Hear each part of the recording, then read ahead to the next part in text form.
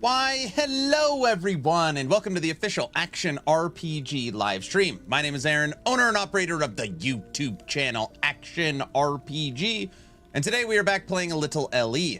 Yesterday we played almost 5 hours of the new ARPG Exile-like Hell Clock. We played that. I got the first impressions video out today, and today we are back playing LE. Now I'm reading chat, I'm saying good morning to everybody. And there is someone expressing their opinion on YouTube, which is fine.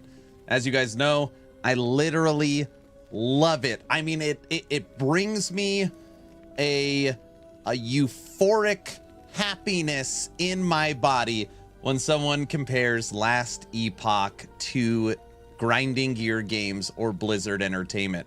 Oh, it is like the best thing that somebody could say.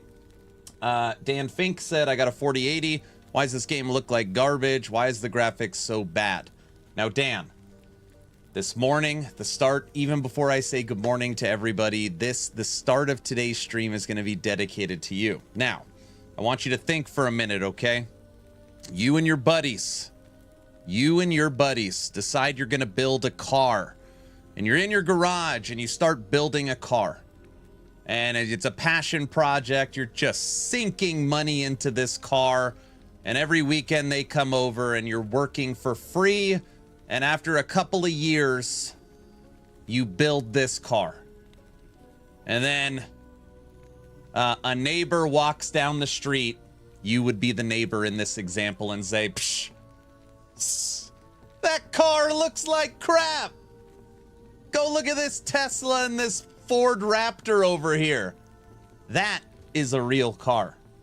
That is the example of when, if you compare Last Epoch to Diablo and Grinding Gear games, this game came from nothing. Here is the original gameplay for their Kickstarter almost 7 years ago. This is the game you are playing. Exact same.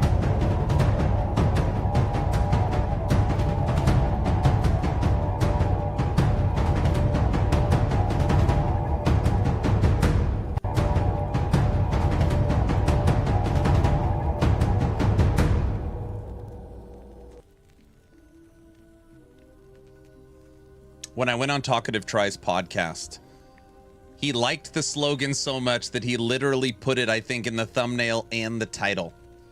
The fact that EHG and Last Epoch are getting even compared, that they're even in the conversation, that people directly compare them to Grinding Gear Games, PoE 2, and Diablo 4, they've already won. Welcome to Summon Bear Stream.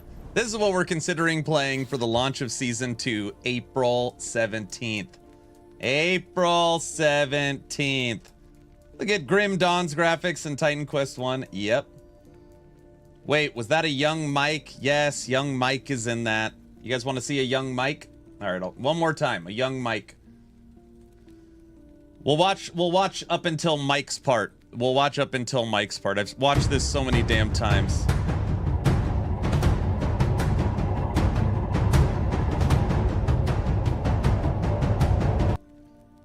So much, in fact, Aaron, that GGG sees Ellie as a threat and tries to squash their Season 2 release. Yep. And openly admits that they had to make changes based upon the success of Last Epoch, and D4 has directly lifted things from Ellie.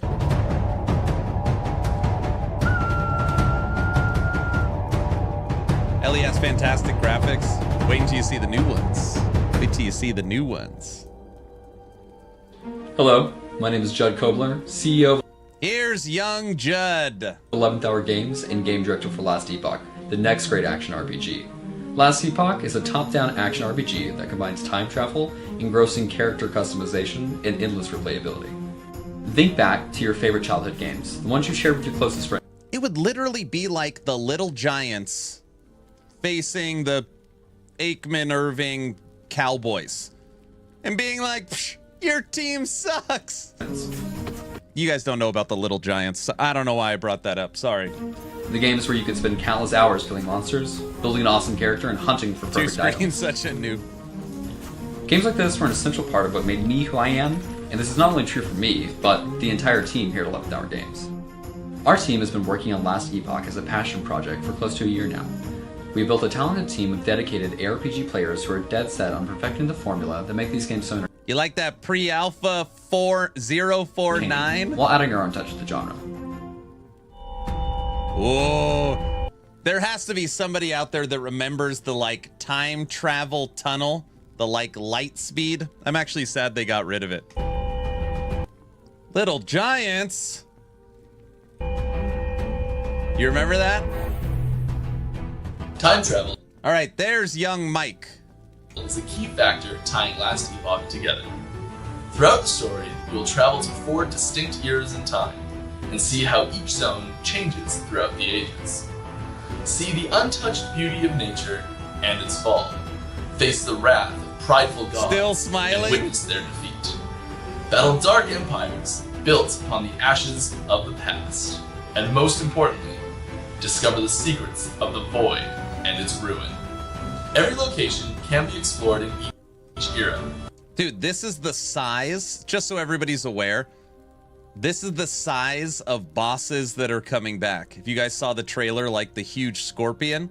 With alternate timelines featured prominently in our endgame systems. Hey, look, it's the bear. That's what we're playing today. Dude, it sucked back then. It still sucks. Another vital pillar of our design is character identity. You'll pick between 5 base classes that advance into 1 of 2 mastery classes that will unlock new and powerful abilities. I never discovered the secrets of the void. Stupid.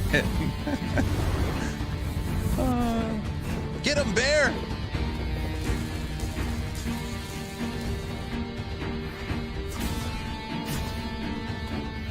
You mean Bear Abbey Killer? The bear is an Abbey Killer. That's true.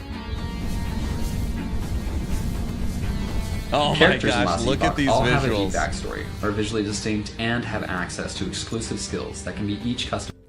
I don't know why. I love it.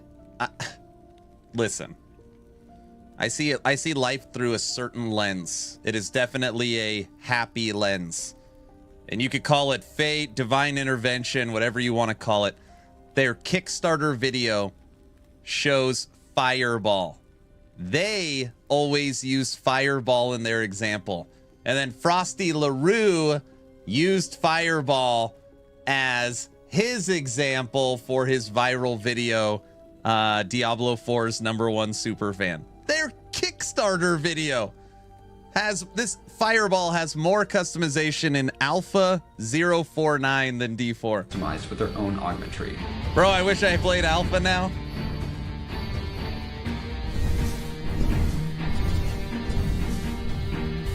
This, combined with our passive grid system, creates an ideal toolbox for building characters that play how you want them to, without sacrificing their identity.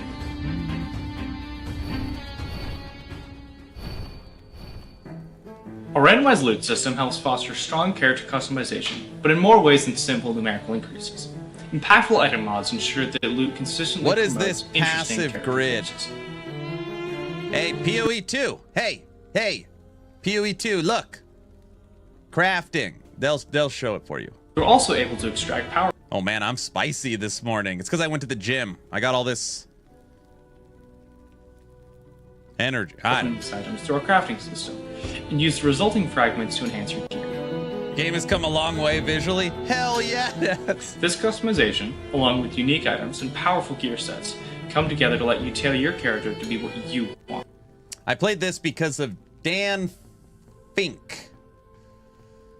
I want to like it, and comparing it to those other games is what it should be compared to in order for it to blow up. No, for sure. Yeah, I play it through Steam. Yeah. Dan, this game has sold 2 million copies at an average price of $35 a copy.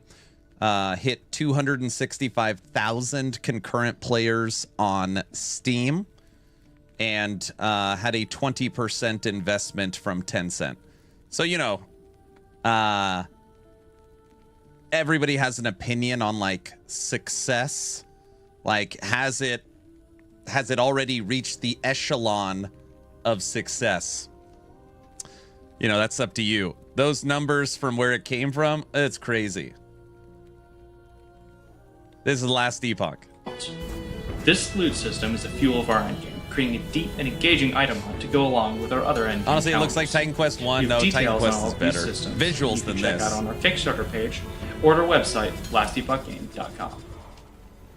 We currently have a playable demo that anyone can download. This is a pre-alpha build that does not contain all the features we expect to have upon full release. We're already getting very positive feedback from our rapidly growing community, whose input is helping us shape development. We have come a long way since we began this project, and while we have the majority of the base systems in place, we still have a massive amount of content to create. With funding, we can proceed to the next phase of development, allowing us to support full... He's not reading cue cards. This is from the heart. This is from the heart. By the way, if anybody, Boardman21 a few years ago found one of these Last Epoch shirts. This is the holy grail in LE merch, if you could ever find one. Full-time content with the OG logo on it. Content creation and to bring our multiplayer servers online. Your generous support will help us make Last Epoch the next great action RPG. If you have questions, check out our FAQ, visit the website, or join our active Discord for constant updates, and the opportunity to speak directly with our responsive development team. From everyone here at 11th Hour Games, hey Mike! Yeah, that's Judd. Judd, Top Dog, who they put at the top of the stack. Kyle, who's the lore master, and his cousin. Co-founder and senior developer, Mike. And then I think the only other person part of the studio still is this guy. I can't remember his name. Thanks, and see you soon, travelers. Is that Frosty next to Mike? No, it's not Mr. LaRue. No, it's not Frosty. Why can't we get merch, Judd? I don't know. Someday? Maybe? Great game. Can't wait, man. Season 2 is going to be awesome. Look at the difference in visuals from what you just watched. I mean, and the visuals are going to be way improved. We were looking at them last night. I mean, they do look clean, better. All the new assets are in. It looks great. So I think it's important. I mean, the moral of the story is knowing where something came from, I feel is important. You might not think it's important, but seeing the progression in what was to what is crazy to me. So, you know, someone pop in and be like, bro, that game looks like crap. And it's like, yeah, you know, if you're comparing it to the best in the industry, I get it. I really do. I understand. I see where that sentiment comes from. But I'm always like, man, do you know what it used to look like? What does the bear tree look like? Today we're testing, we're going to test Claw Totem with bear. Just to see if I hate it and how it flows. The bear tree is very old. It's getting an update for Season 2. That's why I'm thinking about season starting Summon Bear, which just sounds crazy. Sounds crazy. Did they address the memory leak? It's funny you brought up the memory leak. The difference is staggering. Oh my gosh. Yes, the difference is staggering. Mike was asked about the memory leak literally on the last stream. And his response was, the memory leak's been fixed. He said something like that. Don't directly quote me. He said something like that. Like, any memory leak that has ever been reported has now been taken care of. So, I hope it's fixed. I almost put it in the dev chat, and I was like, no, it's like, he didn't answer it very specifically. He just said all memory leaks have been taken care of. But he did literally say that in the last one. I give it props. I need to play it more. What class should I try? And is LE's 2's demo out? No, you can. No, there's no demo or PTR for Last Epoch Season 2. It launches April 17th. Oh my gosh, that is a better comparison. That's what we should do really quick for the people that just got here. Oh yes. Oh yes. Oh, yes. You guys are going to be like, you got to be kidding me. Are you going to even play the game today? No. The answer is no. We are not. Sorry. You've come to the right place, traveler. And in this...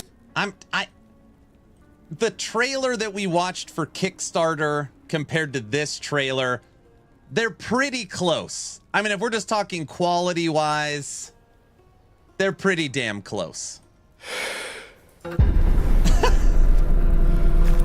Dan, watch this. You've come to the right place, traveler. And in this time, you can share in her embrace.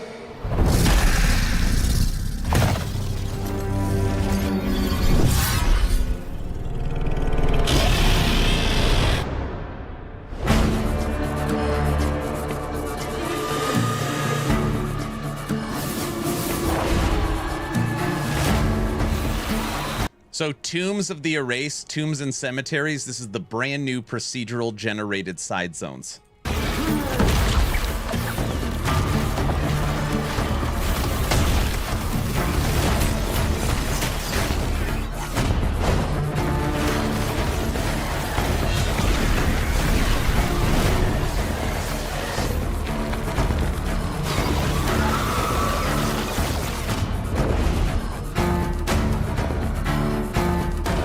You will be able to build your entire monolith endgame, including, if you want, removing arenas.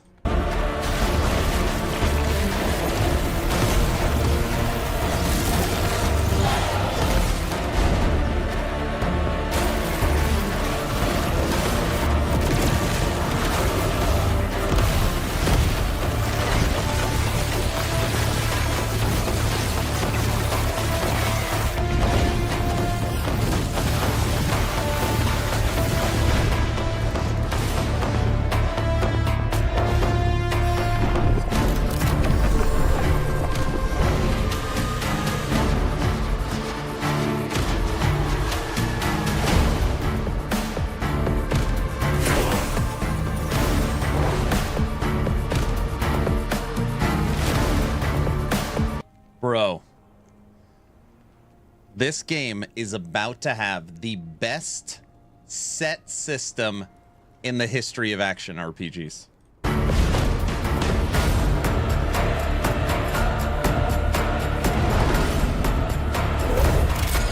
gonna be so much fun.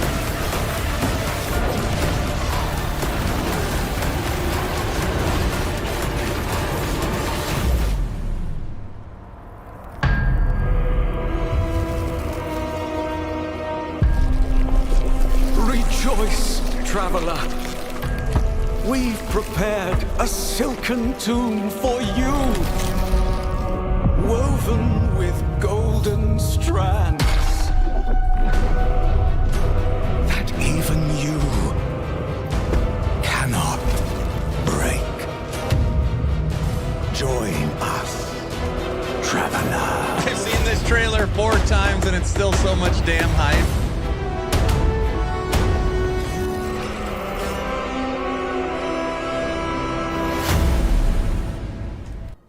This trailer? That thing sucks. Okay, what class should I try? I mean, it doesn't matter. If you're new to the game, you have 5 classes, 15 masteries. If you like minions, go Necro or Beastmaster. If you like Transform, go Lich or Druid. If you like ranged, you could go Marksman or Source or Rune Master. If you like melee, you could go Void Knight, Blade Dancer, Paladin, Druid Werebear. Yeah, just pick. I mean, either one works. I remind people to use IBRT to report it when it happens. They can get telemetry collected. Yeah, if you guys have any memory leaks, make sure you report them. Yeah, it's a good idea. Looks amazing. I have over 500 hours in PoE 2, level 99, and need a new game to master. Oh my gosh, Dan. I have 280 hours in PoE 2. I'm not a PoE hater or a D4 hater. I show up for every season and update. Once you get into Last Epoch, I mean, it's just... I am biased and I look at the game through rose-colored glasses. It's just like not even close. I mean, it's so damn good. It's also unfair because I've been playing season 2 for like a couple months already. So I'm like, you know, ahead of the curve a little. But say it. What? It's just better. It's just so good. I'm not a hater. I'm not a hater.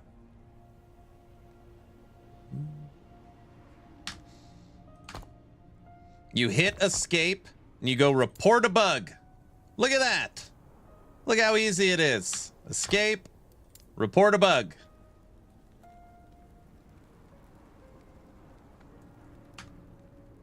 Aaron should make a Aaron hates D4 montage. I don't hate D4. That's really difficult. That's pretty complex. Oh, jeez. My best friend put 800 hours. How can you even put 800 hours into PoE 2 and finally got him to start playing LE?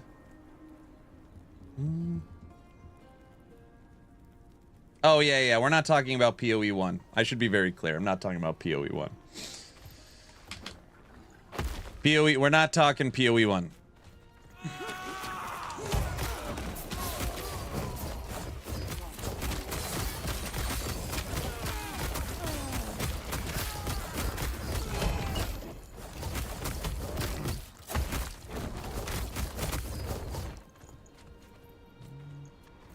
He loves that game that much. I really like this game.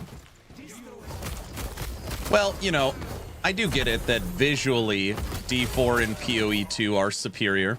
I can admit that. I'm not going to say LE, you know, comes close to those 1,000-person, $300 million studios and cinematics. I get it. Those are really cool.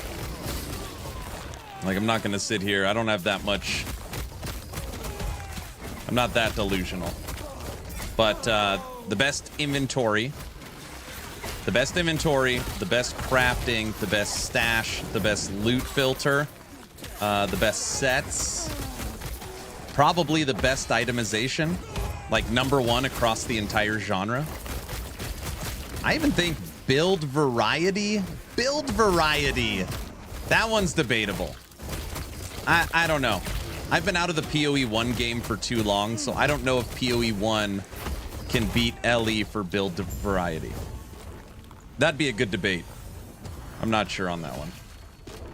Best dev talks? Well, obviously. Most fun? Why is there only one bear? So, Necromancer. So the Necromancer class, you have minions that are disposable. You got a whole minion army, skeletons, golems, mages, abominations. You got all these minions, and when they die, you resummon them. The Beastmaster, they really want the Beastmaster to feel different. So you have a companion.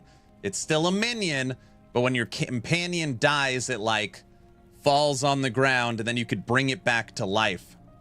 So it's kind of like more like man's best friend. This bear is my best friend. Now you can have a wolf pack. You can have a raptor pack. But right now, bear, scorpion, saber-tooth are single minion builds. But you could also do a single scorpion or a single raptor and a single wolf. You can make your scorpion, though, poop out babies. You could have baby scorpions. Yeah. I think LE is the top one for build diversity.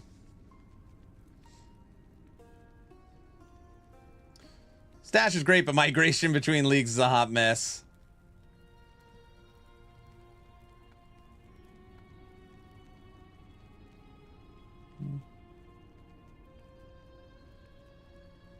I worry that LE Season 2 might get too easy, but I guess there's Uber Avaroth. I mean, it just depends. If you're a build follower, it probably. But I just say if you feel bored, just do your own thing. It always normally solves the problem. Everyone loves bees. Yeah, make a bee build. There you go. I honestly think PoE 1 is bloated and convoluted and has many unneeded aspects. PoE 1 probably has less league start viable builds than LE, but has more builds once you have enough currency. It just takes way too long to get to that point. I see. Pooh Bear build. No armor build. Go, go, go. I don't know. How much armor do I have? 3,300. Not your average bear. I like you guys. You're all chatty today. This is good. This is going to be a good stream. Oh, crap. Get him, bear.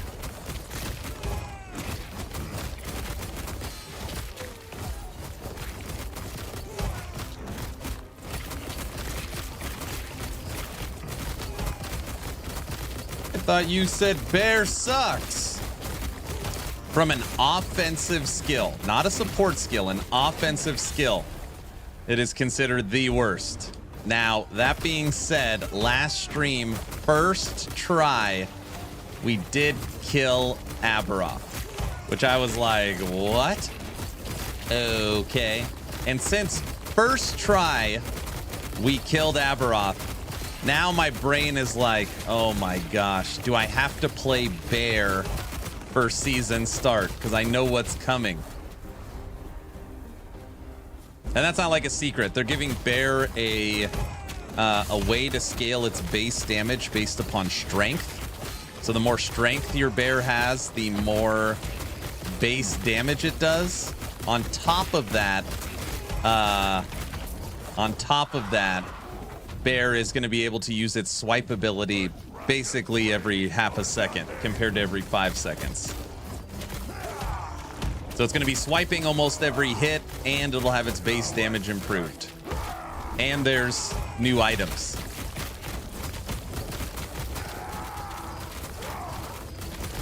So I'm like, damn, we're killing regular Aberoth with bear now. And by the way, I'm using exalted gear. It's almost a full exalted build. So imagine if I actually had endgame gear with the updates. In my brain, I'm like, dude, could we kill Uber Aberoth with Summon Bear? Melee Bear sucks. Spell Bear does damage. I killed Aberoth! We were ticking at the training dummy for, it was hitting for 1 million. With Bear right now. Current Bear, melee.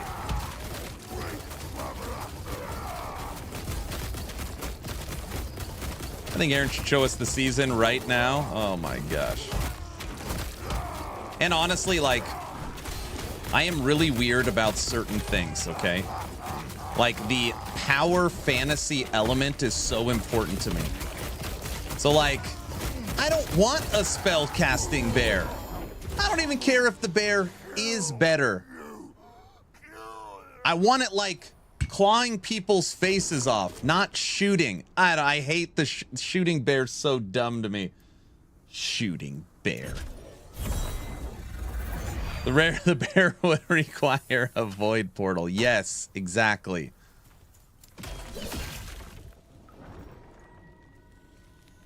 Bear should shout instead. It kind of shouts. So you can make it do this.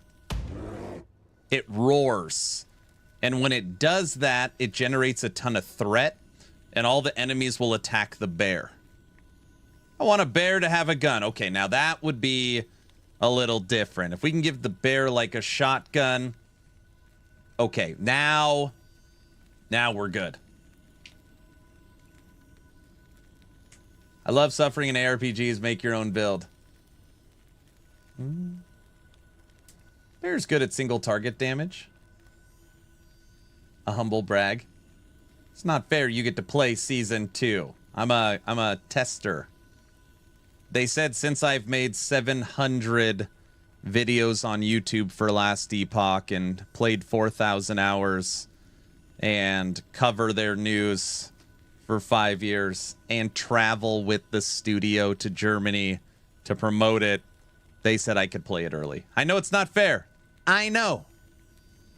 It's not. That's it. What?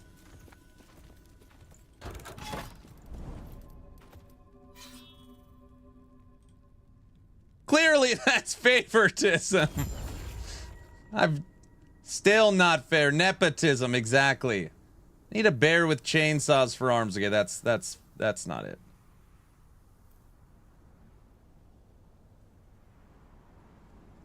Can't. He's just a shill little streamer, obviously. They can make the bear shoot action cats. Oh my gosh. What about kitten mittens? You guys don't know about kitten mittens.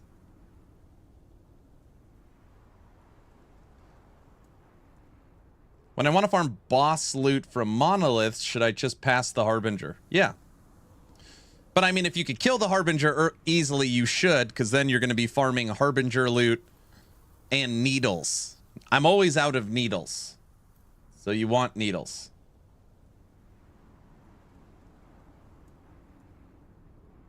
So many opportunities for future MTX. Dude, there's some cool MTX coming.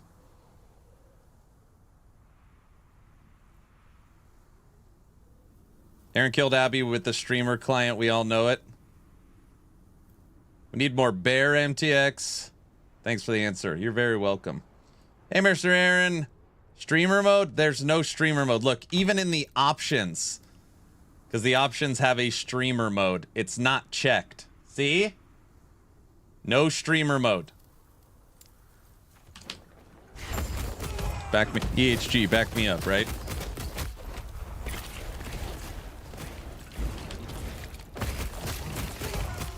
Photoshopped? Oh, brother.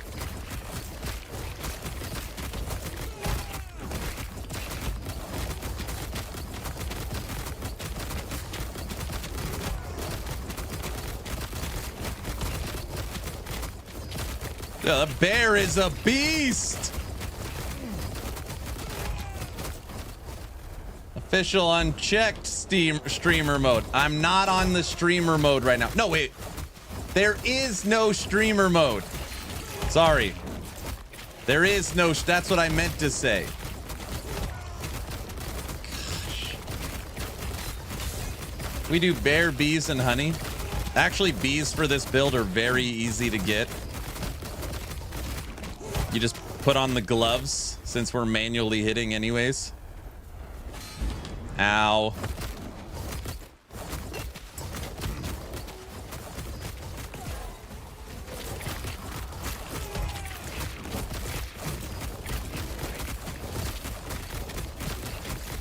Streamer client confirmed. There's no streamer client. Will you guys stop it?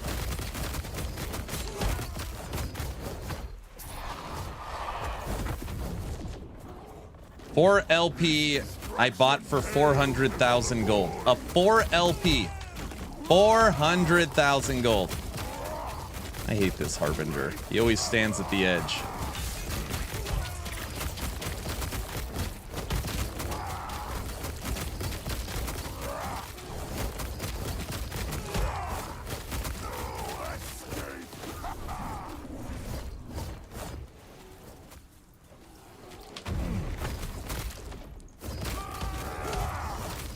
Come here, Harbinger.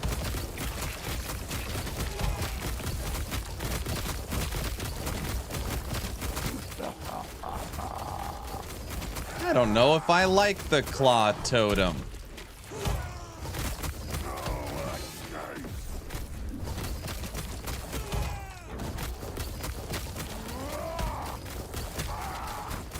I do like that the bear taunts the Harbinger and then he only attacks the bear. That is pretty damn nice.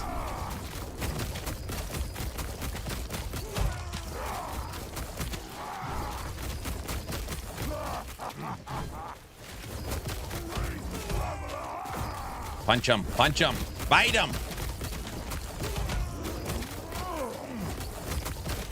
How's your day going? Going pretty good. Woke up, got the kids to school. posted a video. And went to the gym.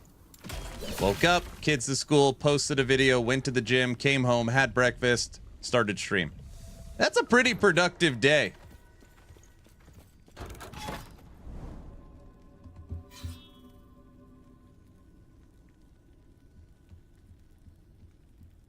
If Aaron had a commercial, I would say I approve this streamer mode. Oh my gosh. I like the art of Hell Clock. Me too.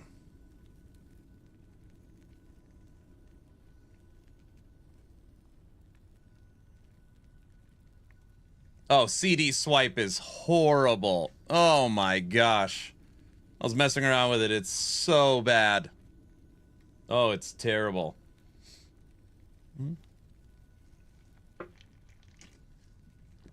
Yeah, we could try that. What is it, 1 point? Here, let's go try that. Hell Clock performs well as an alpha game. Yeah, it does. I think D4 has a lot of work compared to PoE and LE. It's just dull compared to the other two. It's got its place. Aaron, is Scorpion any good? I was thinking about starting it in the new cycle. I don't know anything about Scorpion. I mean, that's not true. I know the skill. I know what it can do. I've never built an endgame Scorpion. Never. I've never built an endgame Scorpion. If I did build an endgame Scorpion, I would for sure do something weird. People always go poison, and then they use the stupid numlock trick, and it just triggers its poison ability. I would never do that. I'd make like a cold or lightning Scorpion. I don't know, something different. I would definitely not go poison. But yeah, I'm sure it's good. Scorpion build is awesome. Please build an endgame Scorpion. Unpopular opinion, Dragonkin is better than D4. I don't know about that. Scorpion needs too many points to be tanky and have damage. There you go. Holy stash tab. What? I don't have a build planner for the bear. It's so funny. I literally pulled up like an empty build planner and I was like, today I'm going to make a build planner. There's just like so much effort. I don't know if I want to do it now. The numlock trick. Yeah, it's just a trick to auto cast your abilities. EHG doesn't like it, so I would never do it or put it in a build. All right. Let's do this.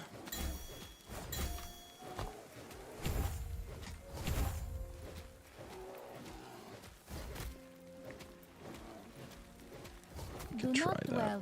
And I don't like Claw Totem.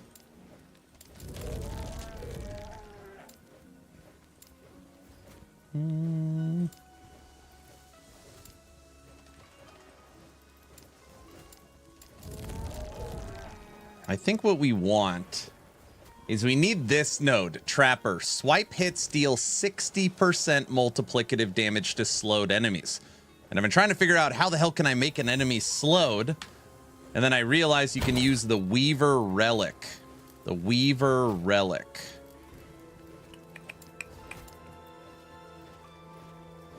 %39% chance on hit to grant one of your minions Aspect of the Spider. Aspect of the Spider is 100% slow chance and something else. Oh, here, we can just put it in here.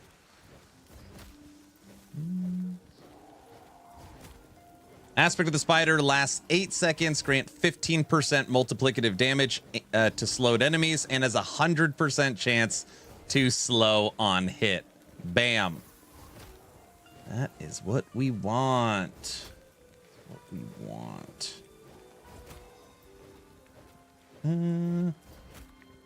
The real Ben has arrived. Handsome Ben, what's up, brother? How you doing today? How are you doing today? Happy Tuesday. Aaron, I was inspired by your summon bear recently and decided to try and make a druid bear form summon bear build for fun. Only level 78 with crap gear, and the bear's critting for 200,000 on the dummies. Bear is fun. I love it. Gosh, that's why I love this game so much. Very, very cool. I know people are like, are you insane? And I'm like, I think I am considering building a Summon Bear Season 2 start instead of Heartseeker. I surveyed the community yesterday, or maybe it was the day before, Sunday, and 86% of people said literally every streamer on the planet's playing Heartseeker. We would much rather watch you play Summon Bear. Yesterday, I put up a YouTube poll, and the poll results are not as conclusive on YouTube. It was... I asked the same thing. What would be more fun to watch live for Last Epoch Season 2? Meta build, example, Heartseeker. Off meta build, example, Summon Bear. 61% of people that voted said Summon Bear. 39% said Heartseeker.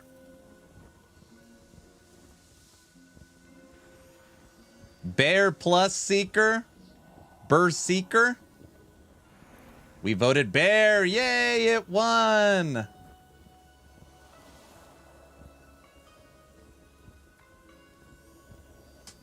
As for the shark needs on hit rare bosses. But that's where we would need the extra damage, right?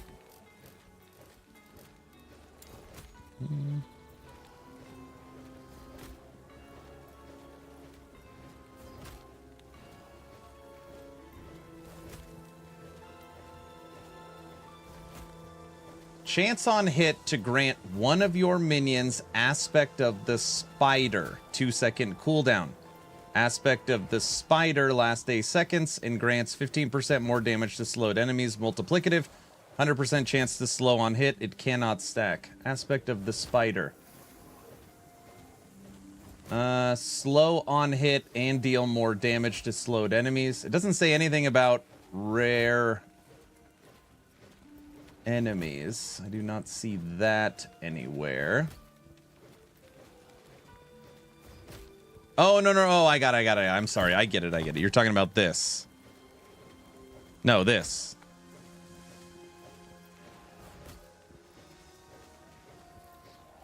This one.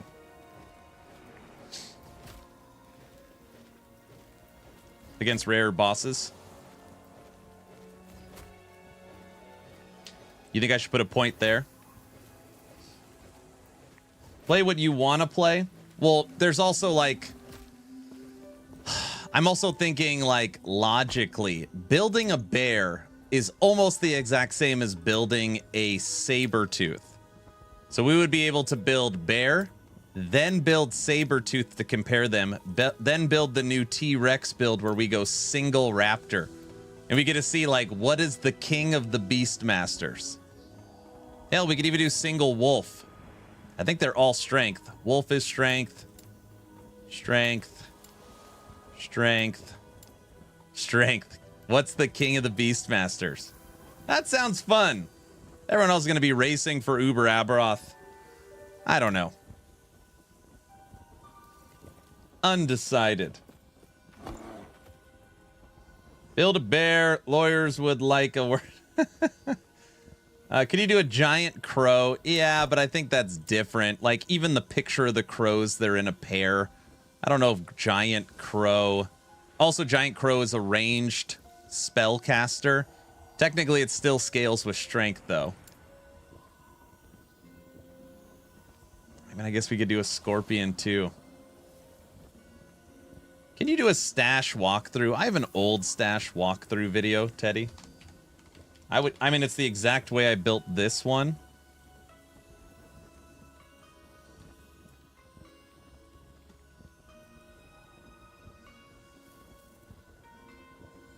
Easy stash organization, the OCD way. Man, that video's 2 years old. It's crazy. Gosh. But yeah, I organize my stash a certain way. Every unique has a tab. All uniques are put in order by level, and you keep the highest roll of each of them. You have armor, you have helms and shields, relics, catalysts, belts, staves, idols, boots and gloves, bows and quivers. And they're all in order. Even my one-handed are all in order by level with the highest roll ranges of each with LP and double stacked because you could dual wield. I used to have all the sets highest rolled in order as well, but since we're going to be shattering all our sets, these have just gone off the rails. Legendaries I've slammed. It's just OCD indeed. It's not that OCD. It's not that OCD. It's not. How is a single scorpion? Well, you can only make a single scorpion. So you can't make a scorpion army. You can only have baby scorpions. Sure, Aaron. Shin, how are you doing today?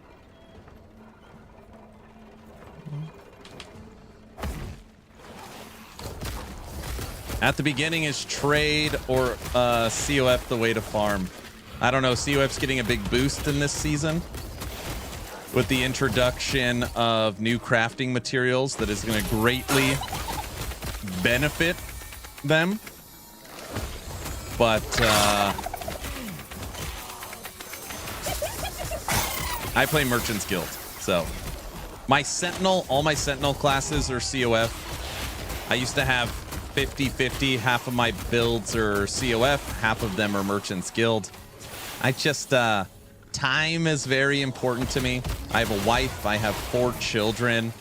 I make a YouTube video daily and stream 6 days a week. Time is my most important commodity, and that's what Merchant's Guild gives me. You don't have to agree, that's just what works for me, but I play Merchant's Guild. Don't bring your family into it. What?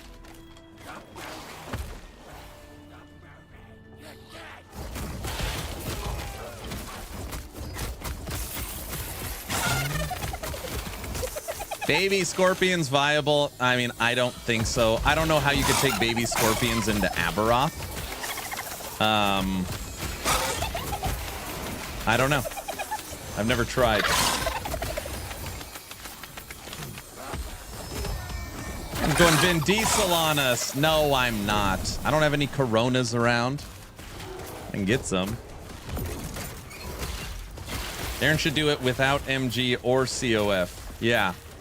Is Zizzarin's race factionless? I doubt it. Right? No way.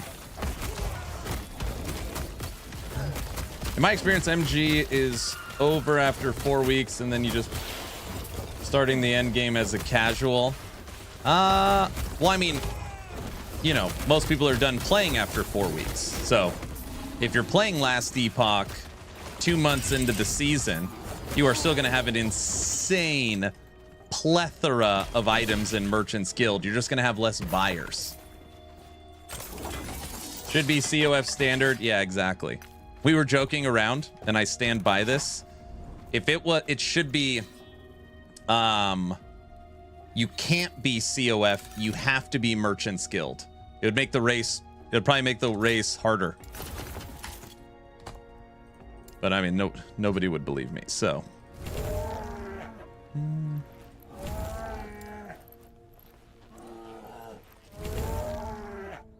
Aaron skipped the DR season. It was a half season, so it's okay, I think. It was a half season.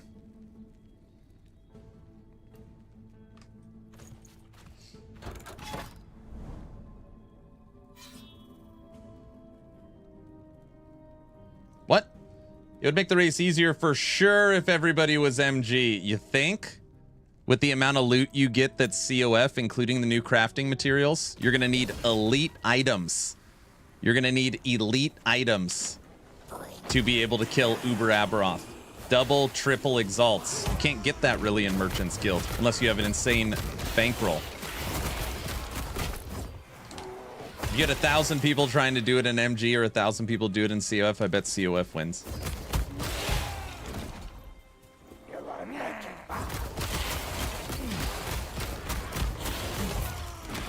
Like, this is a really dumb argument, but if you're actually trying to do a fair competition, it should be factionless. Because solo self-bound I mean, is COF really solo self-found? I mean, I guess by definition it is. Sure. But I mean, what are you getting? You're getting item drop chance, upgrade rune of essence chance, idol drop chance, full set drops, monolith echo rewards, exalted affixes, double experimental items, legendary potential, T7 affix chance, boot loot chance, boss loot chance, rare to exalted chance, prophecy upgrade reward, and then of course you have all your prophecies. So like saying that COF doesn't help is very disingenuous.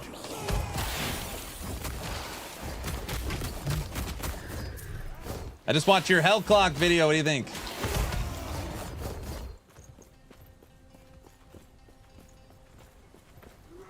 Oh, set crafting is so much fun. Circle of Fortune.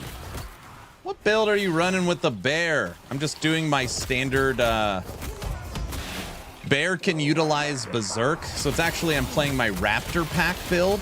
Just instead of a Raptor pack, I have one big bear. For me, all these builds are almost exactly the same. Very simple. We at the training dummy, it only happened once. We got the bear to hit for 1 million damage. I was just told it's the worst offensive skill in the game.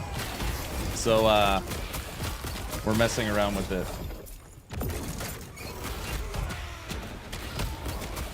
So it's like a buffed solo self-found. It is like the most powerful solo self-found you've ever seen, because that's just one part of it. You also have access to the observatory where you could target farm through prophecies. So you get all this crazy loot, and on top of that, you get all the target farmed items you want.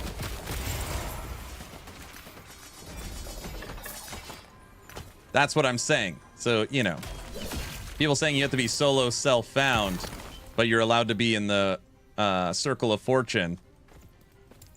I don't know how. I don't know if those go hand in hand. Let's see. Take that. Then you pull those 3.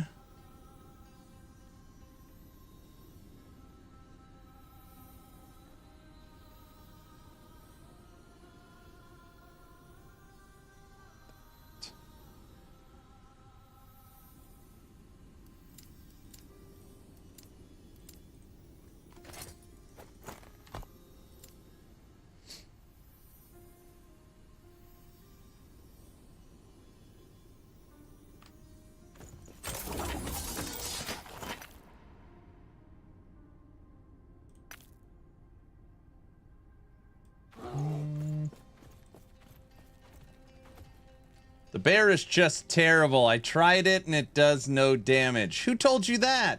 Oh, I mean, you tried it. See if it's reviewable. Enjoy playing. Very funny.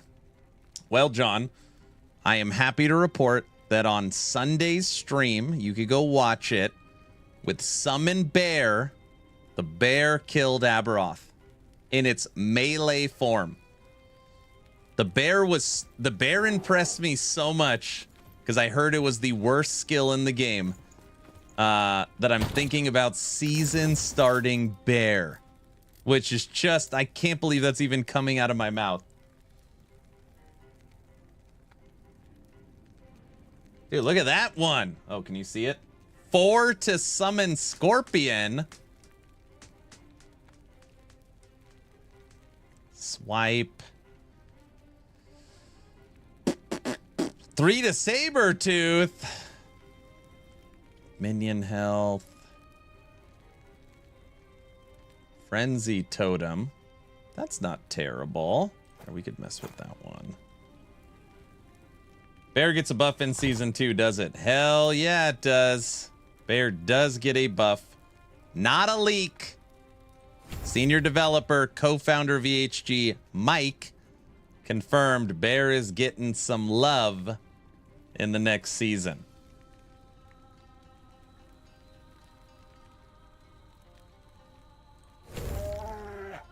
Aaron is leaking. I'm not leaking. I'm just telling you.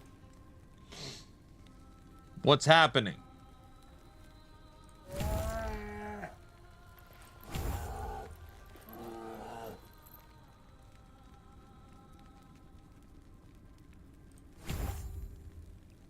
Make Thorn Totem great again? Is it not great? I thought Thorn Totem is awesome. No? Here, we'll mess with this.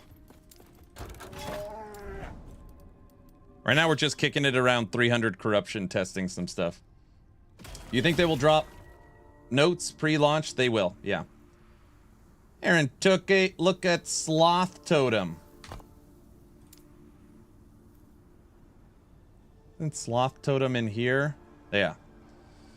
Frenzy Totem is now a Sloth Totem, which will slow and reduce the armor of enemies instead of granting Frenzy. Increased effect of Frenzy is converted to increased effect of armor shred. Sloth Totem. So funny, Ice Thorns is in the game still over here.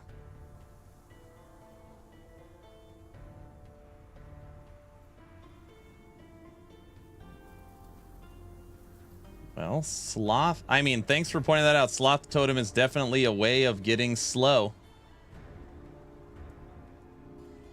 1,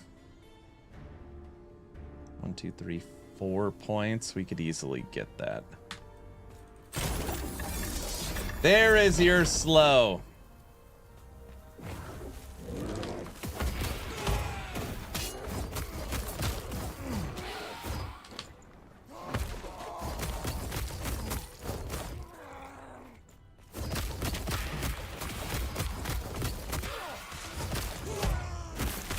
All right, let me finish this echo and then I'll catch up on chat. 1 second, everyone.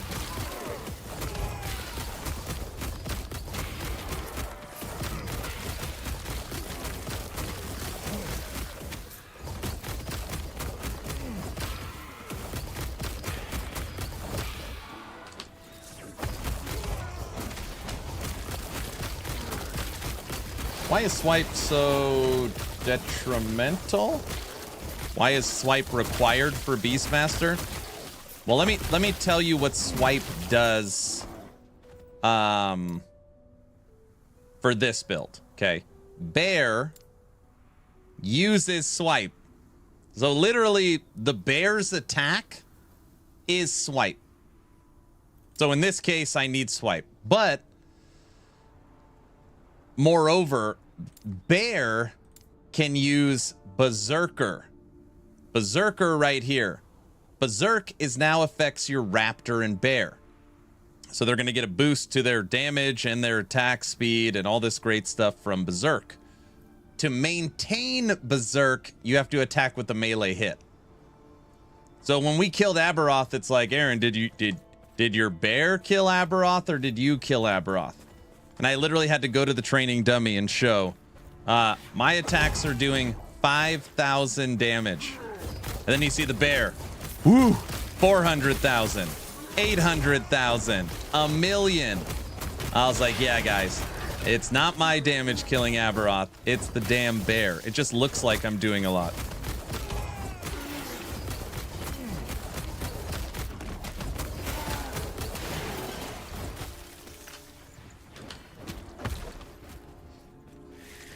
Some may say it's the bare necessity. Oh my gosh.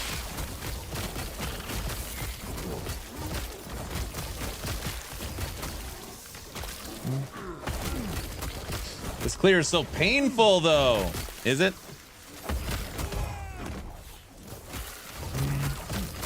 Get him, bear. Get him. I could just run to the end.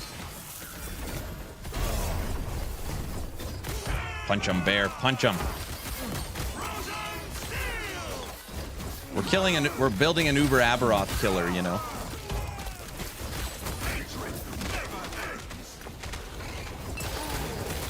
So what you're saying is that you're barely doing anything. Oh my gosh. Why you gotta put it like that?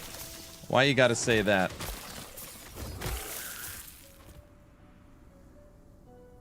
So the bear is the hero and you are the sidekick? Yeah, exactly. All right, let's see. Oh.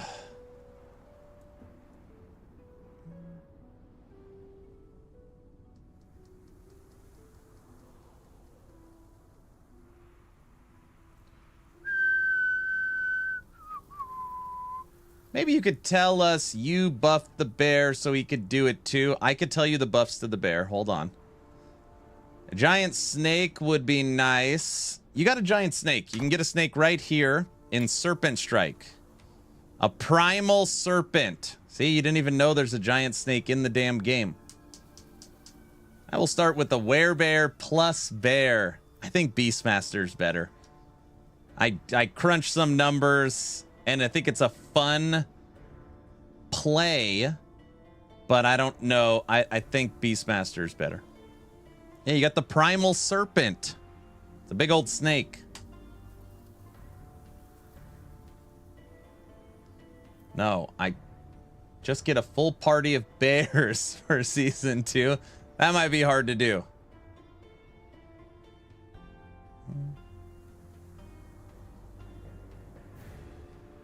There's a berserk skill, but no berserker class, I know. Gazzy has a good point on this minion struggle for minion clear. Oh yeah, it's slow as hell for sure. What does it look like? It looks like a big snake. All right, let's see what else do we got. Yeah, I think the patch notes will drop early. Check sloth totem.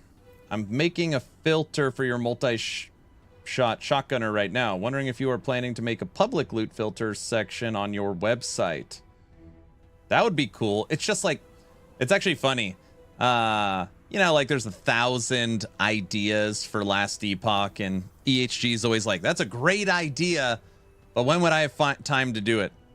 Right now we're building the like live button section at the top. We're designing PoE 2. We're creating a team section. We're putting rich text boxes in all the places they're not. We're redesigning the event calendar.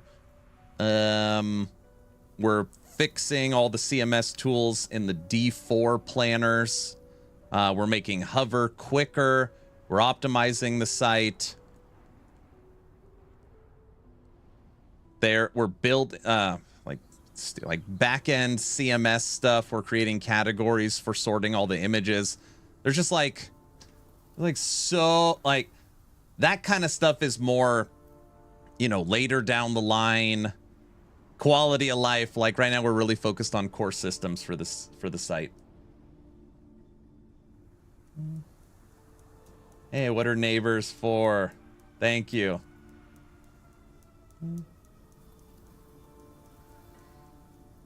And how is the level part for bear? I would just level with swipe. Thank you. I'm here all day. You're very, very classy. I like the dad jokes. Beastmaster has always been a bossing boss. It's the clear though that you got to need a good build for. So what you're saying is that you're barely doing any damage. Oh my gosh. So Aaron, who's Yogi and who's Boo Boo? I'm Boo Boo. This is gonna be a long stream. Bear in mind, without the bear, you would be quite bare. Make sure you have all your bear essentials. No bears were harmed during this stream. Oh my gosh. Are you guys just Googling bear puns? No bear face lies here. Oh my gosh. I don't think I started the giveaway. I didn't! Alright, now I did. He is 100% on pun mode. I'm just reading chat. Alright, we're done with bear puns. Get out of here. And don't say we've barely started with bear puns. Don't do it. Someone out there's already typing it. Don't. Leave it alone.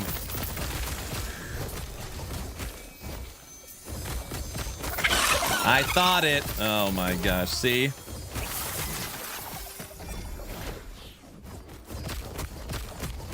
Oh, we barely made you laugh.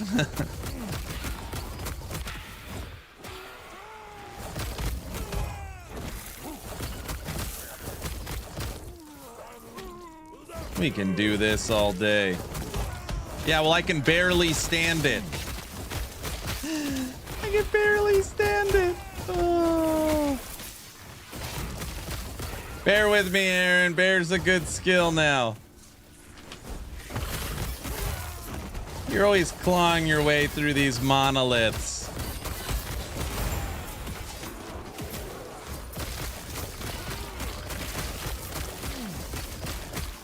Get him, Bear.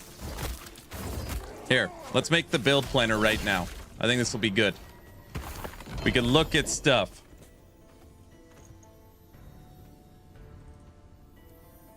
We'll start with the Bear essentials. Oh, the Bear essentials is good too.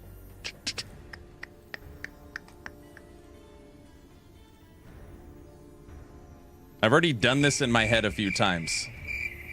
Don't do that. I've already built this in my head. You guys know the meme? The girl like looks over her shoulder and it's like, I bet he's thinking about girls. And then the guy's thinking about something stupid. I've made this build in bed in my head over and over again. Ah, Pumpkins put in standing time, but I don't want to. Stealing my lines.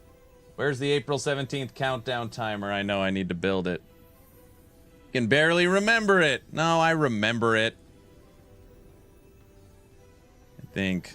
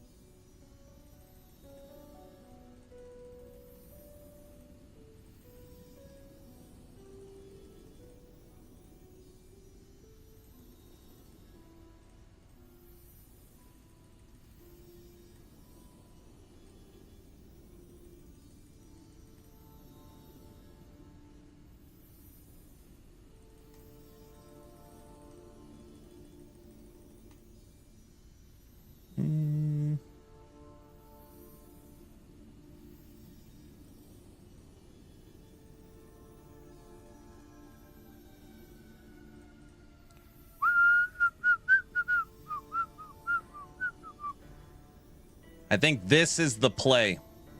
We were talking about clear speed. I know it seems like a little bit. This can give your minions up to 20% movement speed. So at least we're going to give the bear, make the bear a little quicker. I think you go double tooths. And then you go double phantoms. And then you go new amulet. Aaron, what's the new amulet?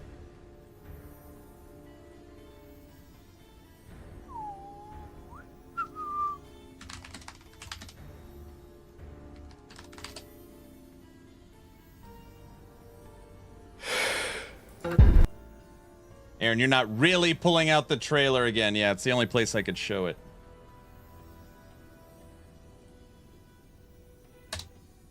This, Inheritance of the Erased. This amulet, every 10 seconds a random minion is chosen. It receives Frenzy and 200% of the stats on this item given to your bear. If it's not NDA breaking. If it chooses a random minion, obviously if you only have one, you'll always get the same minion. Oh, what if you have totems? Could it give it to frickin'... No, that's not gonna happen, right? Ooh. Swipe is your unbearable class speed break. Oh, geez. Yeah, I could give it to totems. Still worth it. But you remember, this is a Weaver's item. So if you hit a T7 minion damage on it, I mean, you need minion damage on it, but that's what you're looking for. 200% of that stat will be applied to your bear. So, that's what we want. So we'll put, what's a good placeholder? Looking for like a bear item. Whatever. Okay, there's our placeholder. Now that'll confuse people. Oh, perfect. Minion amulet. All right. Now what? All idols are changed, so we can't even look at idols. Idols will be enchantable and have up to 4 affixes. So idols are completely different.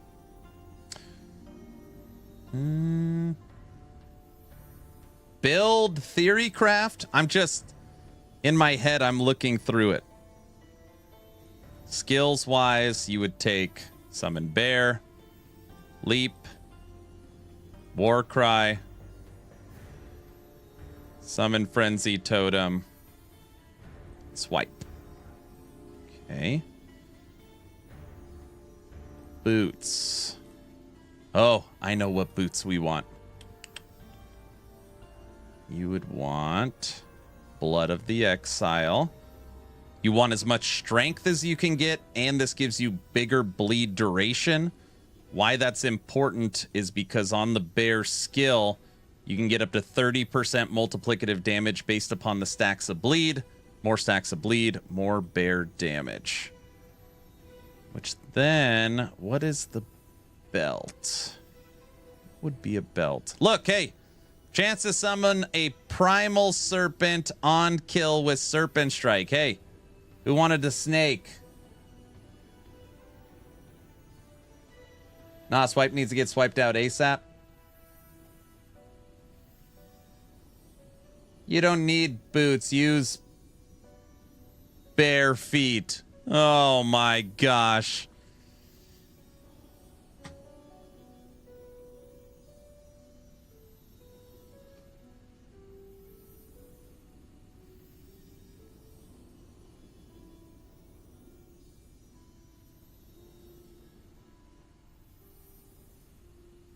Jungle Queens is a trap.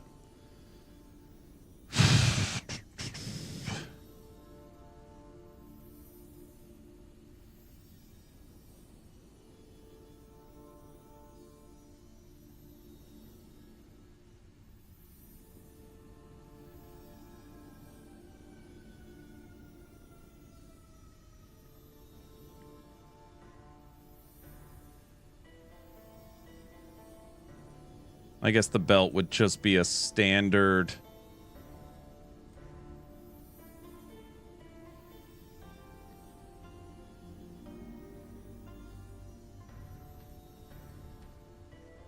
We don't need cleanse because we have cleanse on Warcry.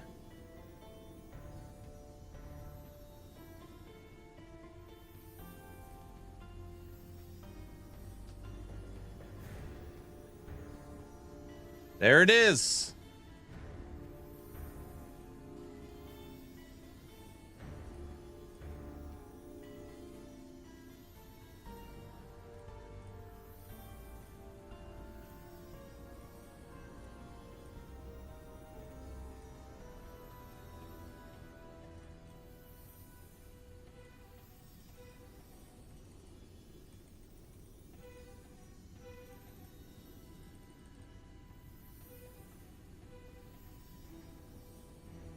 $29 points to bear. Standing time, I already forgot. Hold on. Damn, we have 7 extra points to bear. We can give it more movement speed. We can make it very tanky. Give it life. Damage taken at low life. It already can't take crits. Give it a bigger roar. Damn, bear's gonna be a beast, man. Oh my gosh.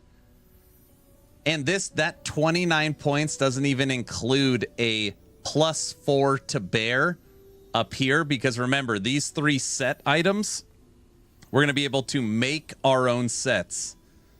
So for example, this will be T7 strength, because you need as much strength as humanly possible. I can say why.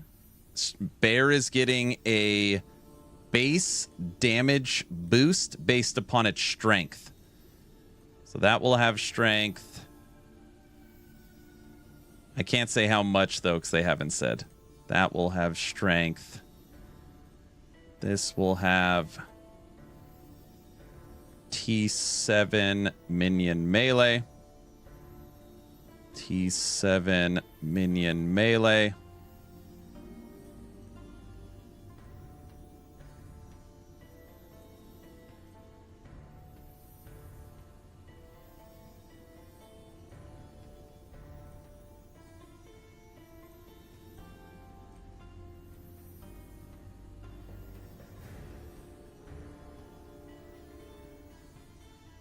That's already 140 strength.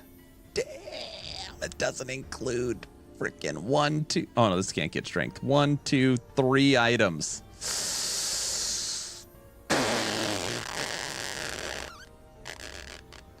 Bear is already a beast. It will be a grizzly. Yeah, clear speed. I don't know if clear speed's ever going to be crazy on this, but we're adding 30% movement speed to our bear, and we're probably doubling, if not tripling, its damage. That might be more bearable. Might be more bearable. They didn't hear me.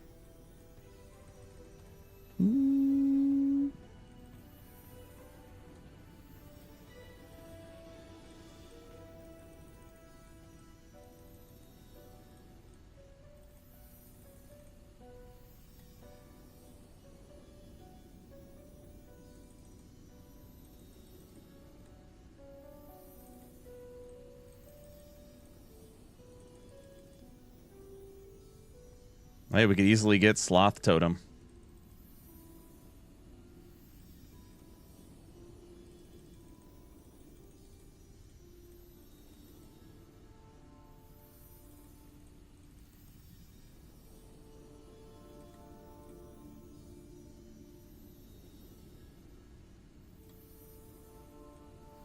Booyah! There we go. We made a build planner for bear. Very basic.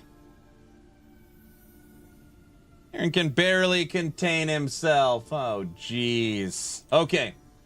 What is actually coming for bear? Let's discuss it. This is not an NDA leak. This is what senior developer, co-founder of VHG said is coming to bear. All right? Right now, swipe. So the bear uses your swipe. It currently has a 5-second cooldown, which is basically every 5 hits, it uses swipe. So it's like garbage, garbage, garbage, garbage, a million damage. Garbage, garbage, garbage, garbage, a million damage.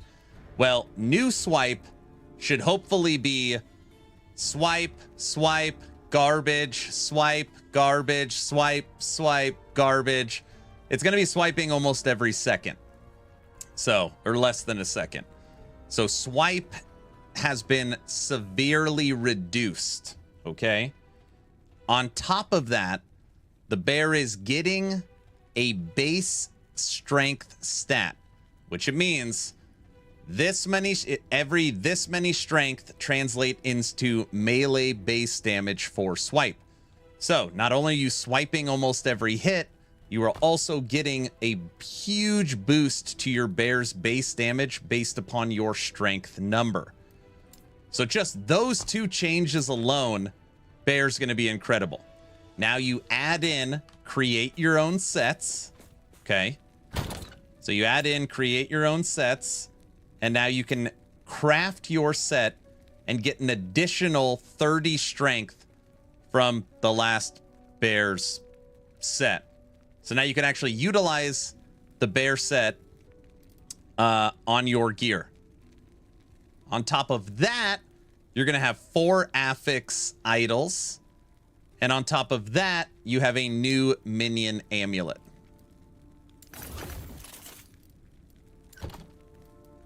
That should be pretty beastly.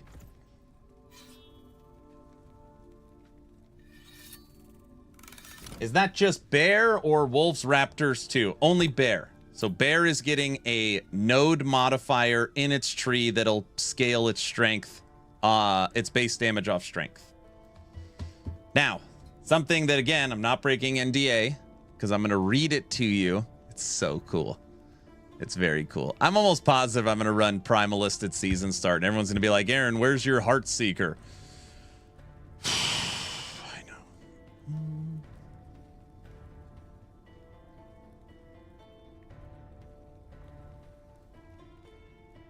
How are you not running Heartseeker like everyone else? Okay. Summon Sabertooth. You guys are going to love this. You're going to love this. In the Sabertooth tree, there's a node right here. It's called Frost Fang. Frost Fang. Okay. Break NDA about Beastmaster stuff. None of us will tell them. It'll keep good secrets. Okay, good. Well, as long as you guys will keep good secrets, I'll break some NDAs. No, I'm just kidding. Summon Sabertooth.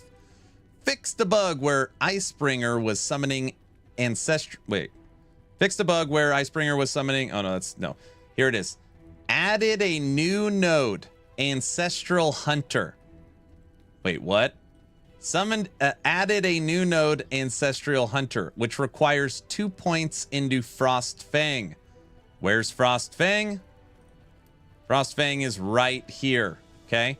So added a new node that comes off of Frost Fang.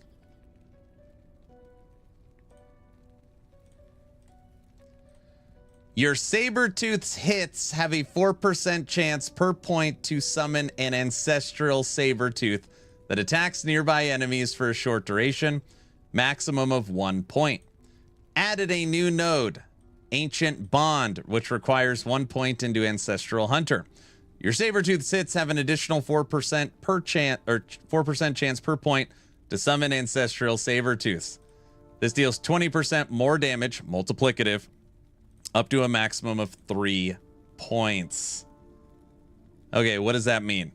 Well, if this is 4 and this is 4, but this can have 3, that means you'll have a 16% chance. So you put 2 points in Frostfang, you put 1 point in the other one, a couple more points in the other one. And with 4-point investment, you have a 16% chance on hit to summon Ancestral Sabertooths that do 20% multiplicative damage. So your Sabertooth is running around creating other Sabertooths that fight for a short time. I want to see a bees build for season start. So what's cool is that if we season start Bear, or even for that matter, season start Sabertooth, they're the same build. I mean, I think they're identical. I got to change the passive tree a little bit. But ultimately, we could test Bear and Sabertooth right off the get-go. Then we could do Lightning Retaliation Wolves. Then we could do Squirrels. I feel like Beastmaster is fun. There's enough change in Beastmaster to make it pretty fun. Two things, same. Would you go bleeding? Do you get... I don't think... You do get a boost to bleeding, don't you? Oh, no. I would not go damage over time, if that's what you're asking. No. Damage over time I think is horrible for Sabertooth. So we killed Aberoth on the second try with Sabertooth, and we killed it on the first try with Bear. And that just makes me think, and look, I'm not using Phantom Grips. I'm not using the Tooth Sword. We can't use the set. Bear doesn't have its boosted affixes. We don't have the new idols. We literally killed Sabertooth with 1 unique. We killed Aberoth with 1 unique.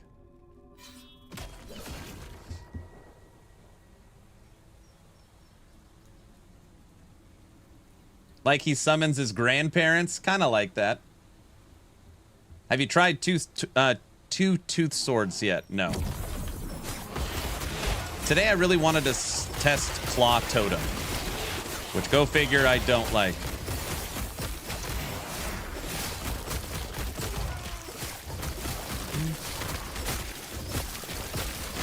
Problem is the bear is so damn slow.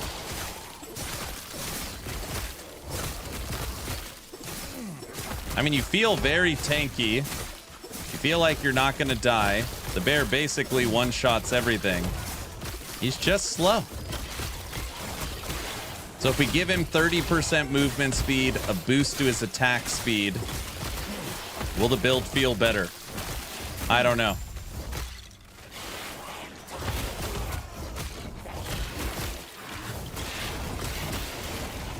Birdman, hey, Aaron in chat, how are you doing? Hope you're doing well. Doing great. Thank you for asking. Well, if it's not a falcon, what do you want?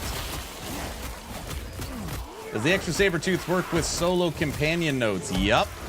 They work just like spirit wolves. So if anybody knows what spirit wolves are.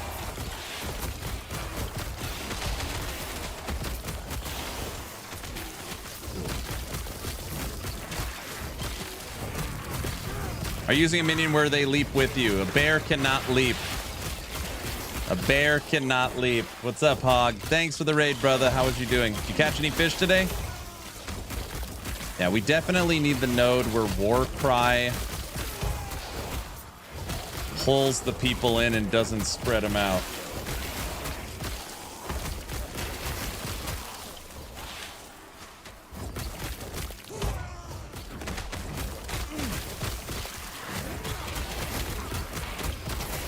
Spirit Wolf for a howling success, yep.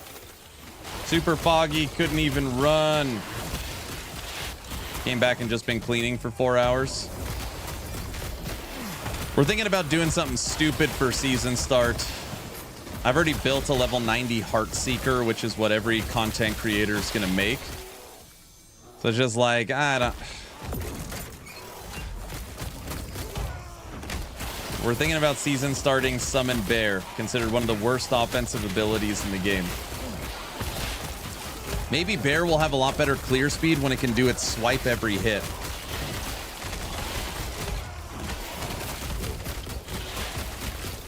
You know you want to go Heartseeker, right? I don't know what the hell's Hog gonna do.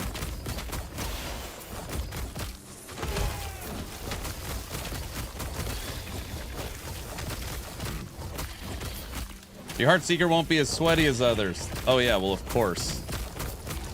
I just played so much Heartseeker already.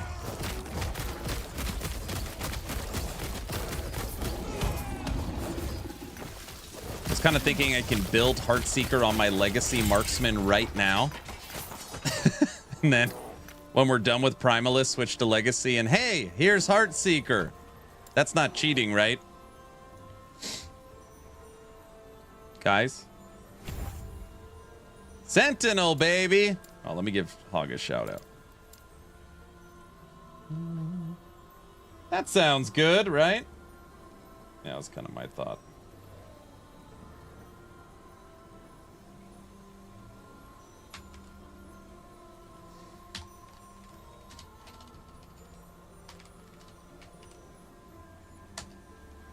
If you guys don't know Hog, friend, go give him a follow. One of the realest guys you'll ever watch on Twitch.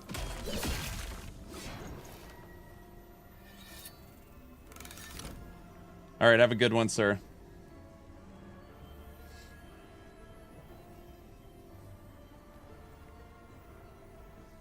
Aaron, is there a specific reason you use swipe? You have to have a melee attack. So if you don't use swipe, you have option of Gathering Storm, Tempest Strike, and that's it. You have to have a melee attack. Oh, Serpent Strike too. You cannot have another companion. So look, let's just go through it. Can't have Wolf. You can use Gathering Storm. We already use. No, no, no, yes, yes, no, use, yes, could use.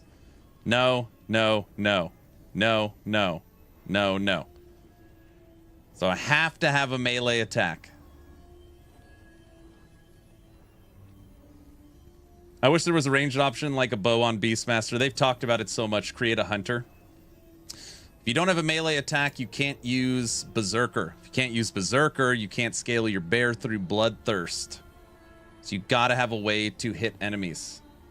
Upheaval's not melee. Or it's a melee, it's not a melee attack, like it's a melee skill.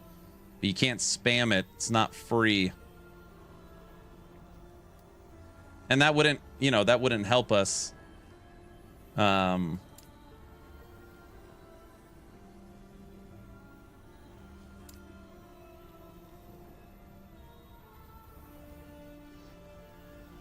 No. Well, hold on. For this build, for this build, we have to use swipe. I'm sorry. So, awesome. To answer your question, for this build specifically, you have to use swipe because your bear uses swipe. Now, that's the only case. So technically, Raptor Pack, Sabertooth, Wolves, Squirrels, you don't need to swipe. But Bear specifically, you need swipe. Now, it is kind of an interesting idea. You could technically go Tempest Strike. And then for Tempest Strike, you could take Tempest Totem. It removes the melee attack and summons Tempest Totems. Tempest Totems are pretty cool. I feel like nobody's ever done anything with Tempest Totems. You think we can get bows with Beastmaster? I think so. Is Tempest Strike just bad? I never see anybody using it. It's funny. It was the worst skill in the game. And then they gave it this huge skill tree where you could do so much with it. You could literally turn it lightning. You could turn it cold. You could make it physical. You can go quad element. They literally put a transform ability in it.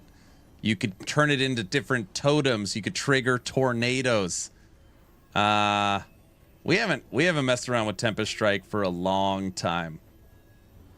Tempest Strike is crazy fun. It is fun. It is fun. I wonder if Tempest Strike is getting anything. Now I have to ask. Probably not.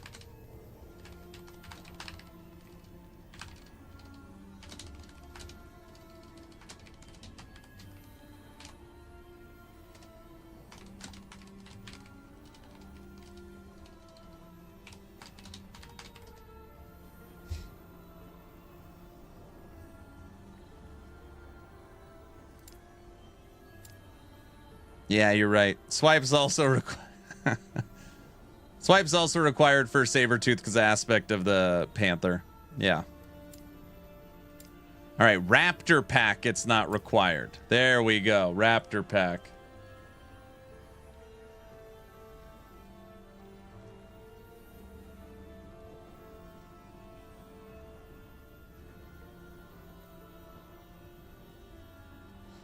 I've never been in really late game monos with blessings.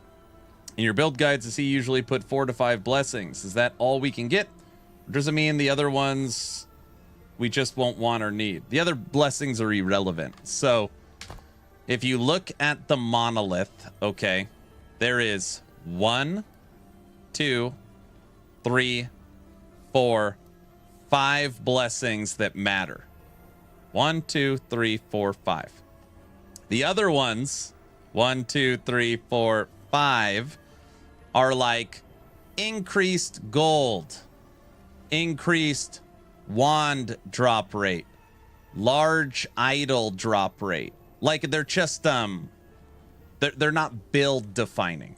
They're not build defining. So I only put in my build guides to, you know, just make it simpler. The ones that are like for here, void resistance, health regen, crit avoidance, endurance, physical resistance. These are like build affixes. Class specific shard drop, prefix shard drop, two-handed axe shard drop, or axe drop rate, helmet drop rate, and unique drop rate. They're not important. Does that make sense?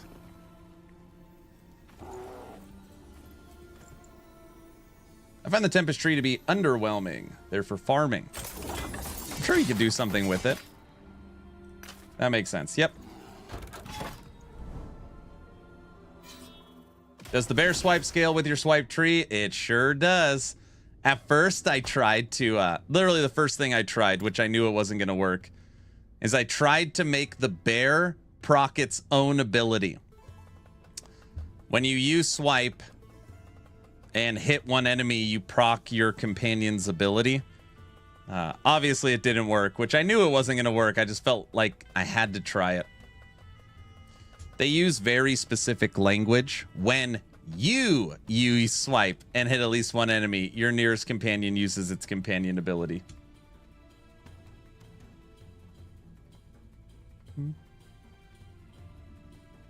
But yeah, I think that I don't like this at all. I don't like this.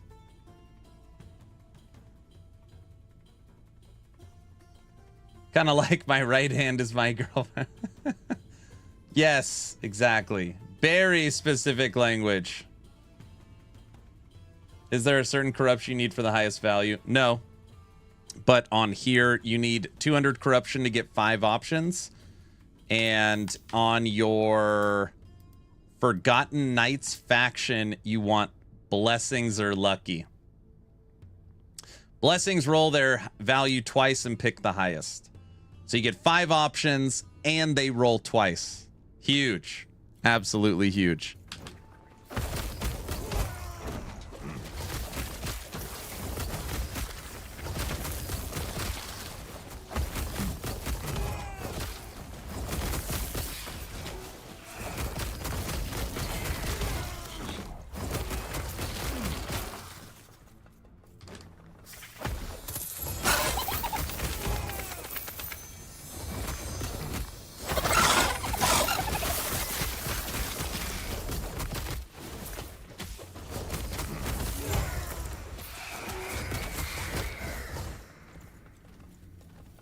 What's the highest your build can handle? If you're talking about this specific build right here, this bear killed Aberoth. It is slow as hell. I'm not saying it's a fast clear build. And just know that this is considered one of the worst offensive skills, if not the worst offensive skill in the whole game. But for a single target wise, it's a beast. Here, I'll show you.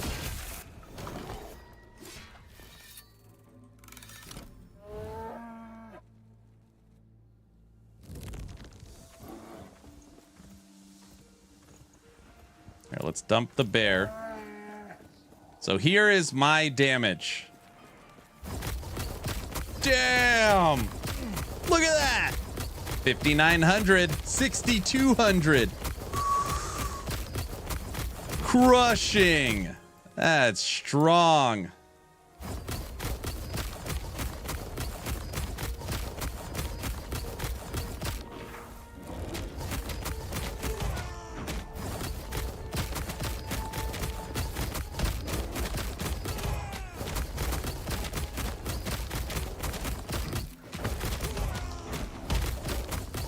$114 million. 1-2 million.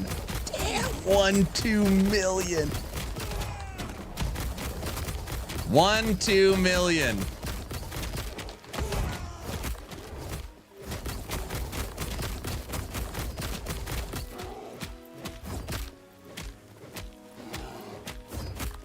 That's your big boy right there.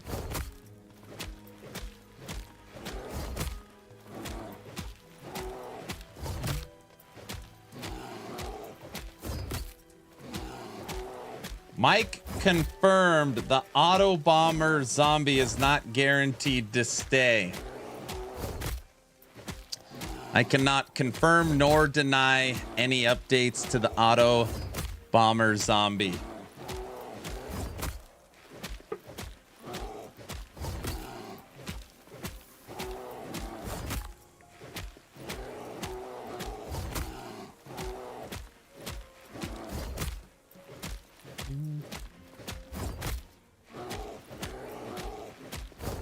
Okay, now the question is my gear optimized? Okay. I am using... I just threw this on, by the way. I was using this first. I was using all exalted items with the exception of 1 Ribbons of Blood. Now, if you go look at a truly optimized build, go count how many red items are on it. Double red ring, 3 to 4 LP in every slot. This is just purple crap. We just made this build planner. This is more realistic of what the end game will look like. Double tooth swords, double phantom grips. We now get to create our own set, so we're gonna get a free Last Bears set. Blood of the Exile, minion rolled Weaver, new amulet, no, not in the game yet, and then 4 affix idols, the new idols. Okay, so this gear with the updated bear tree, because bear is getting a boost. I don't know. 3 million? Maybe 4 million? It's gonna be something. It's gonna be something. But I can't actually make a new build planner, and I haven't tested it in CT.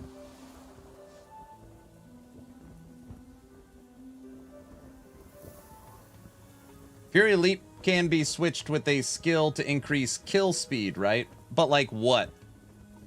Beastmaster, the weakest part about Beastmaster is its movement skill. Oh, it's the absolute worst. Okay, so none of these are movement skills with the exception of Fury Leap. You could use crows, I guess. You could teleport with crows, but we can't use crows. So that one's out. We can't use a form because werebear, we could use werebear form. But then we lose Frenzy Totem. So you could switch out Beastmaster, go Druid. Werebear takes Fury Leap, but then you're still left with, you need a 4th skill. So really what the 4th skill would be is Maelstrom, and then Maelstrom gives you haste. So it would be Werebear, Summon Bear, Swipe, Maelstrom, Warcry. Which could work. But then you lose access to the second half of the Beastmaster tree. So you lose the ability to give endurance to your bear. You lose 15% damage reduction.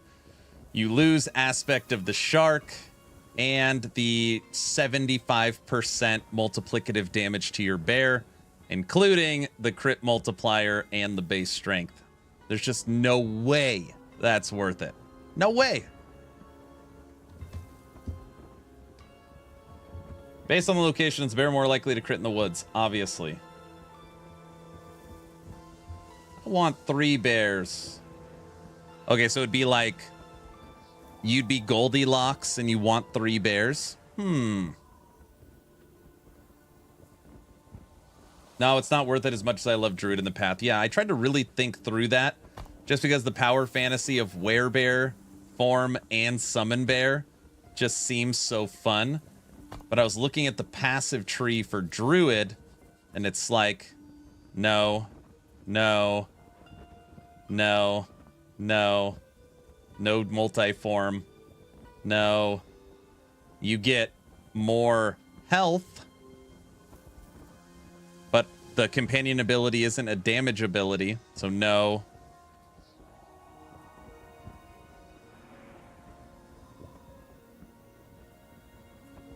This could work. So if we were going to take Bear as a spellcaster, Nature would be huge. This would give you 40 base companion spell damage. And Bear can technically be a Briarthorn Bear, which casts spells. But I don't want to be a spellcasting bear. Just so stupid. You guys even know what it looks like? It's so stupid. The bear like throws out these thorns. Oh, I hate it so much. Could you go shield also for more survive? I hate dying. No, I try to theming wise, you could always add energy shield, but we try to stick around 4,000 life, and I have so much damage reduction. So we have damage reduction at low life with Cornered Beast, 20% less damage taken. We have an additional 16% less damage taken, an additional 15% less damage taken, and an additional 15% less damage taken. So you go into damage reduction, resistances, armor, endurance, crit avoidance, and then normally you go into health regen, which I'm definitely lacking in. Oh, and by the way, our last 1,000 life on top of that, 60% less damage taken. We're very tanky at low life. Very tanky at low life. All right, here, let's go mess around. You guys ready? Everyone likes watching an Aberoth fight. I need to practice anyways. Pinnacle boss. Aaron, quick question. Are streamers showing their support to LE, streaming LE now instead of PoE 2? Because of the date drop for the 4th, I'm seeing a lot of ARPG streamers playing a lot of LE, preparing for the season start, even though we have half a month to go and only 1.5 weeks till PoE 2. I have my opinion. I don't know if you actually want my opinion. Of course you want my opinion. All the content creators, it is my guess that come March 27th, LE is gone until April 17th. Which makes sense.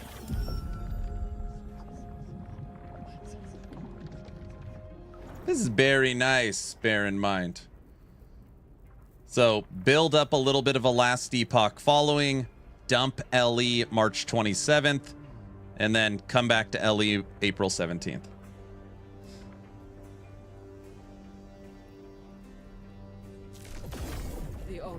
Summon Bear against Pinnacle boss, hardest fight in the game, Aberoth. And with a guest. But first, prove yourselves worthy. Aberoth! Face us yourself!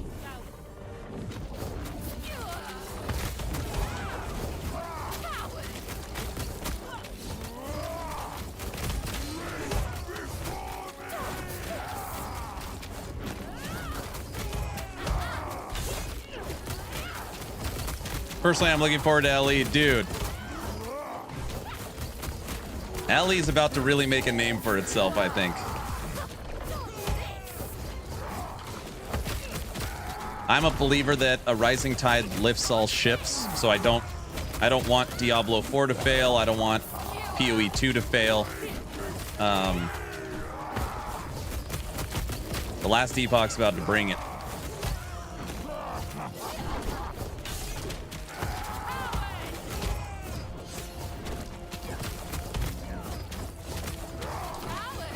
Kill the big one.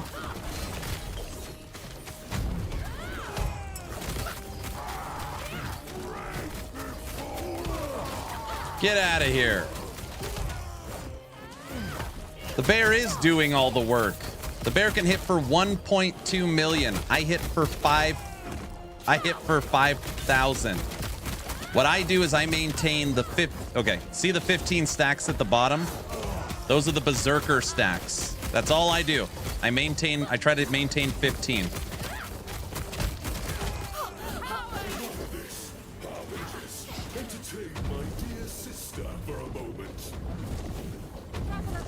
All right.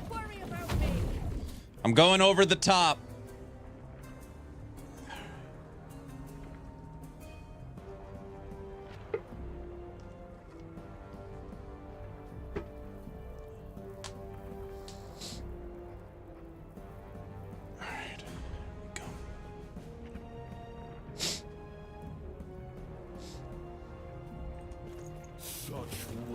Potential.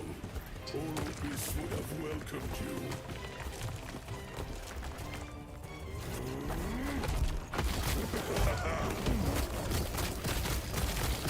You fight nothing. damn, the slam barely hurt the bear. Look at its life.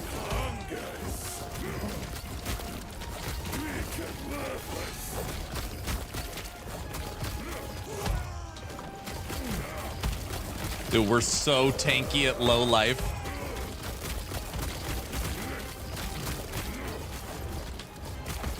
It's just standing in the void crap.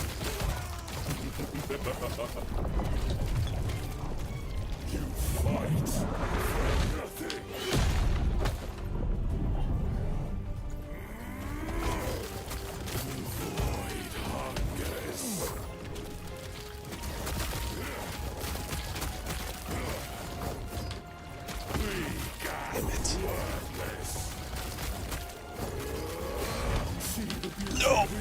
Phase 2. All right.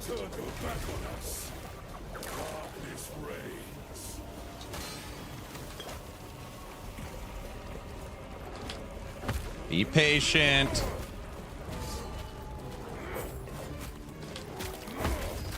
Back at it. Phase 2.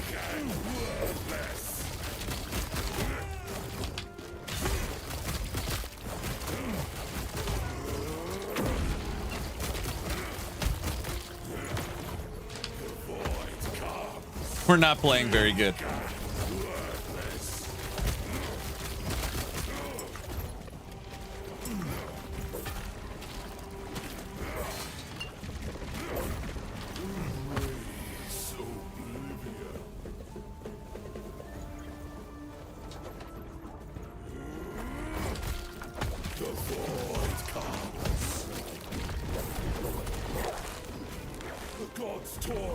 Phase 3.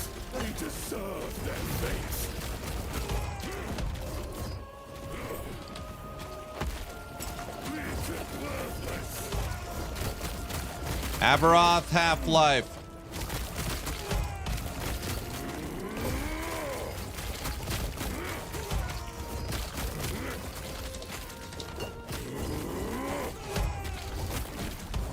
Dude, standing in all this cold crap sucks! Grrr! I rolled through the void stuff. Blah, blah, blah, blah, blah. You can play badly and still beat Aberoth means your build is just that good. No, I played really bad that time. I was standing in all of his crap the whole time. Yes, it's not an easy fight.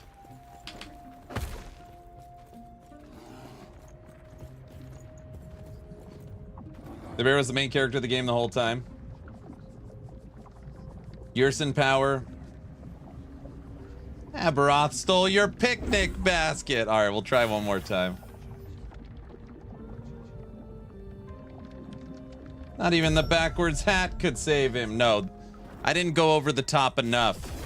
The altar of oblivion. I don't see the bear complaining. It's tough. Oh, brother. And with a guest. But first, prove yourselves worthy. Aberoth! Face us. Barely an inconvenience. Oh, really?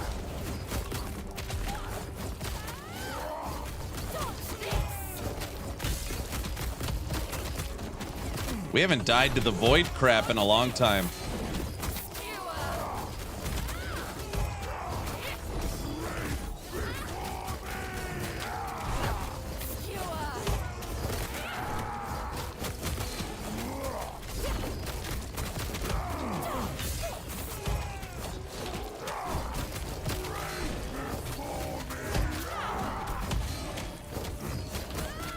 Tink, tink, tink.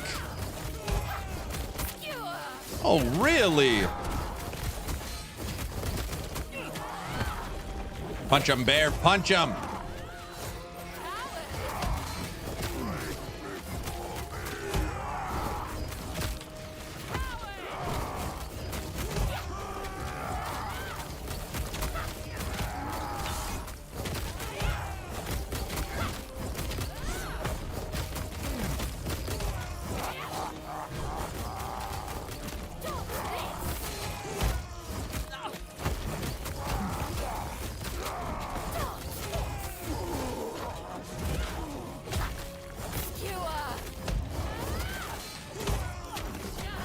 I can't bear to watch. All right, there's too many bear puns to be make this a season starter. No way. It'd be unbearable.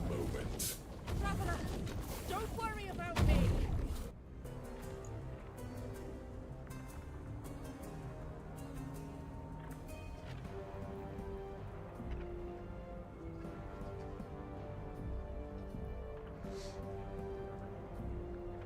Unforgivable.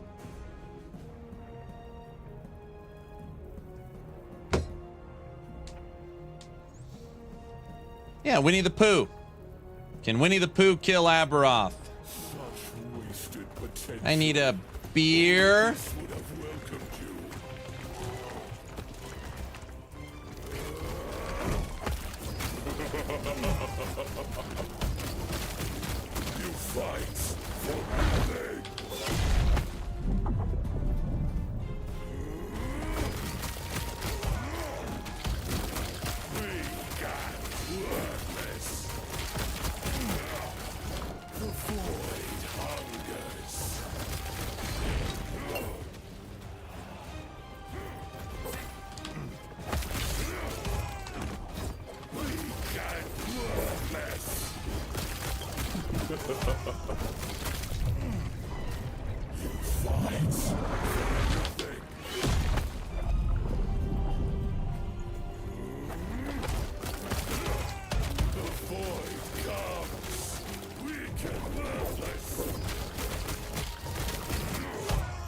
Look at, he stands in all that fire crap.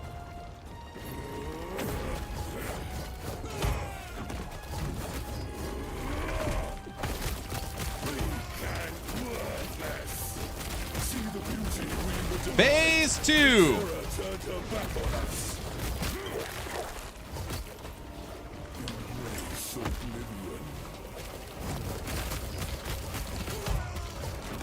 All right, phase 2.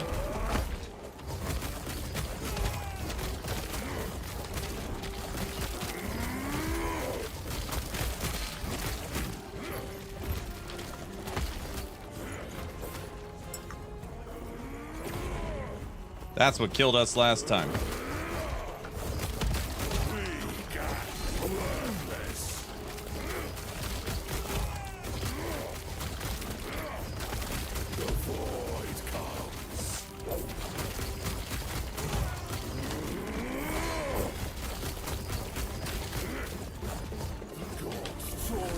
Phase 3. I hate the cold. This is where we died last time. We're going to my... I like it down here. The dusty spot.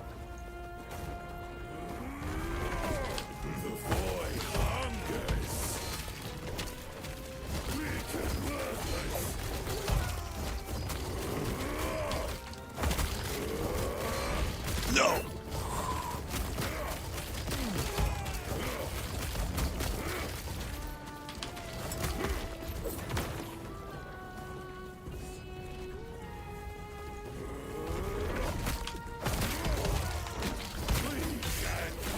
50% health.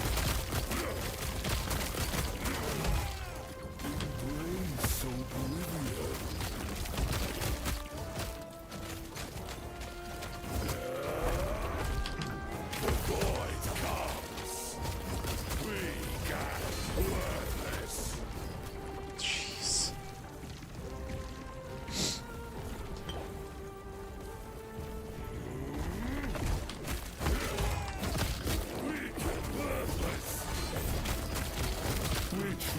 Phase 4.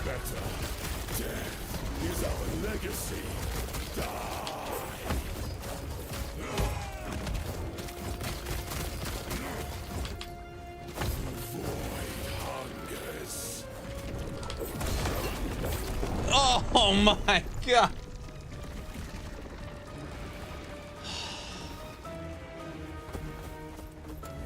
All right, we don't have it today. We don't have it today. Damn, we killed him first try yesterday.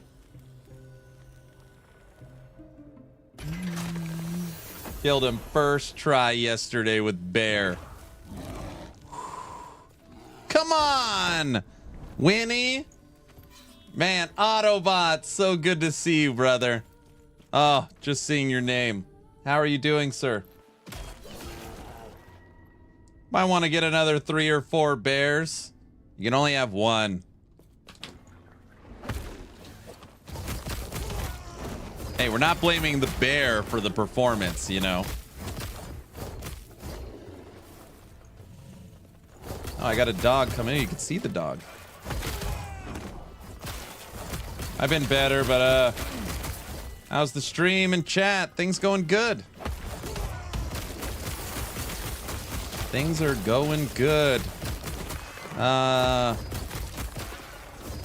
just kind of. I moved my studio. I launched a website. I went to Las Vegas. I turned 40 years old. I built a new computer. Prepping for Subathon 3, April 17th.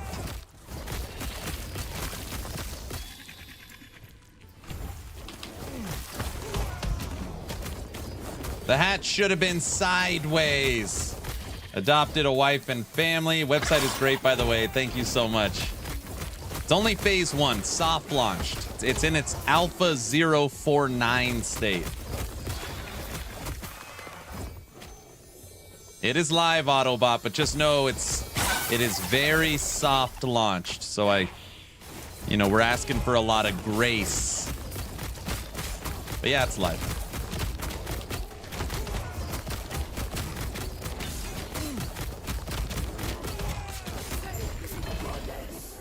Take that, stupid thing.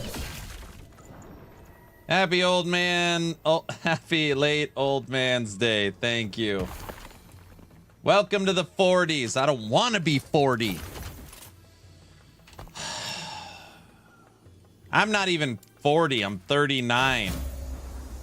Guys, I'm not 40.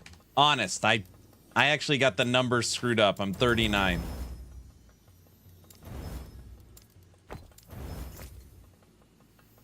No longer in the basement. Out of the basement.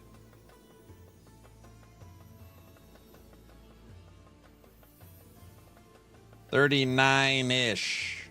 He's so old his memory is going. Oh, brother.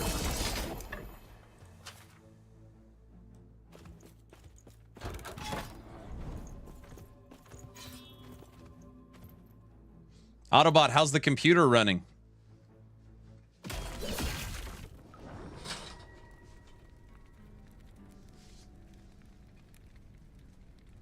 Welcome to the 40s. It's not great here. Computer's running great. Good.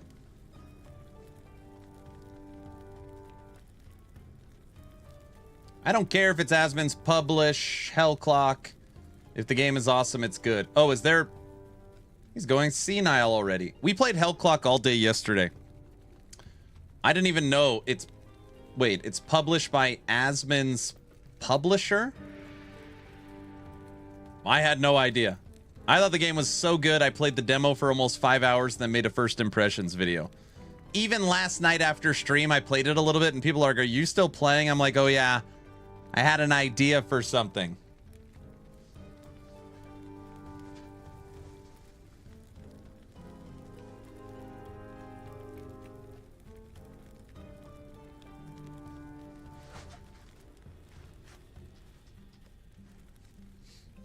Mad Mushroom is his dev team. Ah, I see. But those are publishers, right?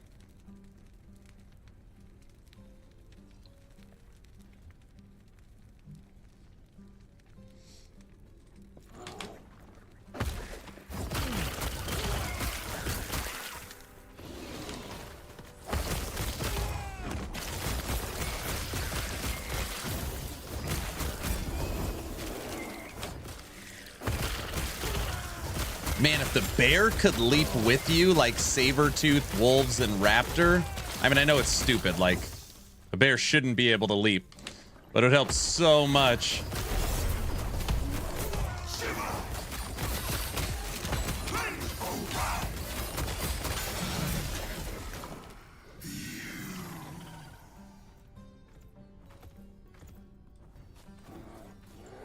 It should charge at your leap location. Publisher, dev, partners, take your pick on phrasing. I see. Get the experimental boot affix. Oh, the experimental boot affix. Your minions move with your traversal. Huh, that would work, huh? Your bear would start jumping, right? So it's not specific. Here, we'll test that. I have one in my stash after. I don't think the bear has anything like that. It's got... Your bear has increased movement speed. It shoots. So stupid. And it retaliates. Yeah, man. So here's a perfect example. Look at how many nodes are on the bear tree, right? This is a very, very old skill. Now look at something new they have done, like Tempest Strike. There are a lot more options.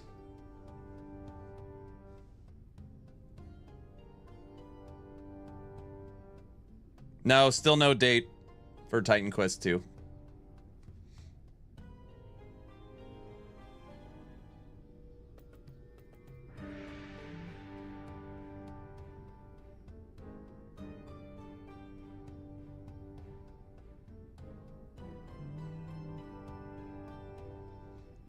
Heartseeker is looking to be the popular build for Season 2. What other builds will be in the top 5? Okay. Heartseeker will be a 3-build skill. You will have physical, cold, and fire. So it'll end up having 3 versions of that skill with 3 builds. Other meta builds. It's hard. I think Javelin, Lightning Javelin, so Electrify will be one.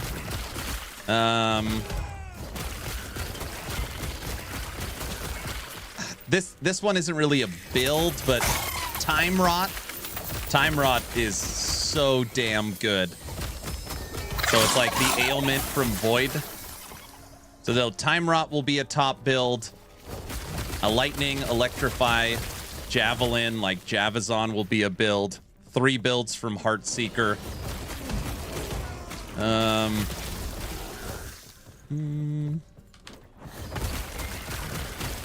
I don't know. A Sentinel's gonna have a lot of stuff because the whole class is basically refreshed.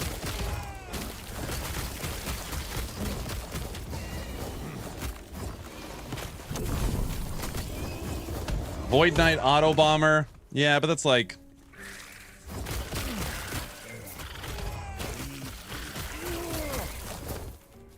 I'm going with the 3rd redacted build, I see. Everyone's going to be playing Sabertooth, you know?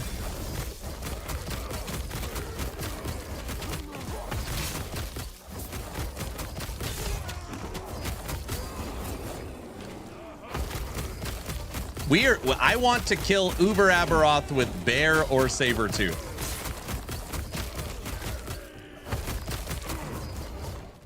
I think people are sleeping on Primalist. You're going redacted? Multi-shot will get stronger. I think everything's going to get a little stronger. I'm going to build Heartseeker on my Legacy Marksman. I think is what I'm going to do.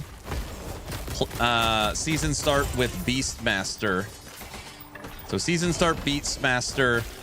And then as soon as we're done with Beastmaster, move into Legacy Heartseeker. So that I could get that done. I think that's my plan. That way we're still playing the meta everybody wants to see while playing something fun that I want to play. That sounds fair.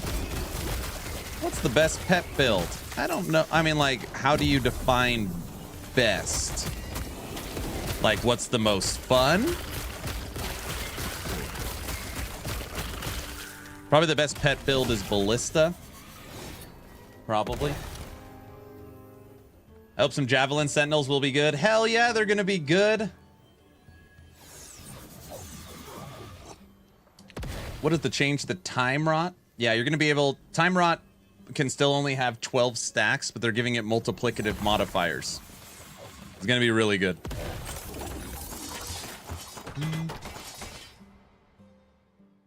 Did you play any of the new Dwarven Realms season? I did not. I don't plan on playing 3-4. I'll 3-5. I'll play 4. Oh yeah, Wraith Lord. Yeah. Yeah, Wraith Lord.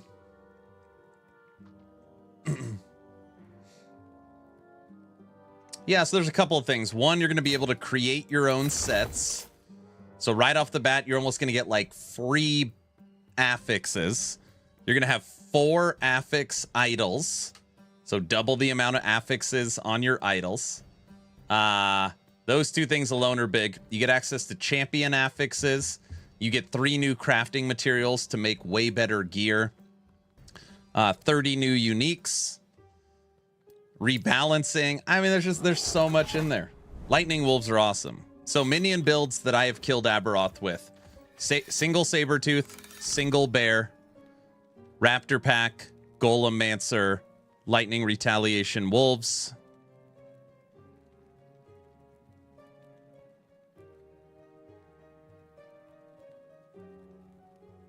Golem Mancer, Wolves, Sabertooth, Bear, Raptor. I feel like there's one I'm missing.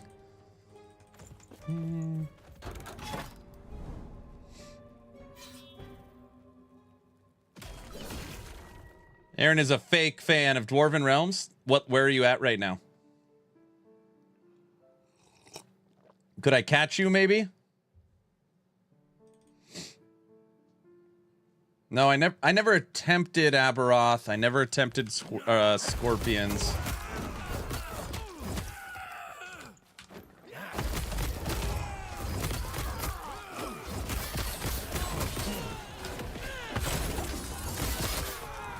I don't remember.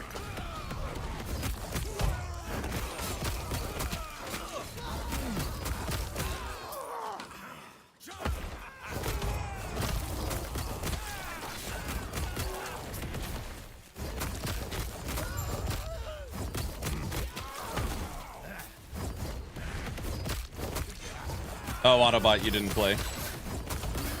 Still sick?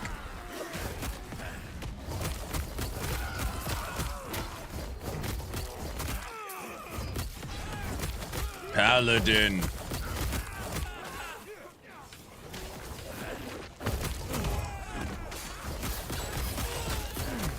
Are you guys excited about the PoE 2 stream on Thursday? Brow, you excited to see everything new coming?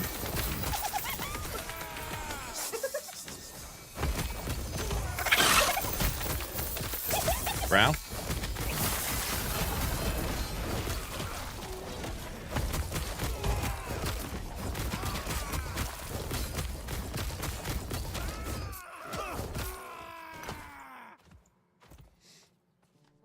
Always sick. Ugh, I don't like that. Can the set items be used on any weapon? No. So the way it'll work is here. Let me clear this and I'll show you. PoE 2, I lost all enthusiasm for reasons. New Pillars of Eternity. Oh, jeez. Brow still mad PoE 2 exists. Oh. So, have you been following everything, Autobot? The delays and the fake drama and all that stuff?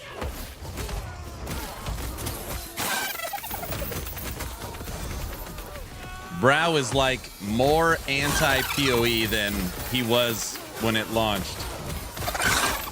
Yeah, the dates. Punch him, Bear. Punch him.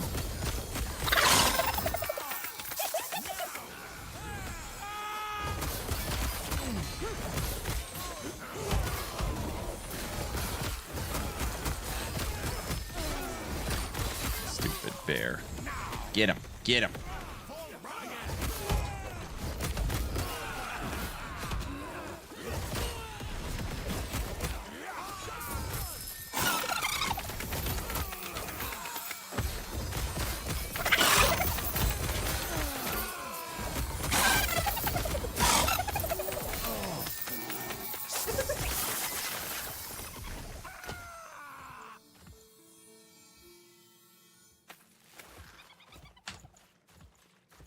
Anyways, yeah, he's not very happy. No, I'm not. PoE 2 is on my ignore list now. Damn, on your ignore list?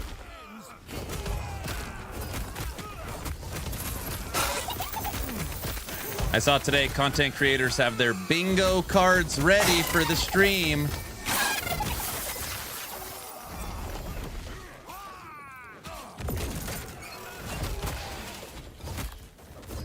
I'm just not a big Blizzard fan. Oh, sorry, I meant GGG. Same difference. Stupid.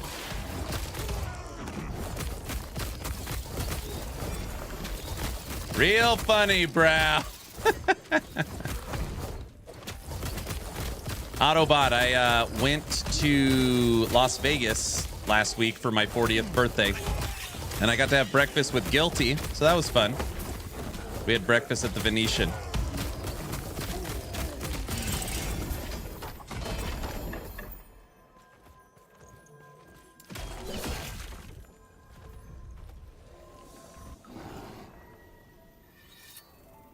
So are we going Grizzly Adams build for season 2? Yeah, I knew that was happening. Grats, thank you.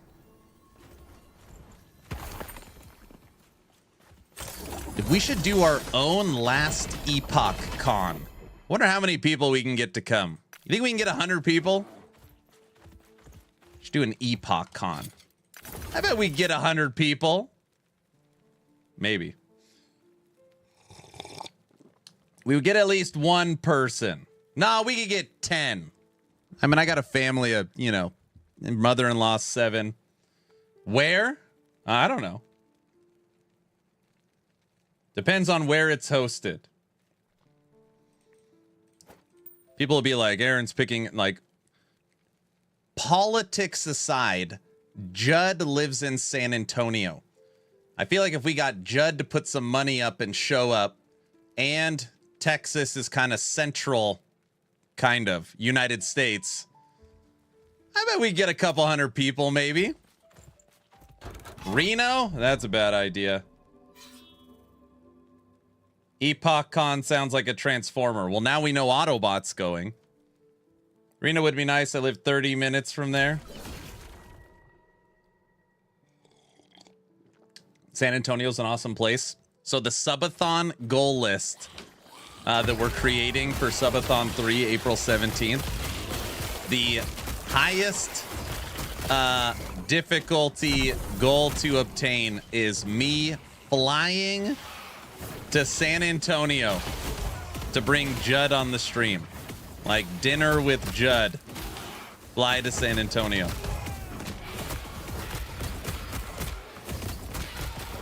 If I came to America, the egg shortage will kill me. Oh, that's not a thing anymore. Or at least not where I live.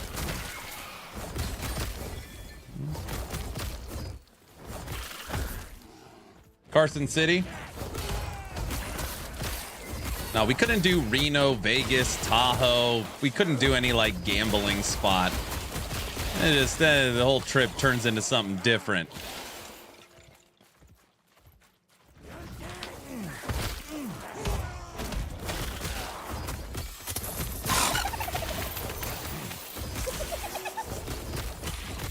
In Idaho, maybe they're cheaper because we just have our own chickens. I don't know. Everything's better in Idaho, guys. We live in the wrong place.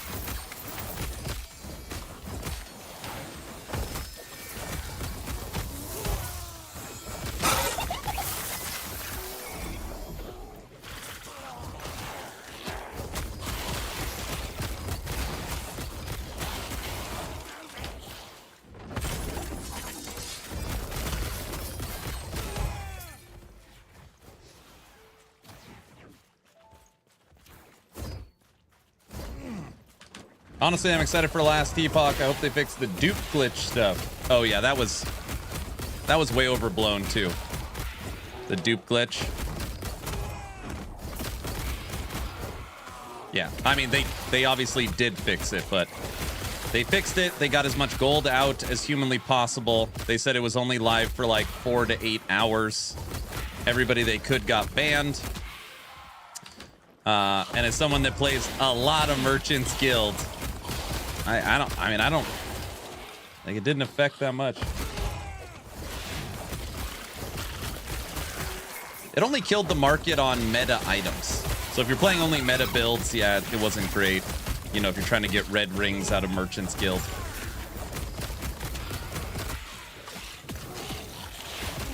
Hostile, do you only play MG? Are you a Merchant's Guild guy? Me too.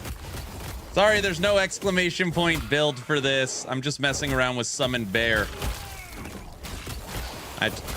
I'm considering, instead of, it's like a total Aaron thing, instead of going Heartseeker like every other person in the world, which would be the common streamer thing to do, I'm thinking about season starting with the worst skill in the game, because Bear is getting some love, and I'm excited for what's coming. I'd probably be the only streamer I would guess. No, I know. The only streamer on the planet playing Summon Bear come April 17th. For sure. For sure.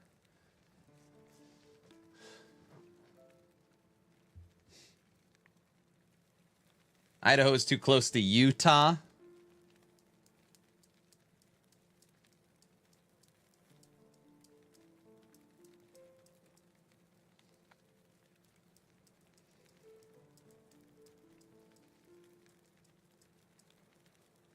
No, Autobot, they already kind of said it. So, first off, even though you did see me die to Aberoth, first try on Sunday stream, we killed Aberoth with only Summon Bear, which was like, holy crap. In its current form, we killed the Pinnacle boss. So that, like, gave me hope. Right now at the training dummy, I could tick for 1.2 million with Summon Bear. It's getting two very, very important things. One, it really only does damage on its swipe hit. So Bear uses your entire swipe skill tree. So it gets the multiplicative damage, it gets the kill threshold, it gets the area, it gets all the good stuff. Right now it could use swipe basically every 5 seconds. It's every 5 hits. They're bringing this 5 seconds down to under a second. So basically you could use swipe almost every single hit your Bear will be hitting with swipe. So it's bringing the cooldown way down. The other thing it is getting, which is almost just as important, is it is getting a base damage boost per strength.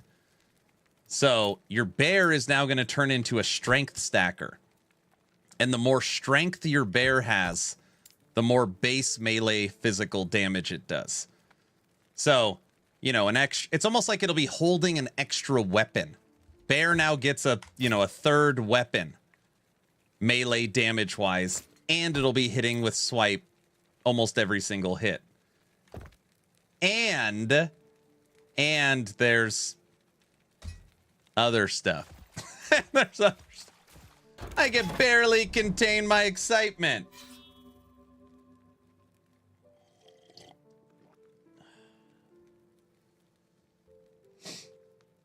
And every second someone puts out another Bear pun. Not a fan of PoE2 due to the maps being so long through the campaign. Yeah, it's a slog.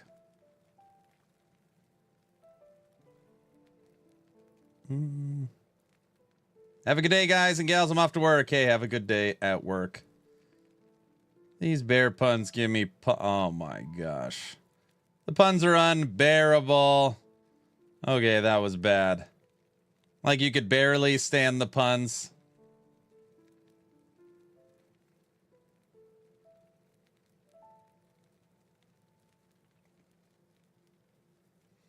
Wyoming has no income tax. Does not have a corporate income tax. Average combined state and local sales tax is 544.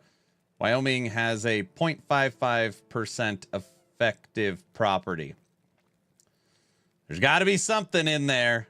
Idaho has pretty low taxes. To be fair, it's barely noticeable. Oh my gosh. How about Serpent Strike? Are you asking me if there's an update to Serpent Strike? Nothing I know of. So there's two things we can talk about. One, Bear is getting a reduction to swipe, and it's getting a boost to its base damage from the strength modifier. That has been shared by EHG. The other thing EHG has shared is Sabretooth is getting a bigger skill tree. So basically, EHG shared that Frostfang, this node right here, is going to have 2 nodes that come off of it that allow Ancestral Sabretooth, which means when your Sabretooth attacks, it could pull it summons its ancestors to fight with it. It's ridiculous. It's ridiculous. So Sabretooth and Bear are gonna be pretty fun. So I was kind of thinking season start, Beastmaster, like who's the new king?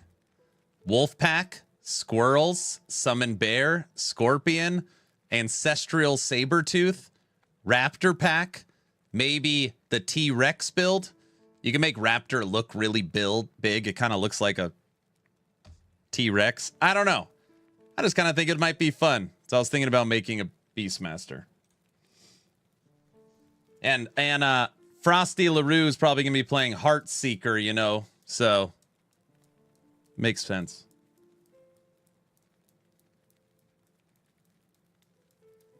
I was half thinking about going Shaman for my starter. Never made one. That'd be fun. You could do Storm Totem.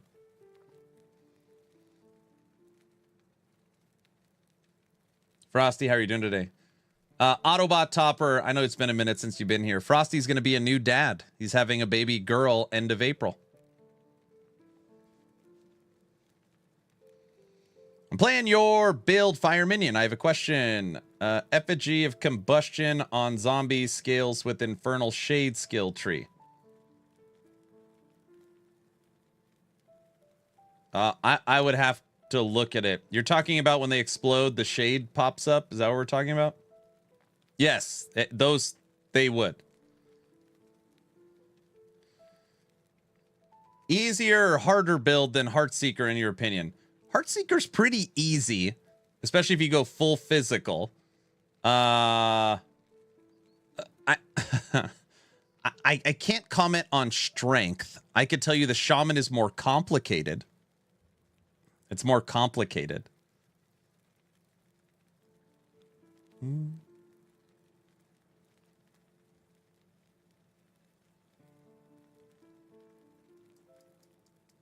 Good old Heartseeker. Can a noob like me get the gear needed to have a Shaman work? Okay. So you need like to be more specific. Are you making a Earthquake Shaman? Are you making an Avalanche Shaman? Are you making a Totem Shaman? Totem? What kind of totem? Thorn Totem or Storm Totem? Storm Totem's great. Storm Totem is great. I like Storm Totem. Sight. Last Epoch. What is it? Primalist. Shaman. Storm Totem. Look, it even uses a set. You're going to be able to make your own set now. Yeah, Storm Totem's great. Oh, wow. Look at the fancy sight. I know it's so fancy, huh? Aaron's Totem build is quite good and fun. Been playing it a lot. Woohoo! I don't have a clip of that Abby bear kill. You don't believe me? Hold on.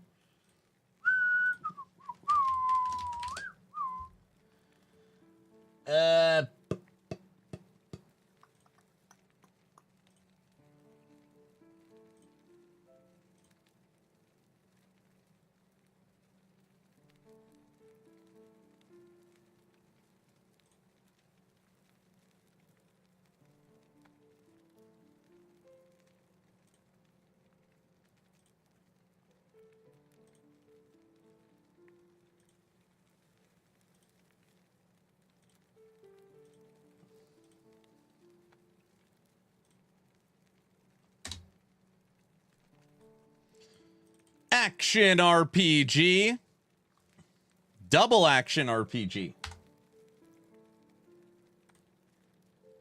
versus Aberoth Sunday.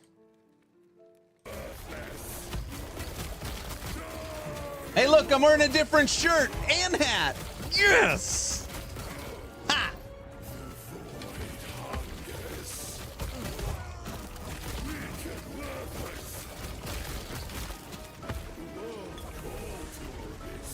Phase 5. Get him, bear. Punch him. Fight him.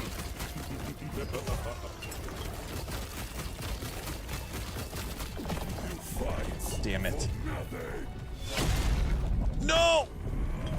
That was a far jump. Way too far.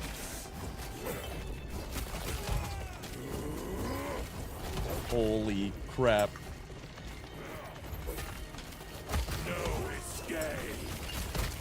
Yum yum.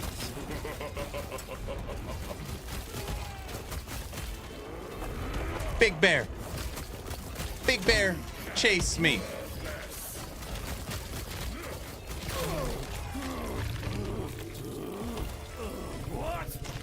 See?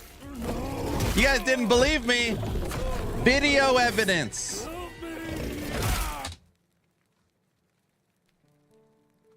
Holy crap, you bared him to death. Oh, brother.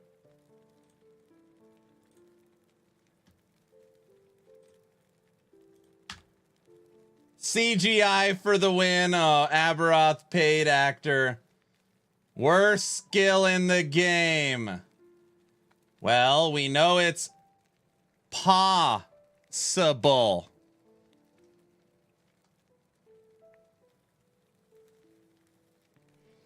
Looks like AI to me.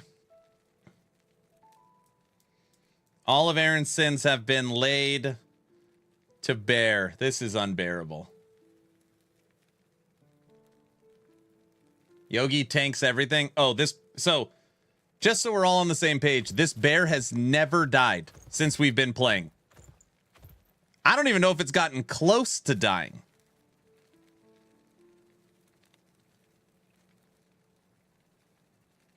Still better than Snow White. Oh, geez. Grin and bear it. Fake Abby. Like the fake Abby landing. Like the fake moon landing. I can't wait and see the Uber Aberoth kill. Listen, I would venture to guess this bear is a 2, maybe 3x in damage come the next season. So 2 to 3x in damage and 30% faster. That's pretty good. And you yourself are better. You're also tankier. That was also done with only one legendary. That Aberoth kill was with all just purple items I threw on. We didn't even have this on. We had this on. So that kill was with all exalts. Faster move speed? Yeah, so... No, it's not... I'm sorry, let me explain. We were messing around earlier with the build planner. I think this is the way to make bear in the future. I haven't played it in CT, just to be clear. You give it double tooth swords, which can give it 20% movement speed, up to 20%. It also gives 2 to skill. So that's 4 to skill, boosted movement speed, and strength. Hi, honey. Since it's a strength stacker, it's perfect. Strength, melee damage, movement, and melee to skill. So double tooth swords. You also give it double phantom grips. Now you're up to 8 to skill, and the phantom grips give it 4 or 8% crit chance. In season 2, you could build your own set. So now you give it the bear set, which is 30 additional strength for free. All right, with me so far. Bear gets a multiplicative damage bonus based upon hitting an enemy that's bleeding, up to 30%. So because of that, We use Blood of the Exile to extend bleed duration. This also gives you strength. You need Dedication of the Erased because this gives you Aspect of the Spider. Aspect of the Spider gives you a chance to slow and gives you multiplicative melee damage. The reason why that's important is because your bear also gets a 60% multiplicative damage on slowed enemies through Trapper on Swipe. So your bear uses Swipe. Swipe does huge damage to slowed enemies. Weaver gives you slow. Yeah, it's just the bare necessities. That's where we're at. Also, there's a brand new unique amulet coming. Right here. Inheritance of the Erased. And what this does is every 10 seconds, this amulet grabs a random minion. You're only going to have one. It's a damn bear. And everything on this amulet gets a 200% stat buff, and you receive Frenzy. So, for example, if you get on this, you know, minion damage or crit multiplier, that is now going to go to your bear. So you have a new amulet, a full set, 8 to skills, technically 9 to skills, and your idols are now going to have 4 affixes. You're going to be able to enchant your idols with up to 4 affixes. So imagine all of that with the actual boost to bear in its own skill tree, where it could swipe every hit and get its base damage boosted with strength. It's gonna be a beast. A beast.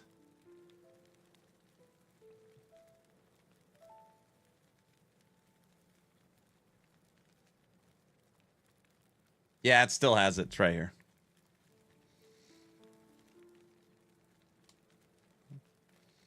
So a bear.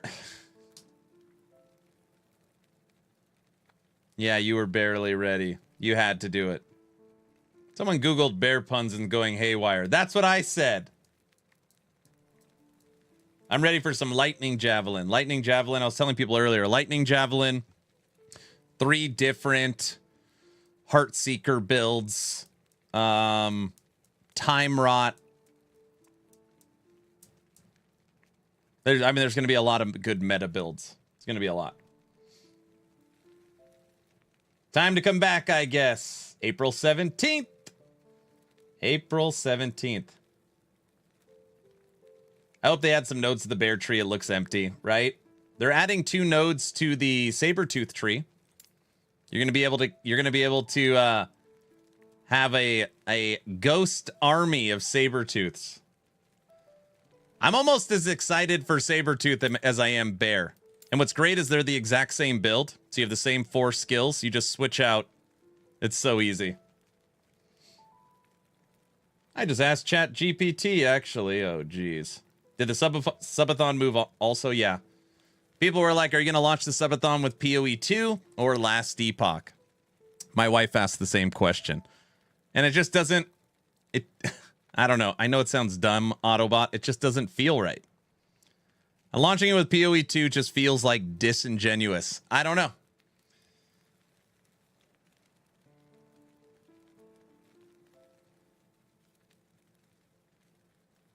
It would feel so dirty to launch with PoE. This build looks good. Might make Aberoth look like... This, okay, new bear. The fact that we could kill Aberoth with this bear, literally considered one of the worst offensive skills in the entire game. I'm actually shocked. I am shocked. On Sunday, I was like, okay, I want to see where bear is at so I could scale where it will be. And then I was like, it's actually pretty good. And then log out macros like, if it's so good, why don't you fight Aberoth? All he always does is he always does that to me. He always does that to me. So I was like, fine. And I killed him on the first try.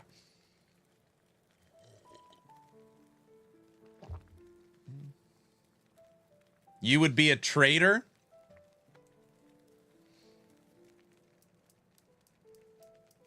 If you subathon PoE2, I'd figure out how to negative gift subs. If I start a character now on Legacy, will it be there for 2.0? Yeah. Yeah. Prove it, kill him again. I lost twice. Beat him using a controller. Beat him using a controller, he says.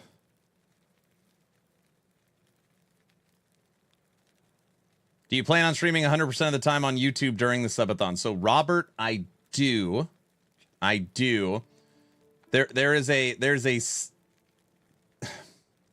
I'm going to do my best, okay? Last subathon, we started streaming on YouTube, and YouTube doesn't like marathon streams. So I've been kind of going back and forth that, you know, the stream is on. Basically, I think I'm going to reset the stream every 24 hours instead of every 48 hours. Because I had so many problems with YouTube last subathon that we had to stop streaming to YouTube. So I thought basically every morning, hi everyone, resetting the stream, click, click. All right, we're back. It's kind of what I'm thinking. That way YouTube gets reset. It was a friggin' nightmare. You don't need to stream sleeping on YouTube. That would help. Yeah. When you kill Avaroth again, can we get some polka? Everybody loves polka. But anyways, New Bear with the update should be tankier, even though he seems unkillable.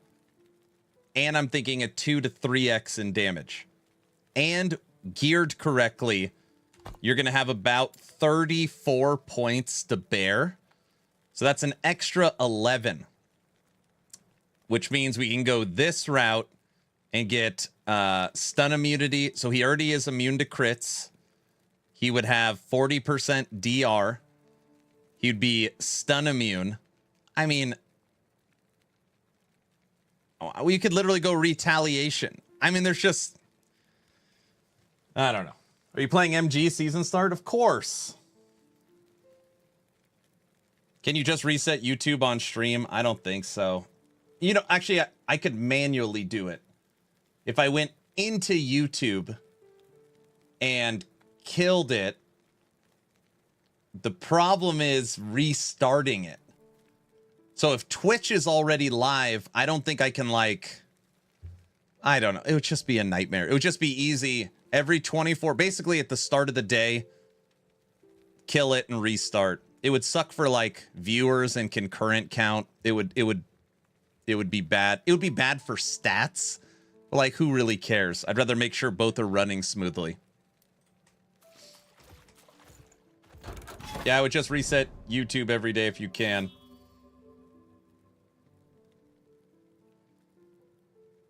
Yeah, I don't think I could. Okay, I just figured out. Hey, thanks, Robert. You're a squire.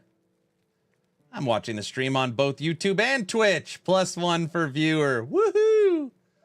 There's a couple people that do that. So that when Twitch hits an ad, they just switch to the other one.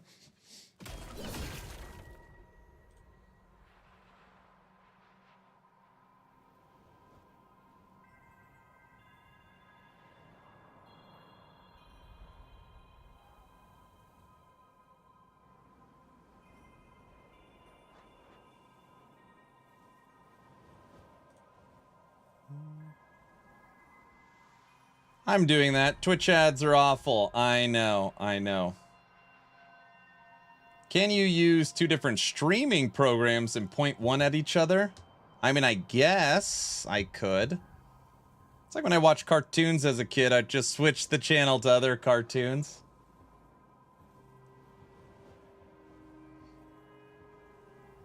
So apparently in Idaho, there's a bear every 50 people. Well, there's not that many people, so that stat makes sense.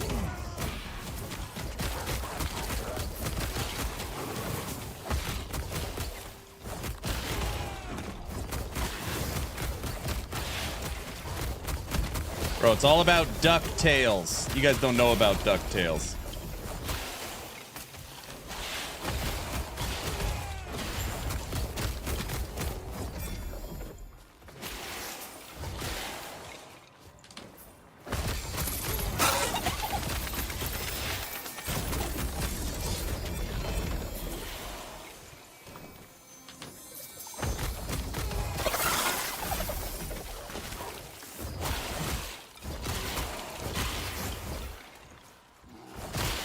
I just don't want to mess with two computers.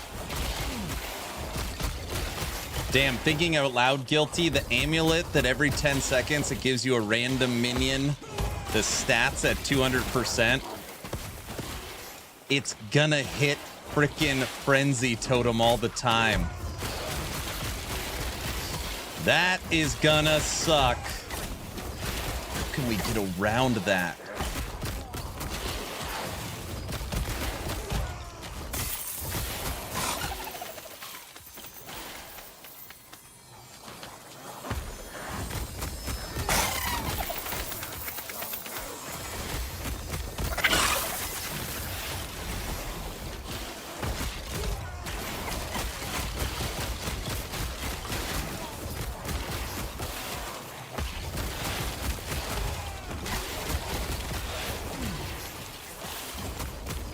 Don't use totems.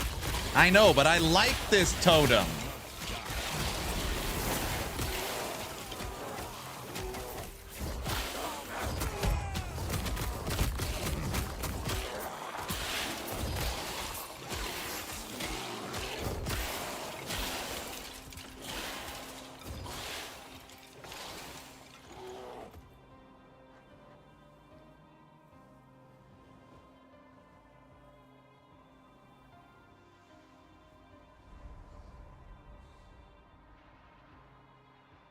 Hello, my friend. Hello. Have you seen the new minion Offhand? I have. This stream is a real barrel of laughs. Thanks, Ben.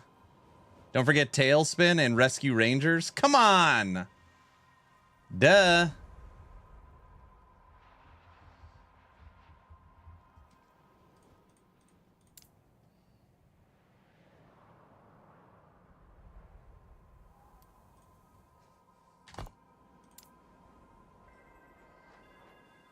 So we already have the minion stun immunity. And Terra's Blessing is cast on your Sabertooth or Raptors. When cast on your minion, Terra's Blessing also grants movement, attack, and cast speed.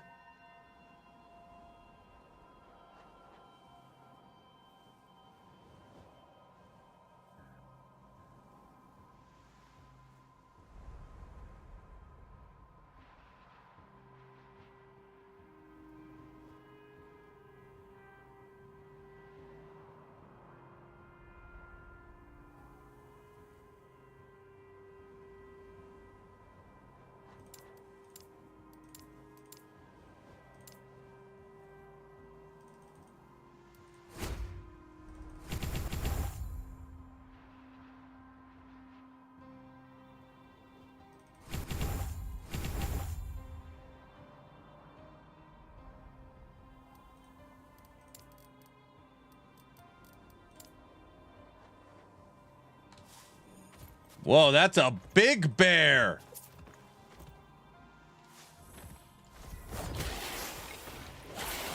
Oh!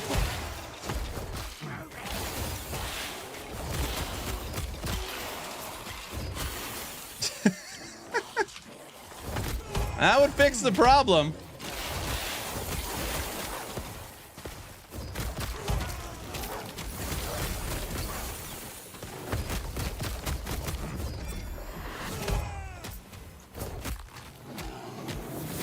It's like hard to hit the bear with it. Is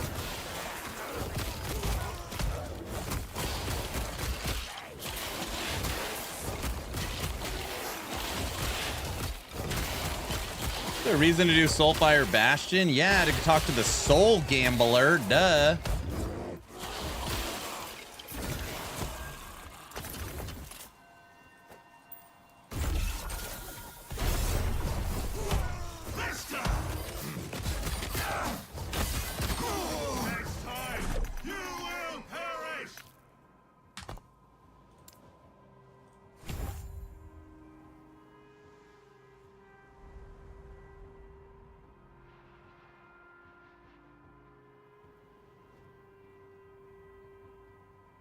Is this a guide on your website? It is not. We're just kind of messing around with it. I'm thinking about going summon bear for season 2. No guide yet. Granted, this did kill Aberoth, though.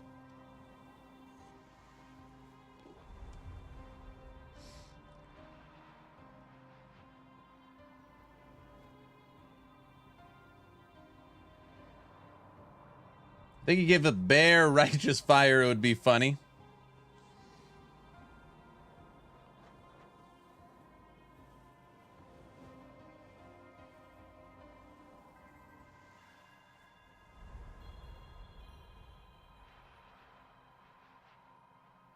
Is there a way to extend its how long it lasts? It lasts for 4 seconds. Duration?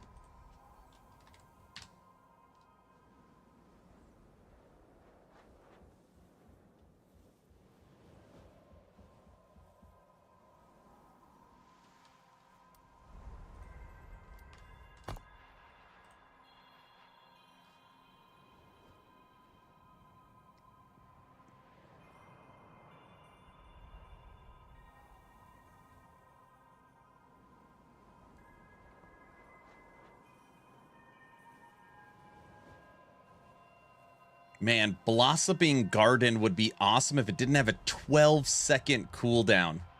Then you can automate a Terra's Blessing. Every time you leap, it would automatically go onto your bear. That would be sick. Guilty, are you next to your computer?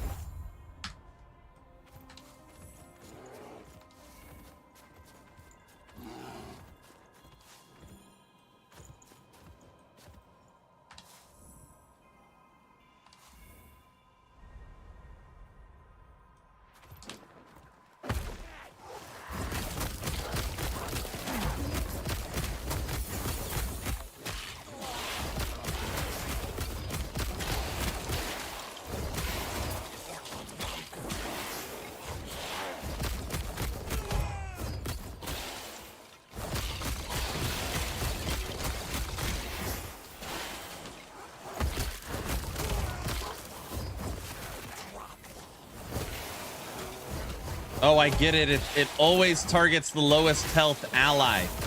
So it's not targeting the bear, it's targeting me. Stupid. Why am I the lowest health ally? Doesn't make sense. Yes, it does.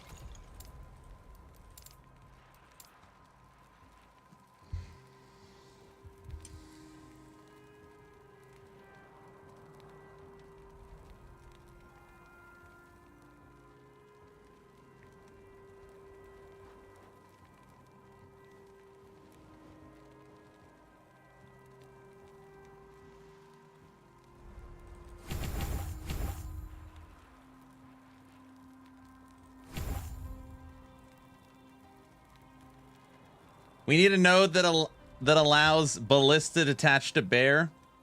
A barista? Oh my gosh, that is bad. Guys, just in case you're curious, that's a big bear. Look at that thing.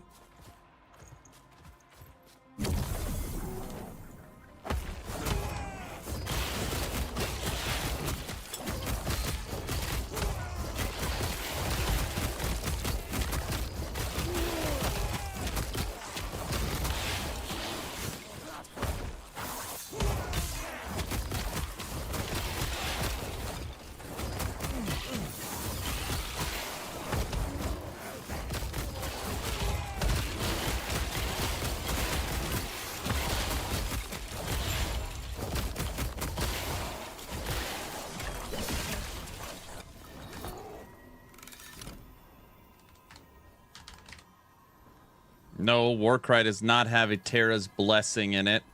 How can we automate a Terra's Blessing to hit the damn bear?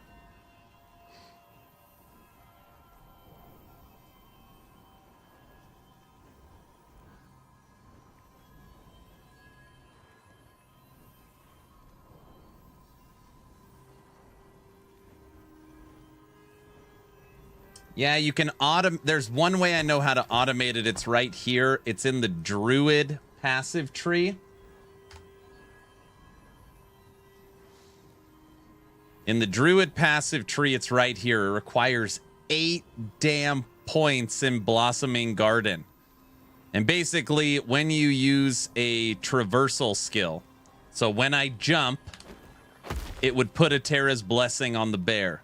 The problem is, it has a 12-second cooldown, and a Terra's Blessing lasts for 4 seconds. So it's 8 seconds.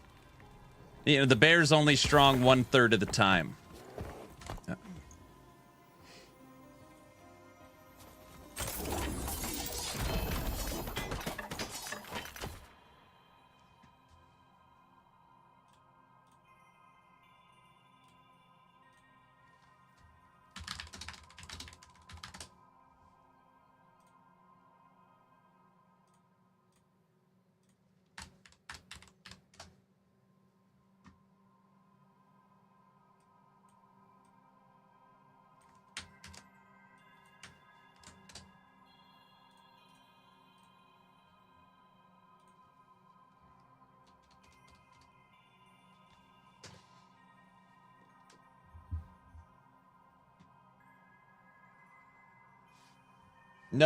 We're trying to get away from Frenzy Totem.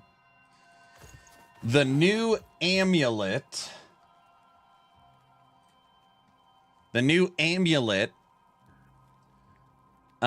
Every 10 seconds is going to select a random minion. So if we have a totem up, which we have a totem up all the time, you know, odds are 50-50, this is going to hit my Frenzy Totem and not my bear. So we're trying to eliminate totems from the equation.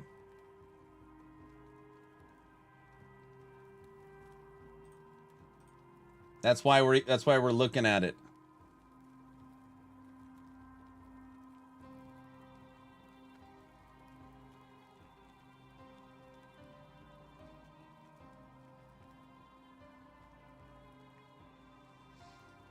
I'm just looking at items really quick. I don't.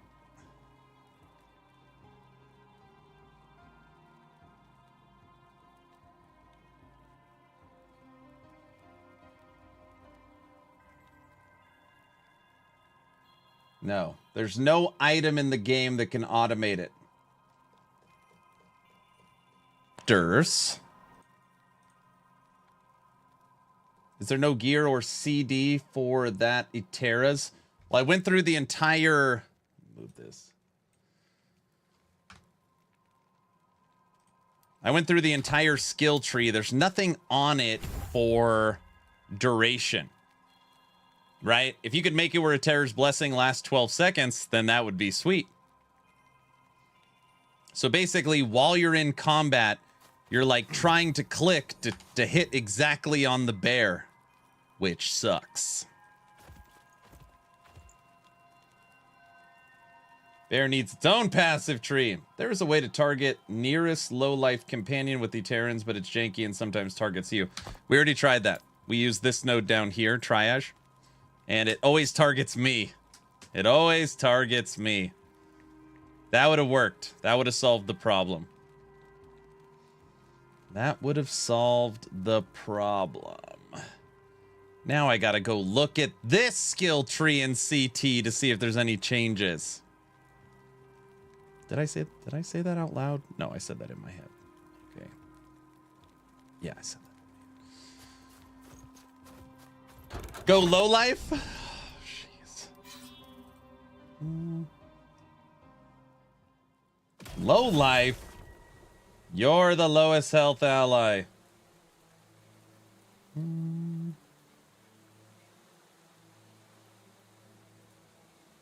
Oh, go low life, so then Eterra's Blessing always hits me. No, that doesn't work either.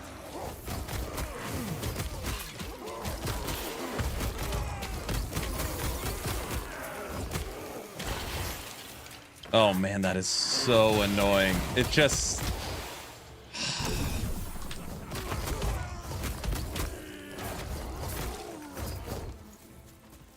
Dude, it's like, I swear I'm hitting it on its like feet.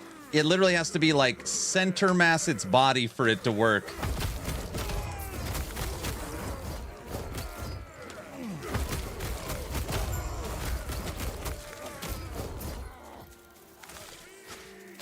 Yep, it targets whatever your cursor is on. That took 3 clicks to hit the bear.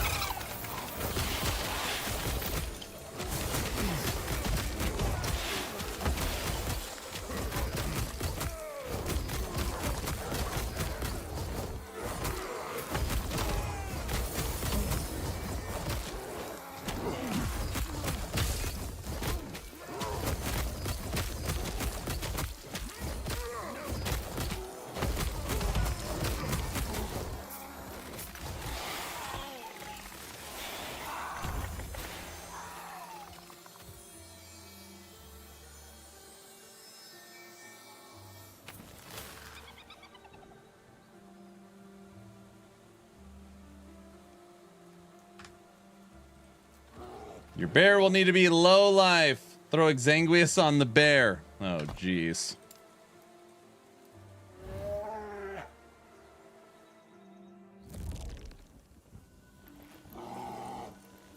Cooldown reduction works, right? 25 points, yes, but think about what would have to be invested. That is 5, 10. We would put the 5 there. So it'd be 5, 10, 11, 8. It's 19 passive points to kind of automate Eterra's Blessing. Freaking 19. We'd pull 5 from there, so then it would be 14. We'd pull 5 from here. We'd have to. We'd lose Cornered Beasts, so then it would be 9. And then we would just have to axe something. I mean, it's doable.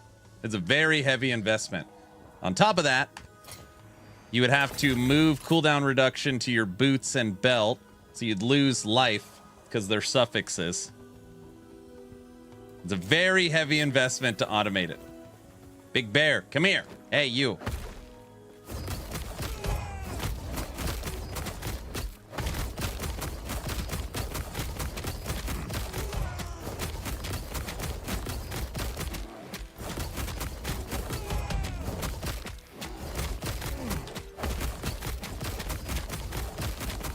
Damn, it's hitting for 1,000,000 still.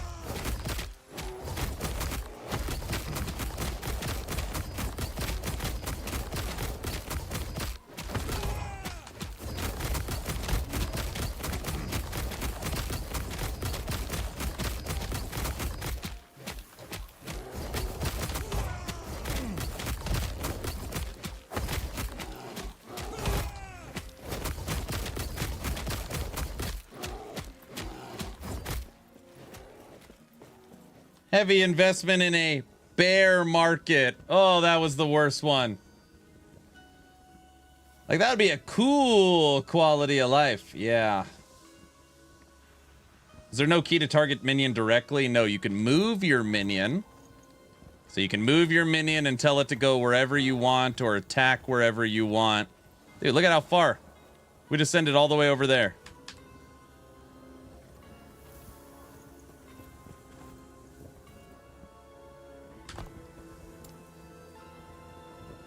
Heavy investment in a bear market. Oh my gosh.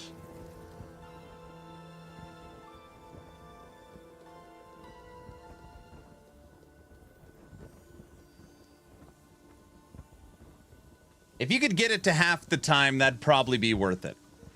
If every time I leap, every other time I leap, Eterra's Blessing automatically hit the bear. Yeah, that'd probably be worth it.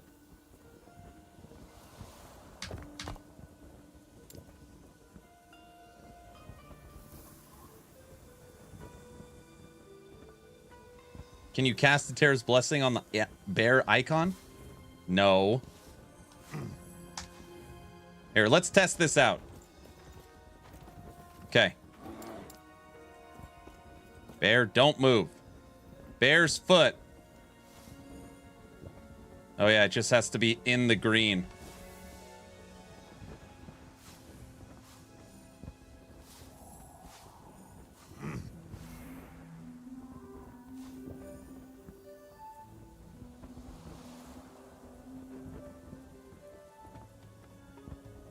Happy belated birthday! Did you hit big on the craps table? I did not hit big on the craps table. I did okay.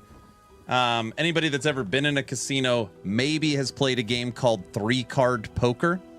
3-card poker, it's poker, but you only get 3 cards, you versus the dealer. I hit 3 jacks, and the 3 jacks basically almost sustained the entire trip.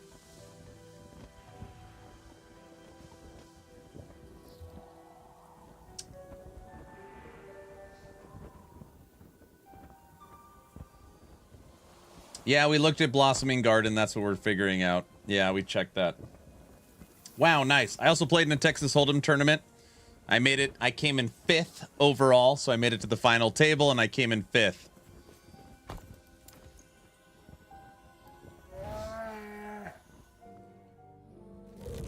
I think quality of life, adding an extra key specific for minion would be help. Hell yeah, it would help.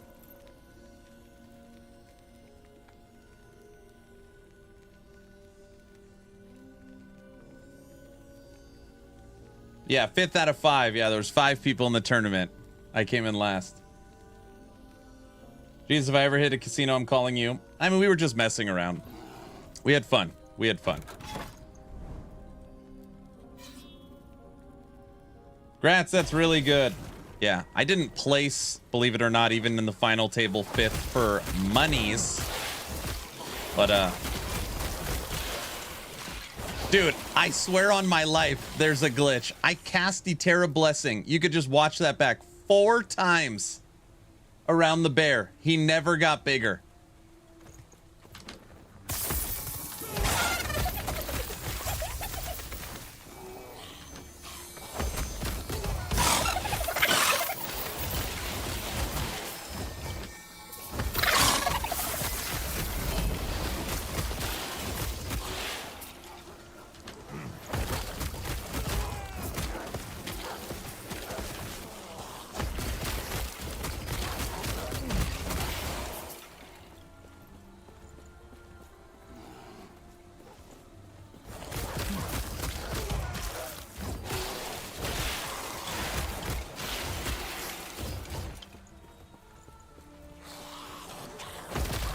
Yeah. As much as I like what Terra's Blessing is doing, if we can't automate it, I don't think we can use it. Feels terrible. The bear likes it.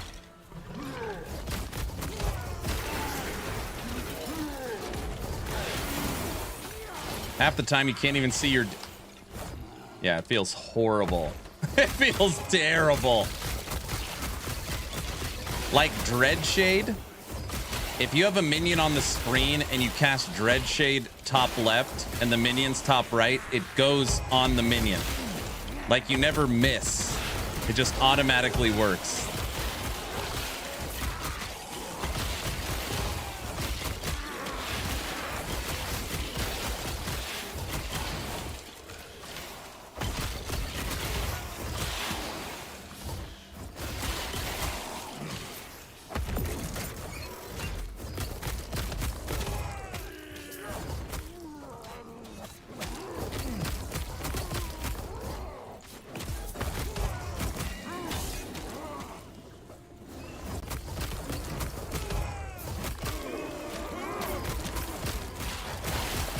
Man, I can't wait for season 2. Just let me play EHG. I almost have every MTX and all the supporter packs. Bro, you're gonna go broke when you see the new MTX. I don't know how many times I've seen that coming. I know it's coming. I just freaking avalanche. All right, let's do this.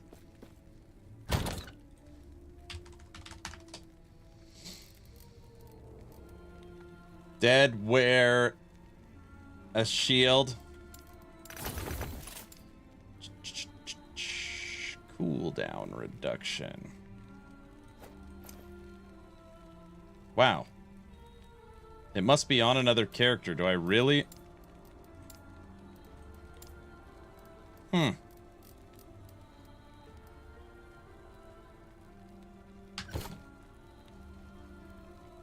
Etera's Blessing. Are you able to say if the new supporter packs will have merch? I haven't seen them.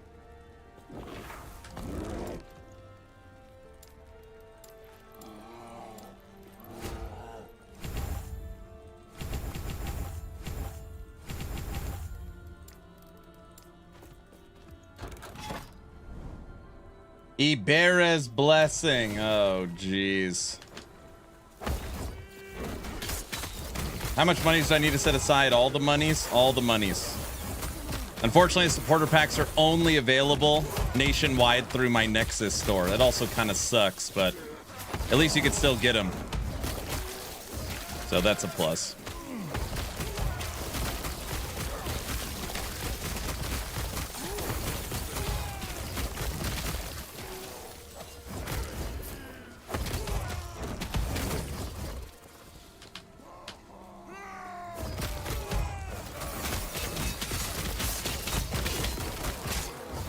No, new supporter packs aren't out yet. April 17th. Can you sell those tabs for me? I need to organize my chest. You do need to.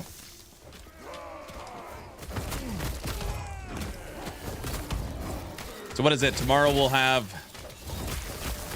Tomorrow will be a tomorrow will be a Last Epoch day. And then Thursday... What are we on? Thursday, Path of Exile 2. Oh, boy. What do you call a bear with no teeth? A gummy bear. You Googled that one. Come on. There's no way you had that one lined up. I don't believe it. So Googled. I knew it.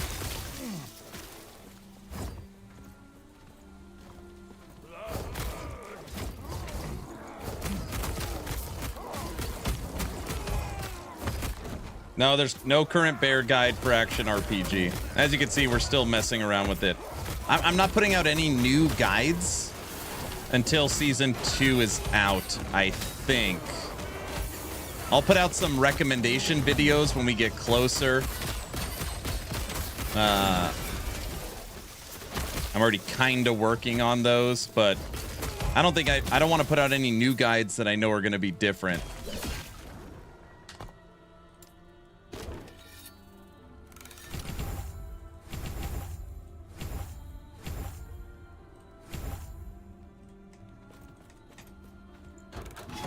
I already have 37, I think it's 37 guides to update, which we had a meeting about and a plan. We have a good plan for it, I think. Oh yeah, but this was just, you know, this was just me messing around. These technically won't be sets. I mean, they will be sets, but they'll be exalted sets. The new set creator. This will be the new amulet, and then we'll have all new idols. But this is my current idea. Man, I really like Atera's Blessing. I mean, again, Summon Frenzy Totem is better. I think it's better. But, we don't have that amulet problem in the next season.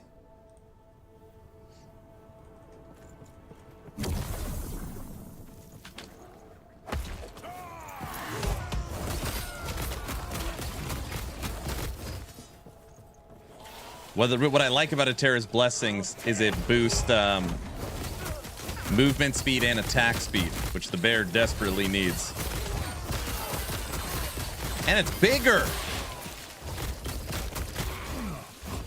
Is there a unique that automates Atera's Blessing? No, I already searched it. Oh, Autobot, you maybe haven't seen my new setup. I got it working.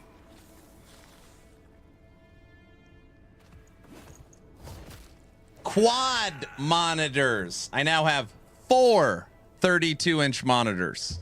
4 32-inch monitors. 4?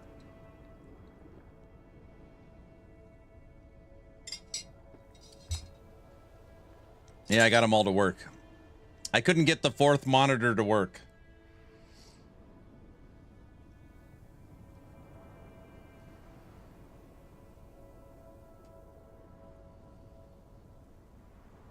"128 inches of monitor." That's what she said. If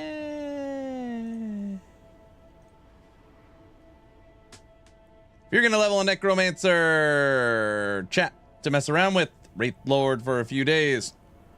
What's the most fun leveling setup for Acolyte? I always use Skeleton Archers. They do decent damage and they're ranged, so they don't die very often.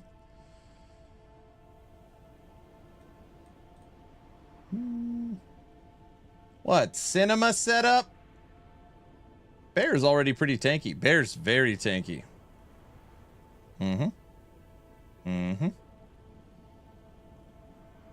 I use Skeleton Archers, Golem, and then my spam skill is Zombies. I just noticed if you mentioned Ranger, Archer, Arrow, you always do the same motion. Correct. Do you know Overkill is the name of a Transformer? It's a Decepticon tape bot that transforms into a T-Rex. Thank you for subscribing to Transformer Facts. Yeah, I have Discord on my right screen, the game on my new center screen. This is the new QD OLED curved 32-inch 240 hertz 4K Alienware monitor. So that's my new center. It's my old 4K monitor on the right. And then I've got Streamlabs OBS on the bottom and YouTube on the top. It's not that overkill. It's not. I try to imagine it like it's like I'm in Minority Report. You guys don't know that movie, but he can he moves around all the screens. You're a great streamer. Thank you, legend. It's fine. I have a 32 and a 27. I can't imagine 4 32s. Yeah, 4 32s. It's the hacker scene in Swordfish, exactly. Are there patch notes for the season? Not yet.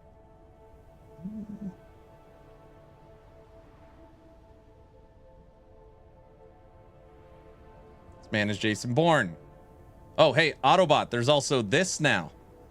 I got a window. Look. Well, it's up there in the corner. Got a window. I got some fresh light, fresh air.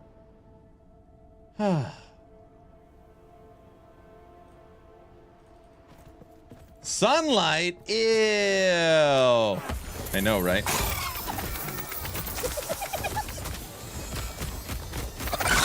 Oh, I forgot. We wanted to test the bear jumping with us. Vampire hiss.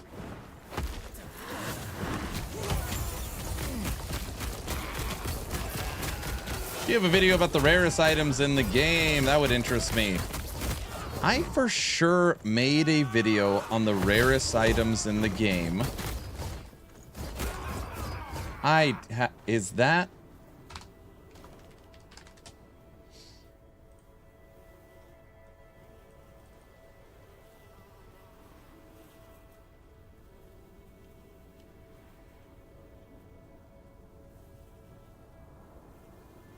No, it's not on the boot. I guess it's not really a boot camp. I would have to find it. Did you see the new catalyst was announced? I did. Level 9 minion catalyst. What's crazy is that even with all these podcasts and all the leaks on Friday's stream, there's still so much stuff I would love to talk about that I can't. We're just gonna wait for my podcast, I guess. Wait, there was a catalyst announced? Yeah, I'll show you.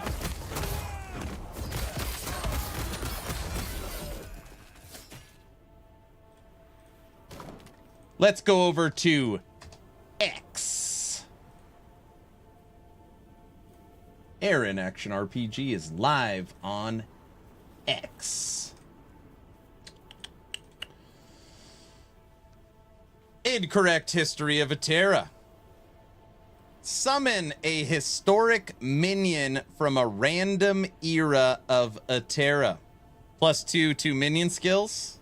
Up to 10 melee minion. Up to 10 minion spell. Increase minion movement and resistance. This is a level 9 unique.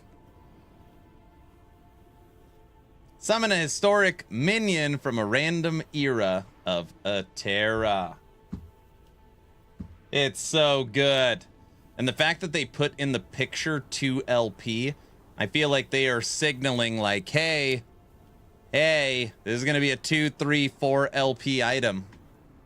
Yeah, pretty cool.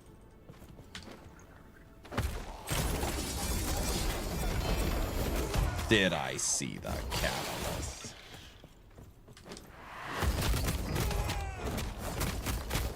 Seems better than the second tooth? No.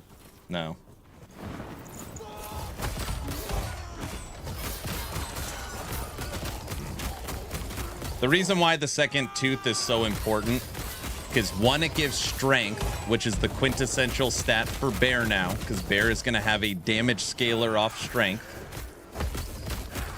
So tooth gives strength, it gives movement speed, it gives melee damage, it gives 2 to skills, and you could slam it with the T7 minion melee. You can't get base minion on a catalyst.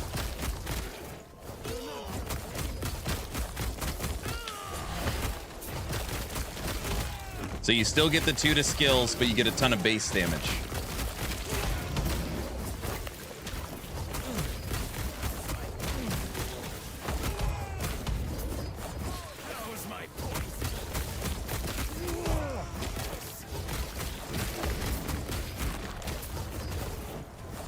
Raven's Rise? Man, I used to love those gloves. Isn't it minions take more damage? What the hell's on Raven's Rise? It's minion skill, minion movement, but minions take more damage.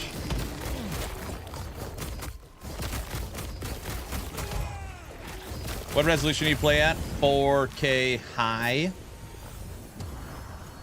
I mean, I'm not high. I didn't mean it like that. I meant like high resolution.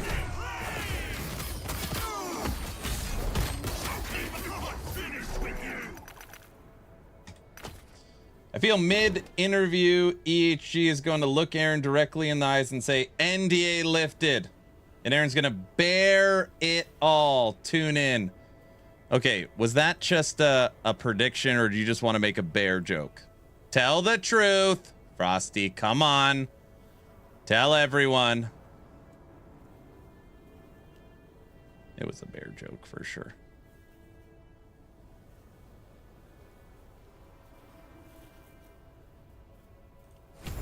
Both? If they were like, Aaron, NDA lifted, I'd be like, Frosty, hey, Judd, thanks for you guys coming out. Town Portal Podcast over. Click. And then I'd just go haywire. We wouldn't need anyone else anymore. I mean, I literally have a folder of like 30 something uniques, everything all categorized. I would just go haywire. Barely a joke. Oh gosh. Can you increase the area of Bear's attack? You can. No, well, kind of. You could get area increase. And was it Julra's gloves? What is it?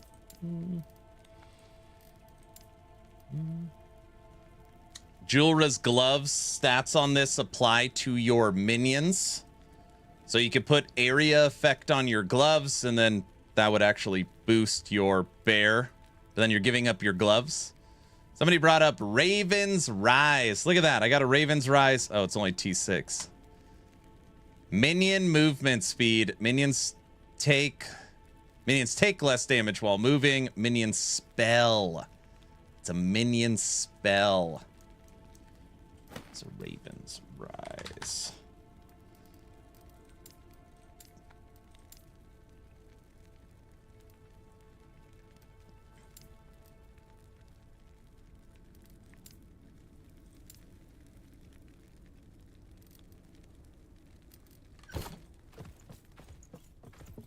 My ping is good, 46.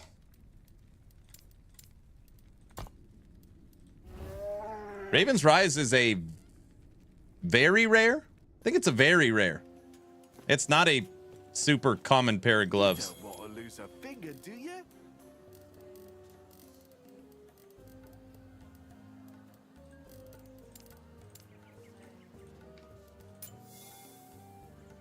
$700,000.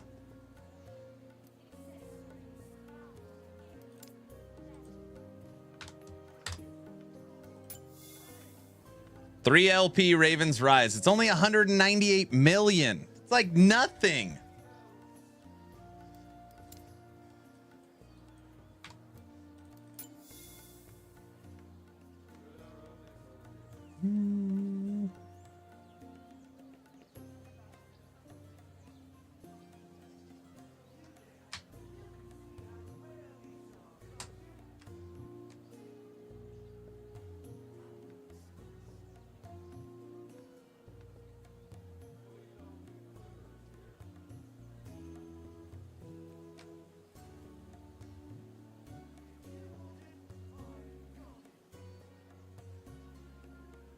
That's pretty good.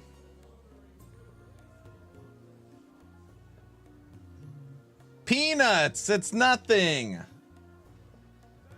I hope it's a live stream on the CT server. Yeah, right. That would be banishment. Banishment. Our bear isn't cast spells, and we don't care about movement speed. We don't care about them taking less damage. We just care about movement speed. But Raven's Rise would not work. I mean, it would work, but it doesn't make sense because our new bear is going to use set gloves. Our bear needs Last Bear's Fury. I've got 2 billion now, and that is still a chunk of change. Damn, you're at 2 billion? 2 billion?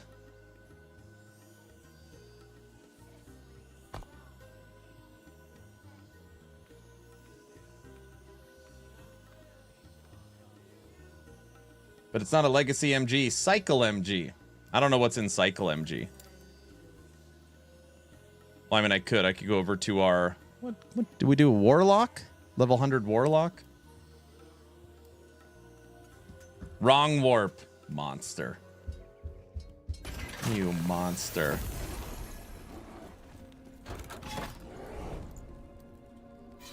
What should we play tomorrow? Should we stick with this same thing we're doing? People keep saying Aaron plays Scorpion. Really don't... I mean, truth be told, I have no interest in playing Scorpion, but... I don't know. I guess I've never tried one. And I said the same thing about Sabretooth and Bear, and I liked them.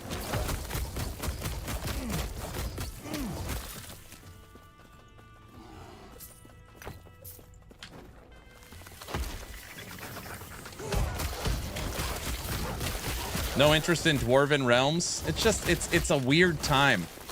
We've got the PoE 2 stream. We're prepping for season 2 of LE. They said it's a small season that introduced orcs and claws. I don't know. I normally play Dwarven Realm season for 4 days.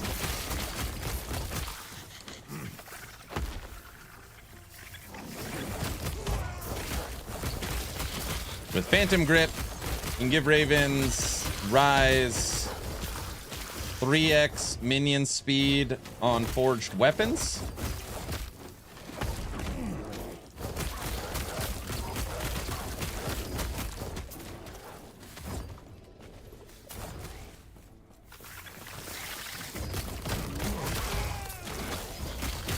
I mean, it's... Yeah. Right? Yeah. I would guess so. I don't see why not. I was playing it, the claws kind of suck. What else is in? So claws, orcs, what else is new?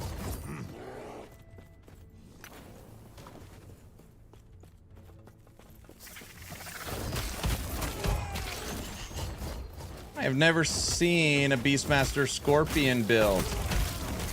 We all know you will fall back on Heartseeker anyways.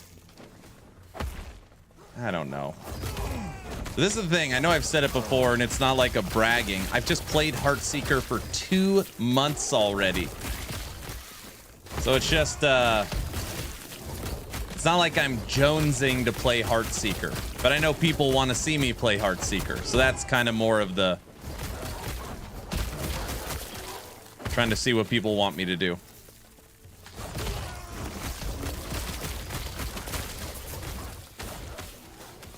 You get a bonus depending on your race. Human or humans are magery, spears, and something else.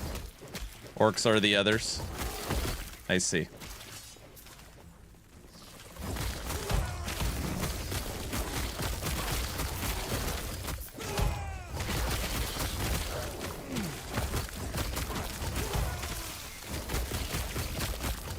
Aaron, are you a tester for EHG? Yes. Yeah.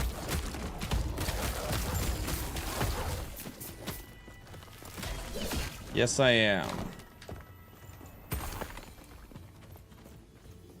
Blade Dancer Shadow build. Shadow Cascade is a lot of fun. Shadow Daggers, a lot of fun. Just all those builds are kind of the same.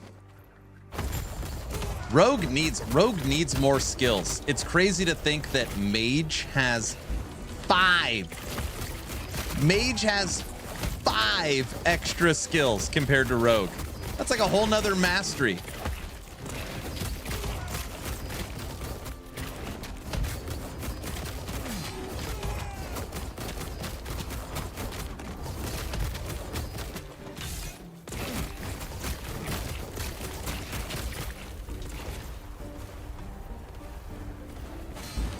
I can't believe that hit me.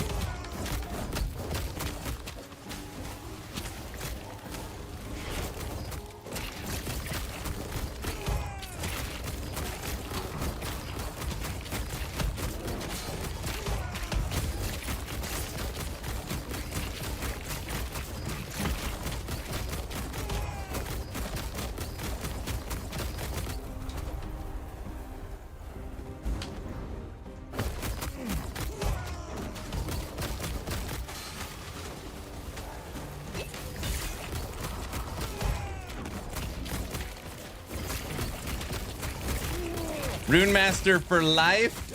I like Rune Master. Rune Master's fun.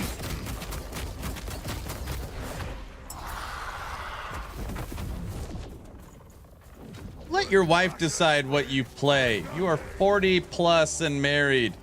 You don't have free will anyways. Well, that's true. Oh my gosh, I'm literally reading Carlos's chat. And just let the Harbinger nuke me. Carlos, that was your fault. I won't be playing PoE 2 anyways. Oof.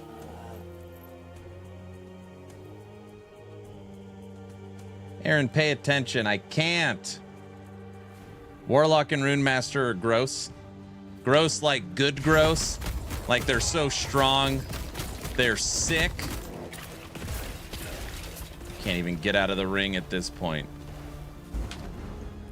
The old Pinnacle boss. This is the old Pinnacle boss, if you guys didn't know that. The Emperor of Corpses. Aaron, will EHG be advancing the story in 1.2? No. They spent 9 months completely rebuilding the endgame. And adding the set update. And one of 1,000 other things. The community spoke very loud and clear what they wanted. And EHG is trying to answer. There are some people that have requested, like, let's get the story finished, but it's not a lot of people. Main complaint is endgame, a shallow endgame. I think we might see a new chapter in next season, season 3. Because that was the initial plan. Ancient Era chapter was coming, chapter 10. And then it got postponed. Can we get greater rifts? Yeah, obviously you're kidding. You don't want... maybe you're not kidding. Diablo's greater rifts in this game? Oh, man. I mean, everyone's entitled their opinion. I really hope that never happens.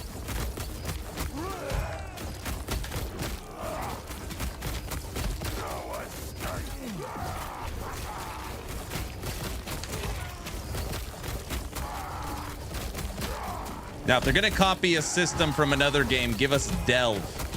I'll take Delve. That's fine. That's the only thing they're allowed to copy.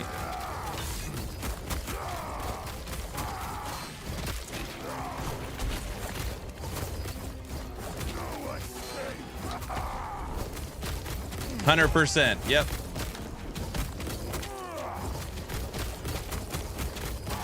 It's already in. Delve? Or greater rifts?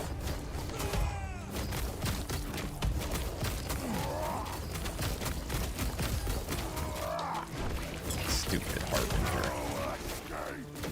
This is a tougher Harbinger.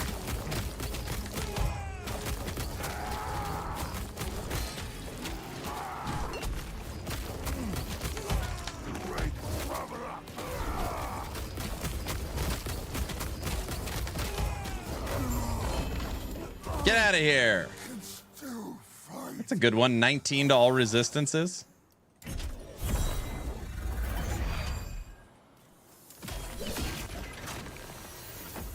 Delve is a endgame system in PoE 1 where you're basically a miner and you're mining deeper. You're delving down into the earth. It's a lot of fun. It was always my favorite endgame in PoE 1. How about timed epochs? Oh, geez. Just go to arenas if you want greater rifts. Yeah, there you go.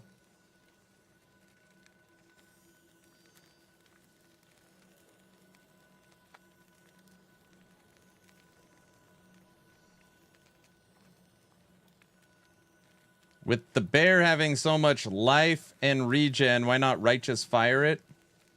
Bear becomes a sun, bro. You give it retaliation. It's already in. It's called the Monolith. It actually kind of looks like it, huh? Will there be additional passive points with other acts? They haven't said. Wasted. They haven't said. Chapters, there will be 12. In the game, there's currently 9. So the next chapter is chapter 10. I want the rest of the story, but I'm a story enjoyer.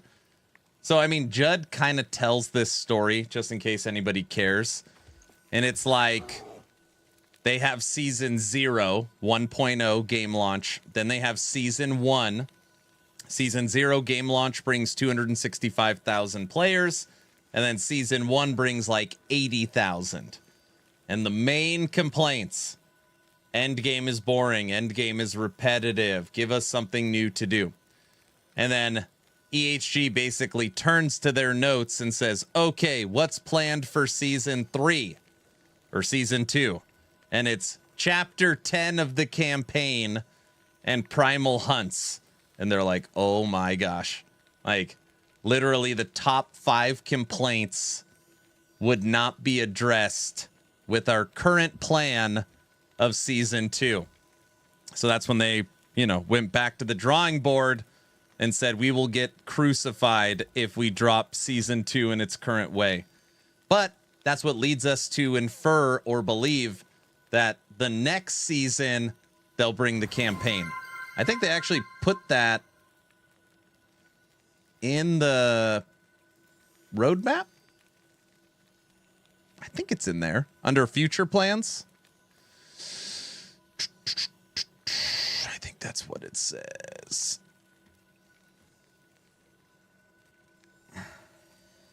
Gosh, it's nice having so many screens to pull stuff up.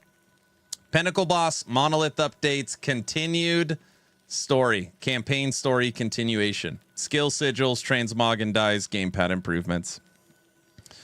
So I think they were smart. They didn't put up here season 3, right? They just put future, probably so that they can be nimble with what they're going to put in.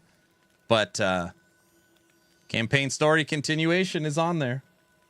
When will they add fishing? Well, they first need to finish all the existing skills before they can add fishing.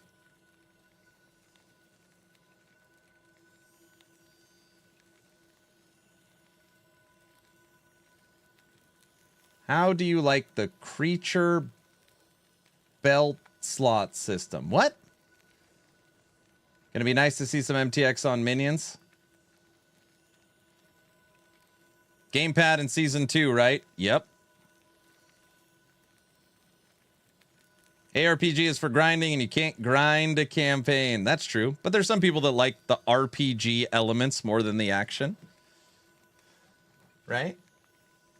Oh, champion affixes. I like the champion affixes. I like it. Also, you can make champion sets. So you can have a champion item and turn it into a champion set. Very cool. I think if EHG wanted to be funny, they add a boss. If EHG wanted to be funny, they would add a boss. They would add Diablo to the game. So that they could joke around that they have Diablo in before Diablo.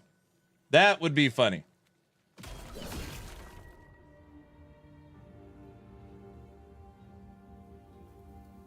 Trevor, I see you.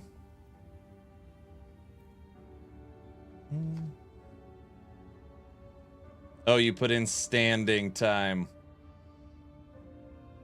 That'd be hilarious. I know.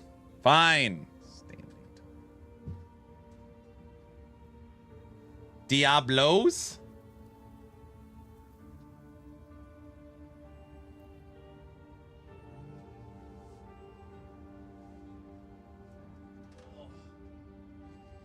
You know, Trevor, I did go to the gym today. For what it's worth, I went to the gym today. Aaron is shrinking. Oh my gosh. And guilty pleasures.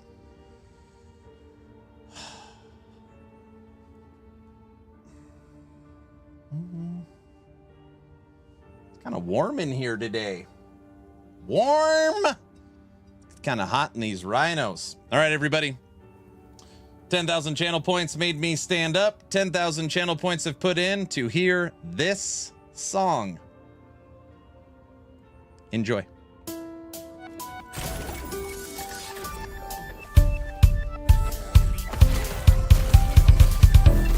Close the curtain, close the door. It's getting too bright in here for me to see. I've been standing here a while, trying to figure out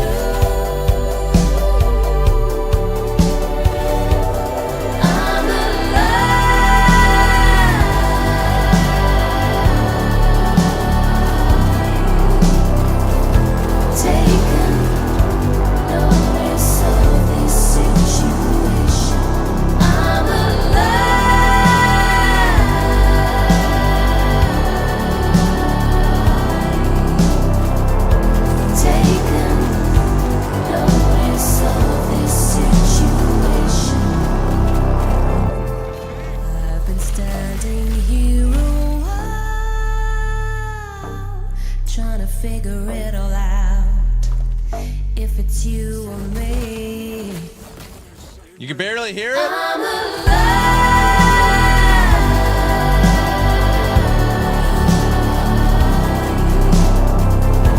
Taking notice of this situation. I'm alive.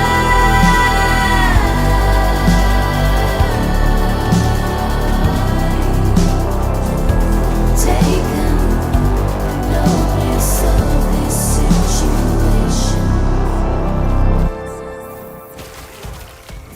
I hope you enjoyed your guilty pleasures.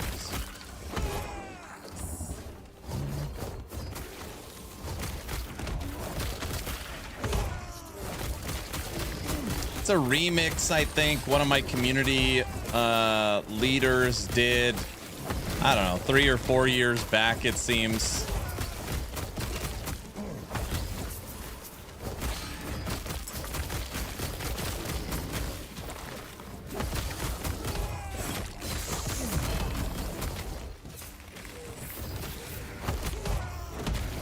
What kind of shenanigans are we into today? Dude, I attempted Aberoth 2 other times today and failed. First one I just played bad. Second one I got him to phase 4. And then he nuked me. I just didn't have it today like I did the other day. I said I want to play Bear one more time. We tested Claw Totem. I didn't like it. We tested Eterra's Blessing, which is sweet, but I can't figure out how to automate it. I know I can automate it through the passive tree. I feel like that's the only way to automate Eterra's Blessing.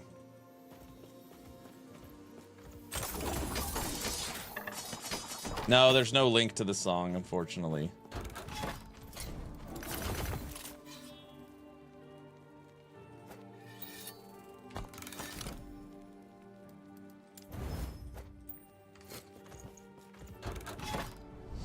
Every time I hear shenanigans, hey, Farva, what's the name of that place with all that goofy on the wall?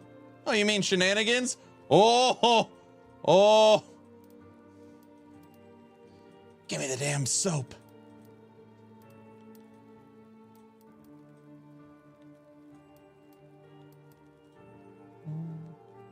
Log out, how's your day going?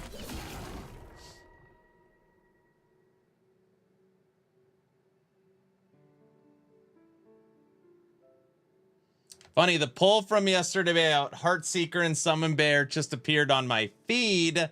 I voted Summon Bear, scrolled a bit. You were live with Summon Bear. Look at that, works out. Blossoming Garden is an easy node for EB procs. Cast every time you leap. That's not what it says. When you directly use a spell or movement, cast Eterra's Blessing on a nearby minion or ally. Right? Prioritizes party members on low health. 12-second cooldown. It's the 12-second cooldown I don't like. Because I can leap every 3 seconds. 3.9 seconds. Summon Bear. The soap is my favorite. Aaron, in order for me to play the new season, I need to finish the campaign. You don't have to. You can just play Legacy. Play everything new in Legacy if you don't want to play Season.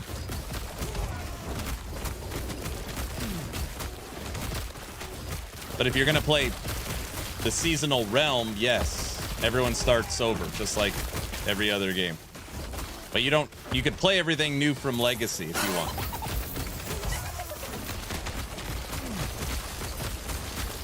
Summon a bear! Big bear. Oh, we need these sets now. I just got off work. Kids are crazy. Parents are crazier. Got lots of homework. How are you? Good, good. Woke up. Posted a video. Got the kids to school. Went to the gym. Worked out. Chest and tries today. Had breakfast. Booted up stream. Had a pretty productive morning.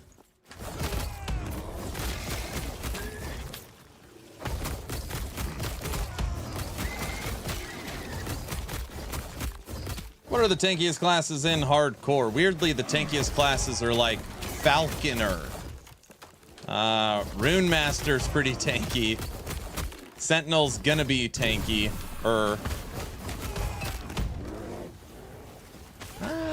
Primalist is not that. Primalist takes a lot to get going. Acolyte is not tanky. Yeah, Warlock's pretty tanky.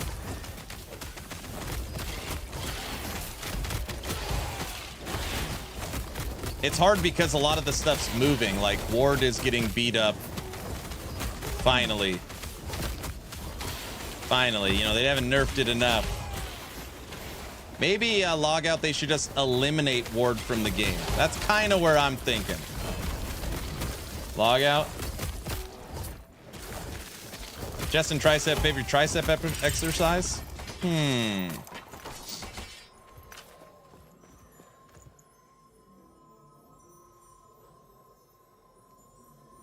Triceps, I do dips.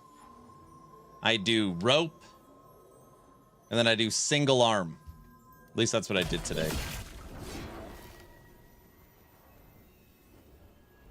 I used to do like skull crushers. I don't do skull crushers anymore. No push-ups? No, no push-ups. I've not played Legacy in over a year. Cycle's more fun. I know, I was just answering the question. That, you know, if you're like, hey, I want to check out Season 2, but I don't want to start over, you could do everything, you know, in Season 2 in Legacy. That's all. Drop and give me 5.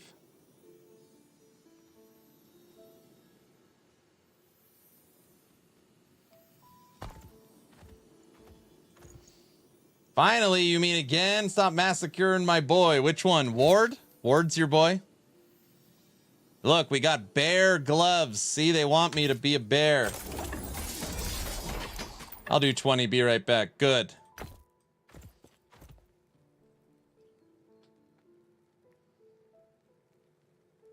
Handstand push-up against the wall is where it's at. Less than 30 seconds too. Yeah, that's nice. I really hope PoE 2 won't release Druid so I can play Druid on Last Epoch. This is where all the bear puns are at, for sure. What are we thinking? Are people leaning towards that's what's going to happen, Druid? Is that like the new going theory? Druid's about to get announced on Thursday?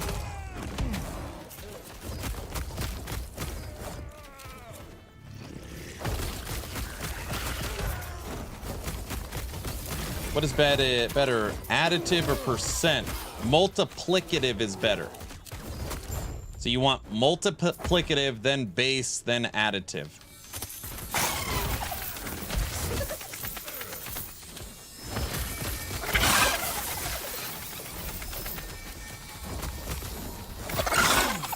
I can barely wait for the season. You're so late. There's so many bear puns going haywire on this stream already.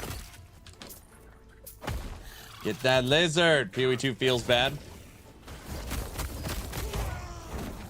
People keep asking me if I'm going to play PoE 2. I'm not a PoE 2 bad.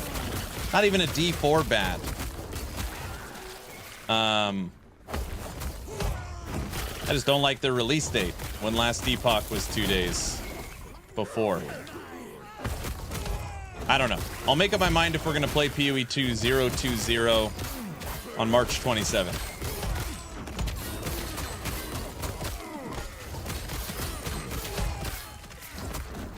Punch him, bear. Claw him. Druid's gonna eat.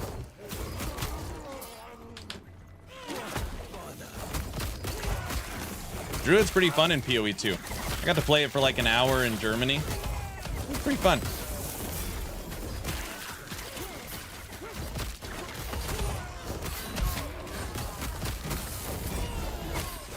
I'm late to the puns. How embarrassing.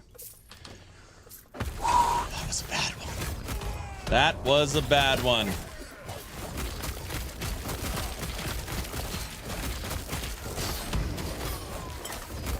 What I like about Ellie is every character is totally different. That's true. That was brutal. I gotta listen to all the time.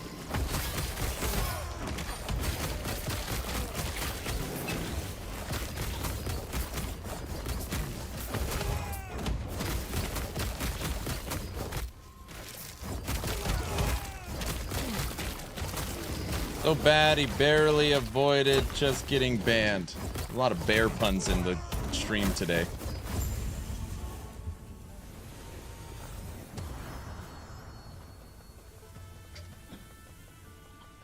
Seriously, so gross. And it looks like baby's poop, kind of, right? Like it looks like poop.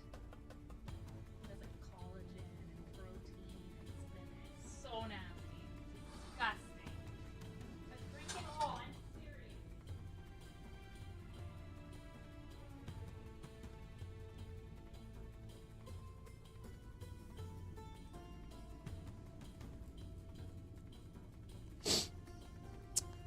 Wife walks in the room. My wife walks in the room. She says, "You have to drink this smoothie. It is unequivocally the most disgusting smoothie I've ever made. And it looks like baby's poop. And you are required to drink the whole thing because it was very expensive and made with collagen and all this organic crap. Required." She said required. It looks alive.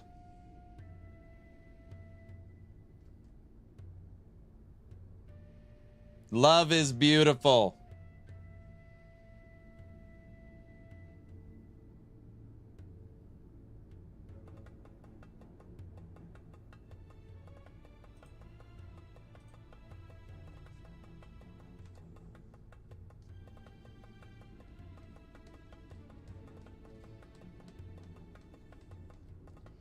And that smoothie is responsible for D4 Season 8. Oh my gosh.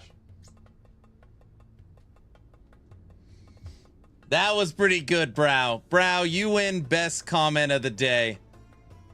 Because not everybody will understand that. The fact that you said you brought up the smoothie from the D4 campfire. You win best smoothie. You win best comment of the day.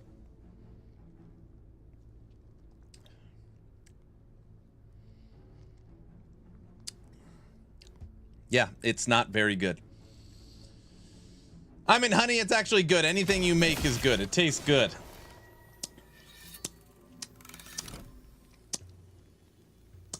What the hell? What's in it?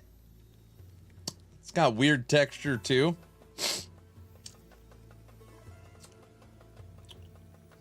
What the hell? Honey, what's in this?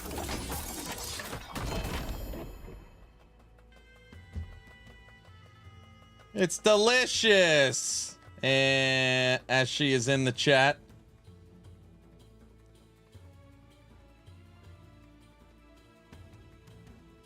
Well, everyone, this is Aaron's last stream. I'm barely awake. Sleep, sounds, pots. Stop it. He's dead. Protein powder, collagen powder, mango juice, mango pineapple, and spinach. I think the collagen powder is the weird texture. It made it fluffy.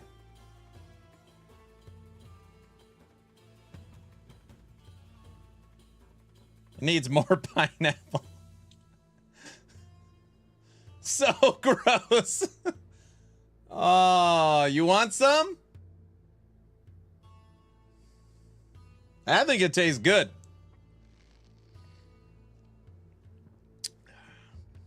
Whew. 3 LP.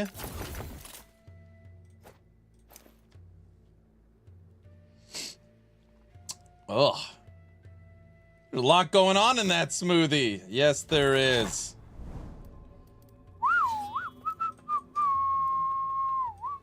Honey, I think it tastes good. Nice job.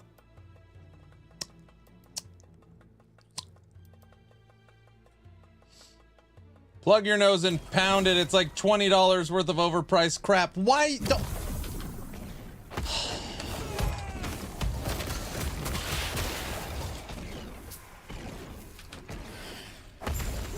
Don't laugh at that, NZ. Don't laugh at that.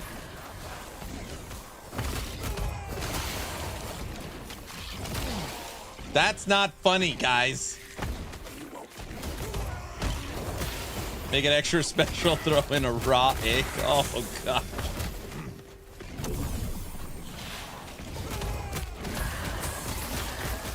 It's a little bit funny. No, it's not funny. It needs more baby food to balance out the collagen. Oh, it does not taste great. Is that from Chernobyl? Kind of looks like it.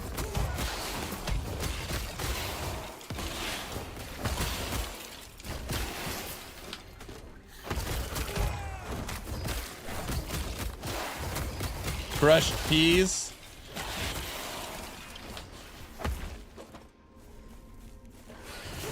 Dude, it's gonna be 1,000 times worse if it gets warm in my boiling hot studio.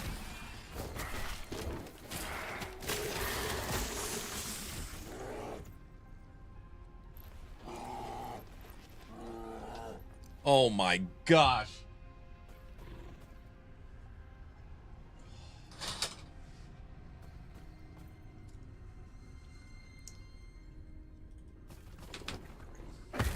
All right, it's halfway gone.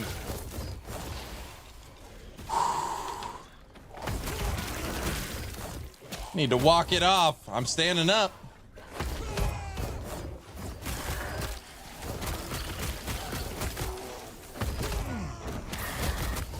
Yeah, I switched back to Frenzy Totem. I'm gonna do some research tonight. Talk to the think tank. Log into CT. See if I can figure out a new way to automate the Terra's Blessing.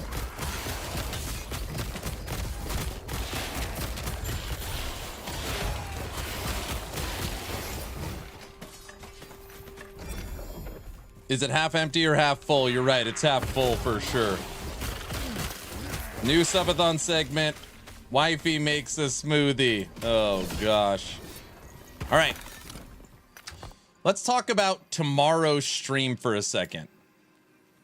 So, I mean, if we're just sticking with what we're doing, summon Scorpion. I don't know crap about summon Scorpion. So you get Scorpion cast Lightning Nova.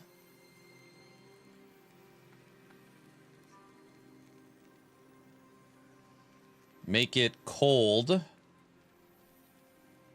Make babies. Lightning Nova. A lightning scorpion? I've never seen a scorpion.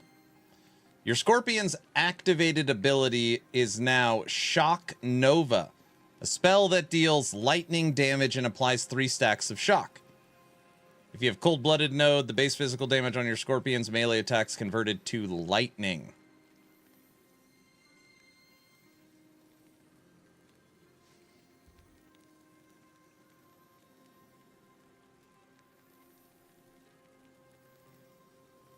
What? Oh, if you do not have cold-blooded node, the base physical damage on your scorpion attack is converted to lightning. Lightning damage per shock.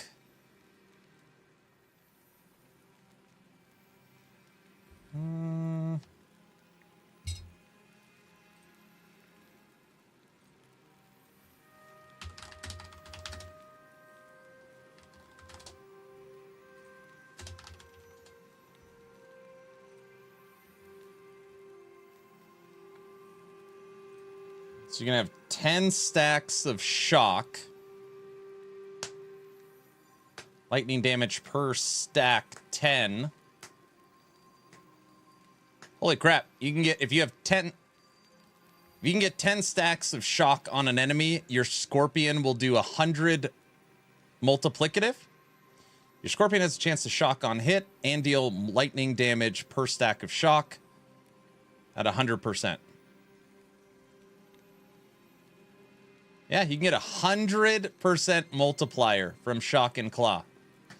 Interesting. Lightning, huh? Lightning. Use the Plague Bear with it, and it's a good with Serpent Strike. Lightning. Somebody said something earlier that kind of like, I was like, huh, we never, nobody uses Tempest Strike. What if we took Tempest Strike, but scaled into Thunder Tempest, then turned Thunder Tempest into Tempest Totem? So now we're running around dropping Tempest Totems with our Lightning Scorpion. Tempest Strike is mandatory for Storm Crows. That sounds cool.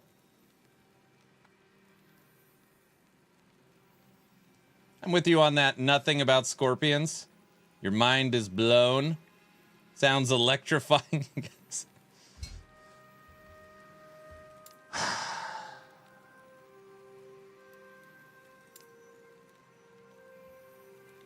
What other skills? You could take Leap. It's your only movement skill. Because you can't take Crows. Because you can only have one companion. You go Leap, Tempest Strike, Scorpion. While Frenzy Totem is active, your Scorpion's Venom Strike hits on a larger area.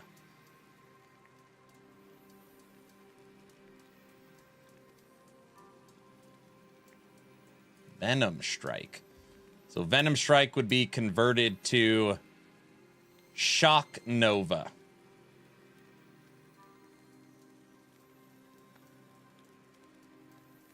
I like me some Scorpion. Orange, I'm thinking about playing a Lightning Scorpion. Has anybody taken these nodes in the history of Scorpion? I'm going to guess no. I like that idea. Oh my gosh. I haven't done, I have never done a Lightning Scorpion. I don't know why we always play all this crazy stuff. Okay, let's continue down this path. And I only play Beastmaster. Okay, this can stay exactly the same. It'll buff melee and spell and frenzy our Scorpion. So movement skill is good. We use Tempest Strike with Tempest Totem. With Scorpion, because we don't have access to Storm Totem.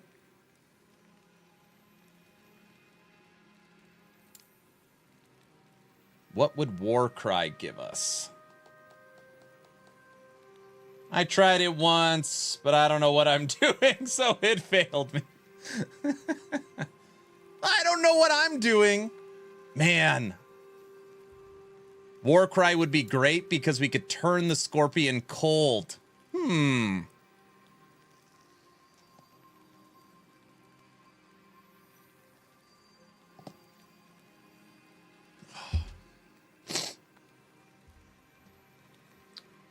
Okay, hold on. Follow me down the rabbit hole a different way.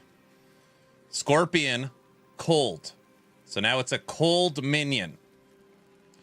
Warcry, we could go left. Give the Scorpion 250% damage, including a chill chance and 200% to crit. So 200% crit, chill, 250% to damage. Warcry would be awesome. Cold Scorpion. Leap. And we could still take Tempest Strike, but instead of Thunder Tempest, we go Frigid Tempest. So that's Frigid Tempest, Leap, Warcry, Cold Scorpion. Those would be 4 fully synergized skills.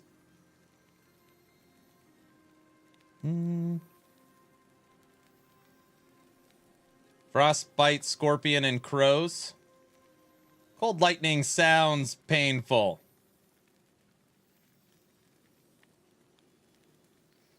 Frostbite, Scorpion, Crows, Blizzard Totem.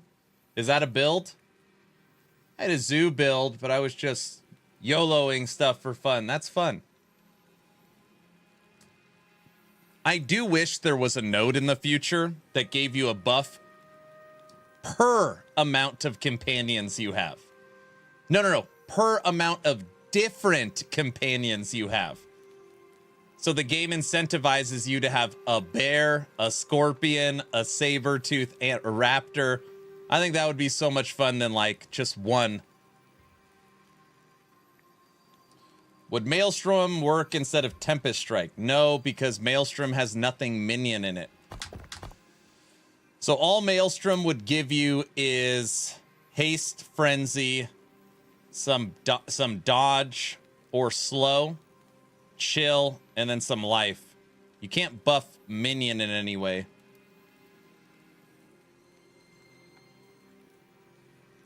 Squirrels.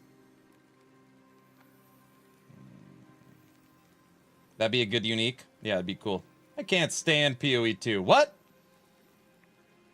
What? How did PoE 2 enter the convo?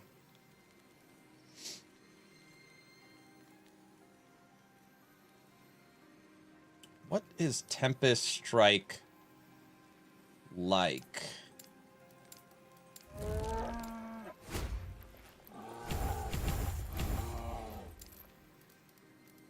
Man, I haven't played Tempest Strike in a long time.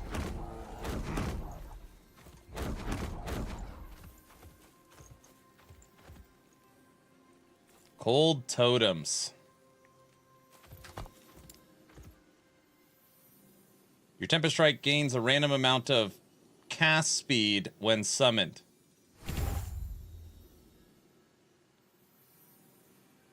Whenever you cast a Tempest, you also regain a portion of your endurance threshold as health. Heal yourself. Storm stacks. You can now expend storm stacks when you use Tempest Strike and hit at least one enemy with a melee attack. No. Tempest Strike deals more damage multiplicative per 1 mana cost, but also costs additional mana. It synergizes with Gathering Storm, but Gathering Storm you can only make a minion scaler through wolves.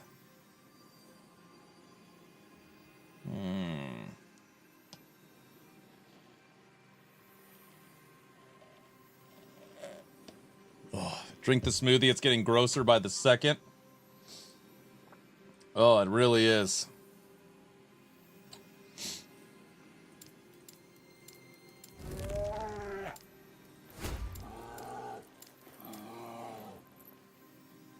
Actually, do we want Frenzy Totem?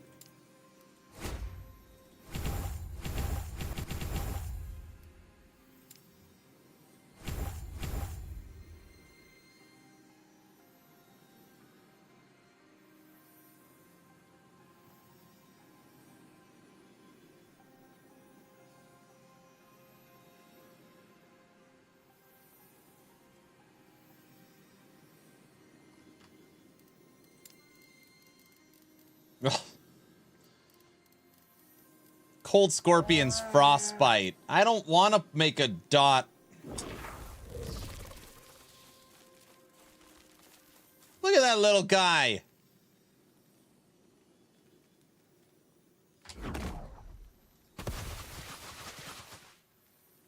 Wait a second.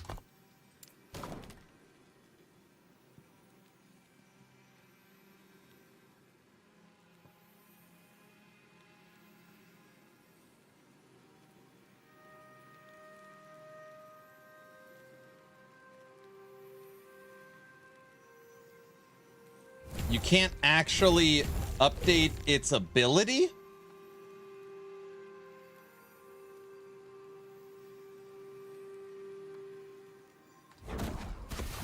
It's still poison.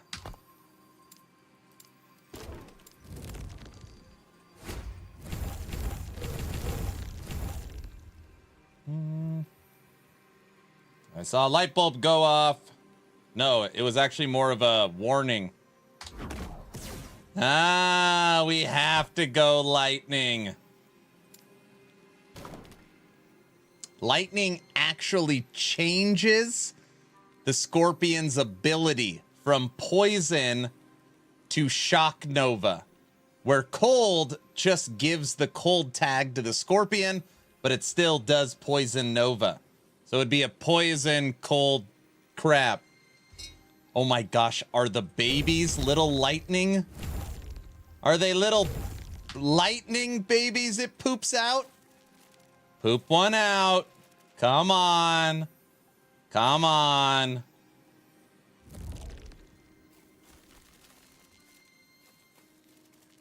Oh, it's not a lightning baby. It's just a little regular one. Dang it. How do you get cold scorpion conversion? You can't.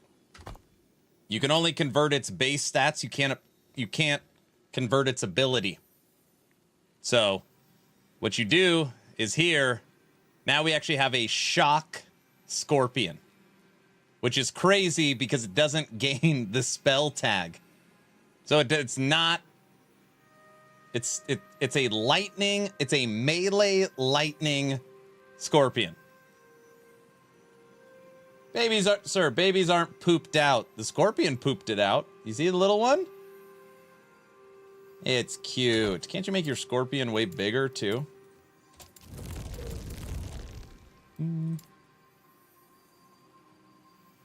Yeah, so scorpion drops the poison tag.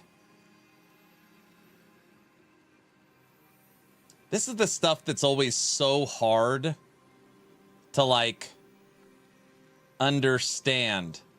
So we have converted it, so now it's fully lightning. But for example, here, your scorpion deals more damage per stack of poison.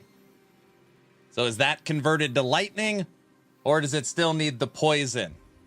It doesn't even have a poison modifier on it anymore. This is going to be a nightmare. I can already feel it. Hey, thanks for the follow. We're going to draw a giveaway tomorrow. As long as you're following the channel on Twitch or subbed on YouTube, type in !giveaway. Dummy testing. How the hell would we know? There would be an easy way to know.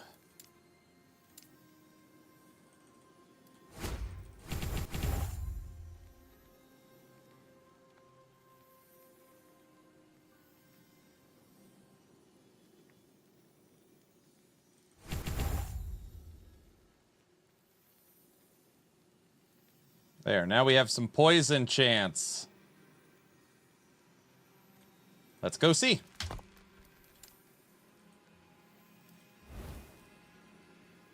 Oh, there's a giveaway. Nice. We draw a giveaway almost every stream. Today I started the giveaway super late into the stream, so we'll draw one tomorrow.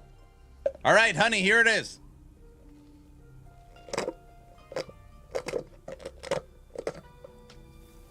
It is disgusting. I drank the whole thing. All right. We're going to go to a single one over here. Get over here. Go to the boss. Hit it.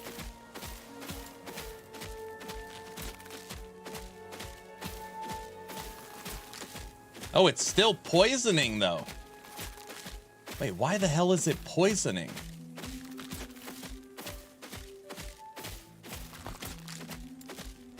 Because of this. Oh, there's no way. I don't know how we could possibly test it.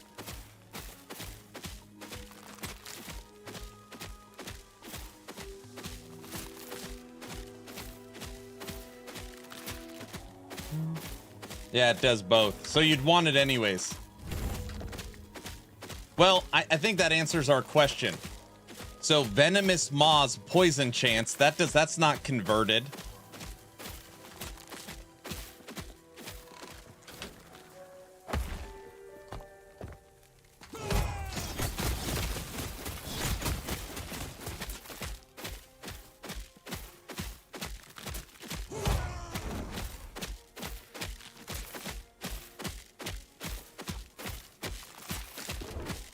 Ooh, I've got something for Scorpion. Watch this. +2 to Fury Leap. +4 to Scorpion.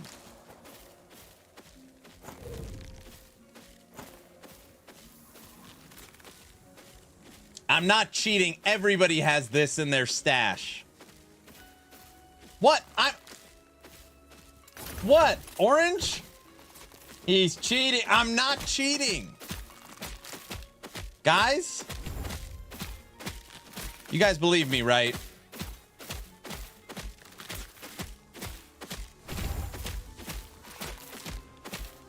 They believe.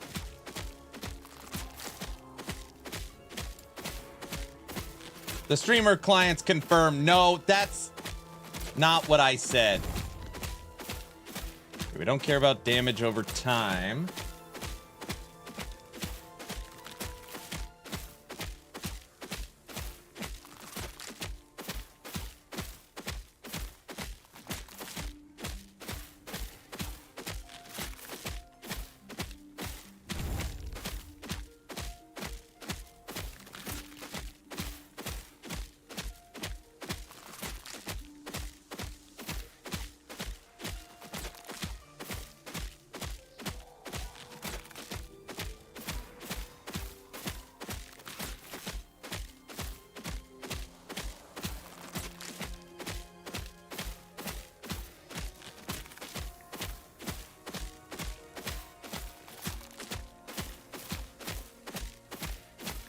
I have no idea. This is gonna be crazy.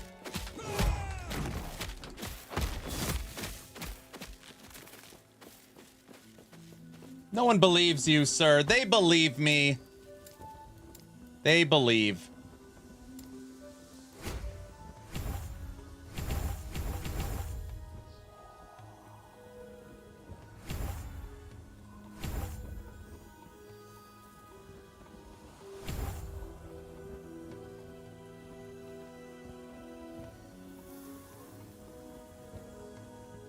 You recover mana if whenever you use Tempest Strike and it hits an enemy and it doesn't cast the Tempest. Wonder if that would work for Tempest Totem. Okay, so now every time we use Tempest Strike, it should make... No. Removes Frigid Tempest. Removes Wind Tempest. That should have worked.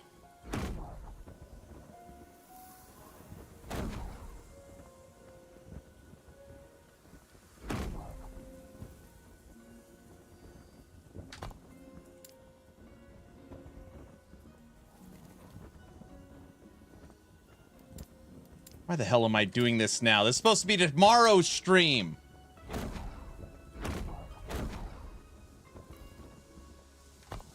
This is Topper's fault. You now create a Tempest Totem that casts a Tempest of the corresponding strike that created by the Tempest. No. That's right.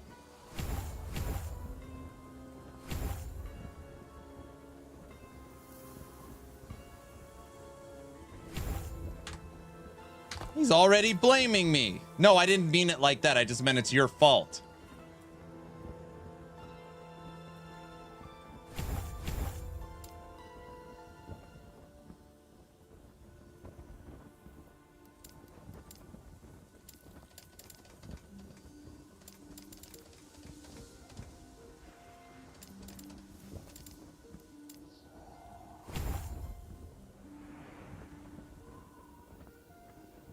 It's cool, Aaron. We're just excited on something new. Is that what it is? All right. Let's just see if it could kill anything. How's the smoothie coming along? I already drank the whole thing. I almost threw up. I mean, it was good. I was good. It honestly tasted better than I thought. It was actually pretty good. It was good. Thanks, honey.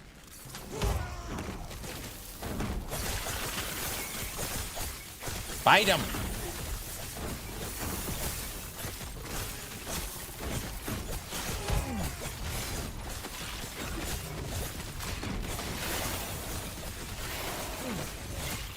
Oh, the little lightning thunder tempests are going off. Fight him, fight him. Get him, get him. I don't believe it. I drank the whole thing. Look at it.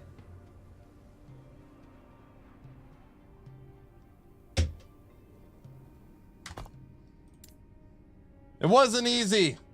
He did actually finish it. See? Yes.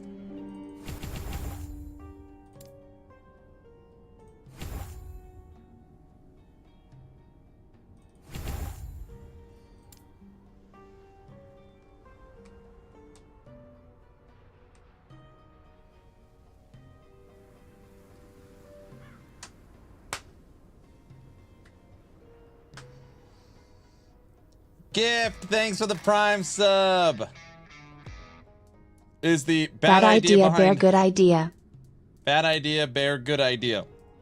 Bear's a good idea. Bear is 100% an Aberoth killer. The question is now, is Bear an uber Aberoth killer? Okay, concern. Summon Tempest Totem. Scales with strength. Physical, lightning, minion. Spell. It uses spell. That has spell. That has spell. I'm not going to get the crit. You're going to test it in CT. I don't have a Primalist in CT.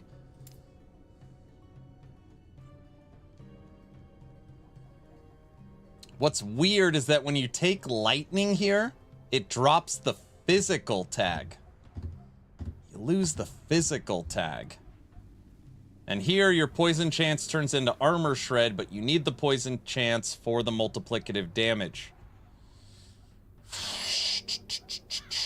Babies aren't gonna work. So cold is out, babies are out.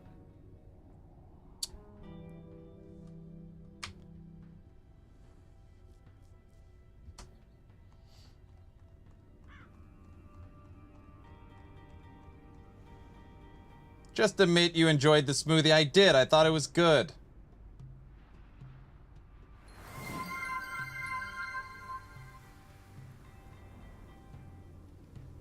EHG never gets too empowered, so they don't have items to give. They actually don't.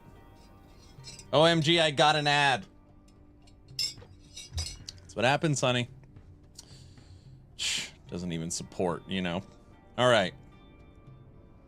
That was a joke. I was kidding. That was a joke. Bleed.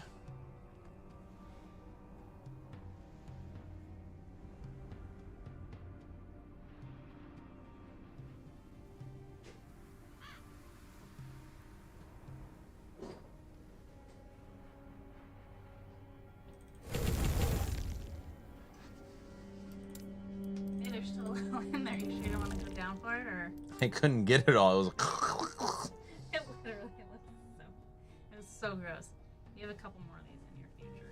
What do you mean I have a couple more? I just drank the whole thing. No, but like Layla picked this smoothie blend from Costco, so we have like a giant thing of it. Oh, we have a giant Freezer. thing of it. It's gross and nobody likes it, so we have to have it. Great. Don't you feel healthier? I honestly feel very healthy now. Thank you. Yay.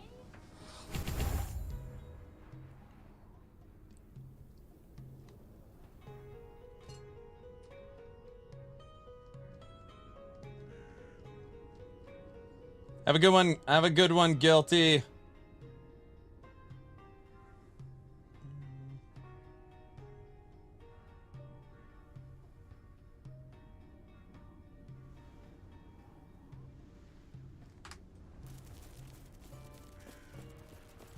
Go for a refill? Don't say stuff like that.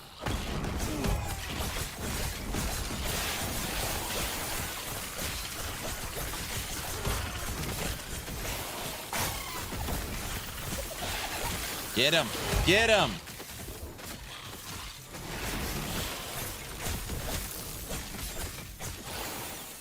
Good work. Good work.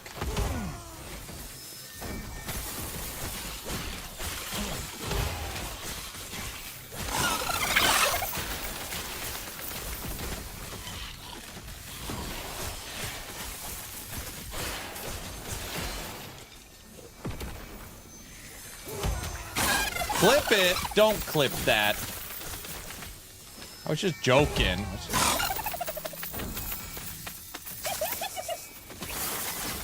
All right. Thunder or Tempest Totem's not working out as I expected.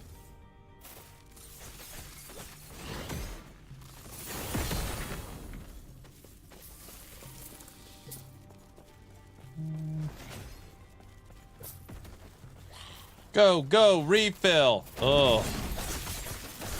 You know, we could super buff the Scorpion. We could dump this, taking Terra's Blessing and summon Frenzy Totem.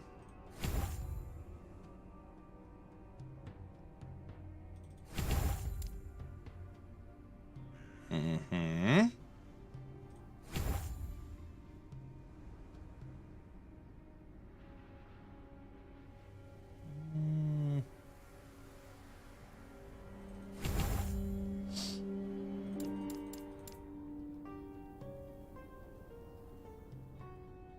This is for Wolf and Bear. Crow. Knockback. Poison chance. We take that. You.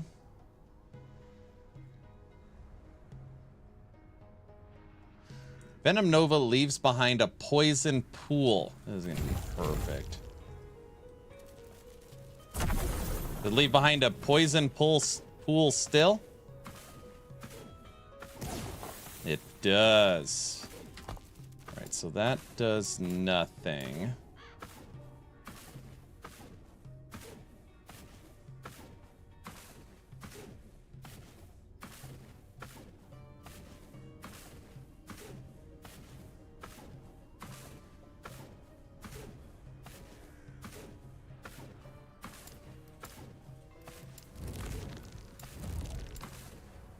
I think that's it.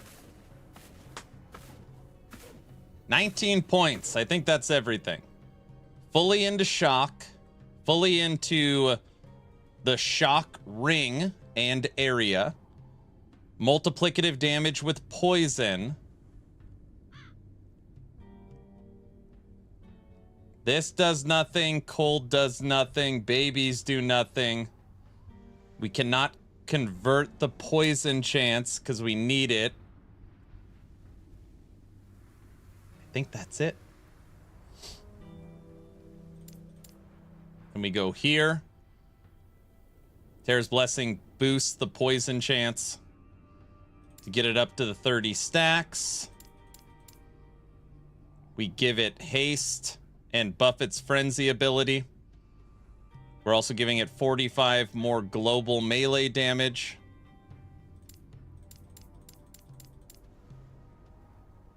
We're gonna make this work.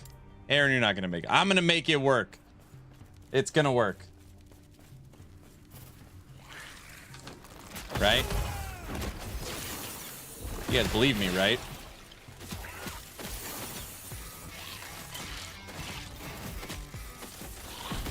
Tattoo of you next. Yeah! I still need to post that. I have it saved on my desktop.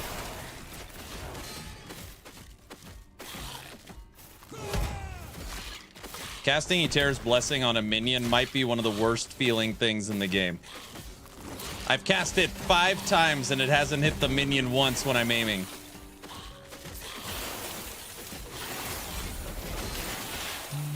Alright, we can mess with this tomorrow. Tattoo of you next. You guys want to see something cool? Check this out. This is what I'm going to get right there. Tattooed. What do you think, Autobot? Mine's going to be across my neck, though. Right here. Right here.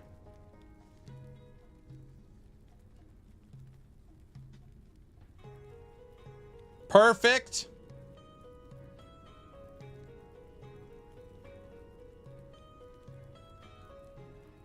What? Inked Gaming Guy, thanks for the sub. I'm gonna get an ARPG key, not gonna lie. I like that. Needs to be on your face. The center is where your eye is. Oh my gosh.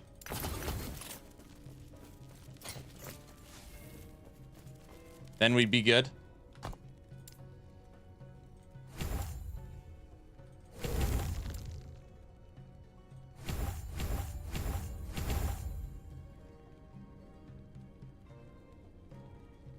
Ooh, I wonder if this would automatically target the lowest health enemy now, since we're a scorpion and not a bear. We could test that as well.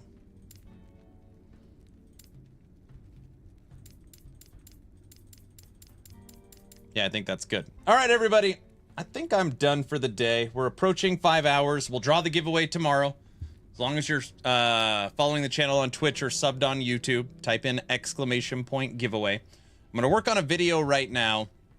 I made the updated boot camp series for Merchants Guild. And now people keep asking me when you're going to make one for Circle of Fortune. So I'm going to start working on that now, and hopefully I can get that up tomorrow. He's already sick of us. No, Autobot, I'm on a new routine. Wake up, post the video, get the kids to school, go to the gym, stream for 5 hours, make the next day's video, spend the evening with the family. Wake up, post the video I made the previous day, get the kids to school, go to the gym, stream for 5 hours, make the video for the next day. So that way I'm like kind of on a more routine schedule, and I have the evenings with my family. Just so you're aware. Family time is a must. Exactly. Exactly. Groundhog's Day. That's exactly what it is. Skip sleeping. I know, right?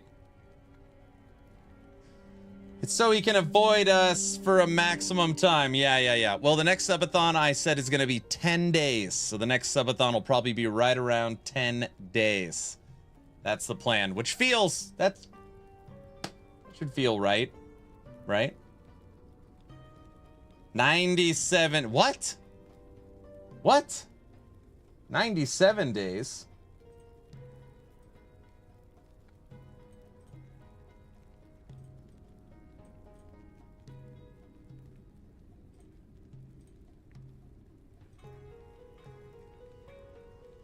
Can we have a donate button that wakes you up with an air horn? I couldn't do that because then it would also wake up everyone else.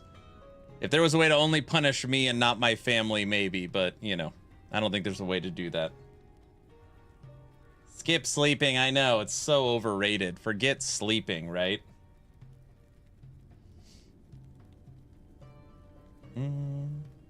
Okay. Just make the cha-ching sound. I guess that would be true. Check out actionrpg.com. It is launched in its beta form. 37 Last Epoch build guides, and all the D4 stuff is almost done. And we have signed on a few creators, which is pretty cool. Frozen Sentinel and the Curse for Last Epoch, and Slaydra for Diablo 4 is joining. And Babbling Bike has also joined for Last Epoch. So we're slowly building some momentum there. The website's currently in phase 2, where we're going to have a team section. We're going to have PoE 2 part of the website. We're optimizing the site, making hover better, creating a new event calendar, having a little live button at the top. It's going to be really, really cool. So check out actionrpg.com. It is totally unmonetized. So I'm not asking you to go there to make money. Just we need data and clicks and stuff like that. So website's up. Subathon 3, April 17th for Last Epoch Season 2. Podcast Town Portal with me, Judd Frosty LaRue, will be April 11th. And we will be streaming the Twitch Drops PoE 2 live stream March 27th. So we'll see what Grinding Gear Games has been cooking up. Tomorrow we will be playing Lightning Scorpion, which I didn't even know existed. So tomorrow we'll see if we can figure out something with Lightning Scorpion. Cool? Oh, and don't forget to join the Discord. The Treasure Hunt 8. The 8th Treasure Hunt from my community will also be kicking off April 17th. Signups will be 2 weeks before in Discord. All right, now I'm done. I'm going to find somebody to raid. And if you guys need anything, hit me up in Discord. Autobot, thanks for coming by. We all miss you, sir. See ya. Bye.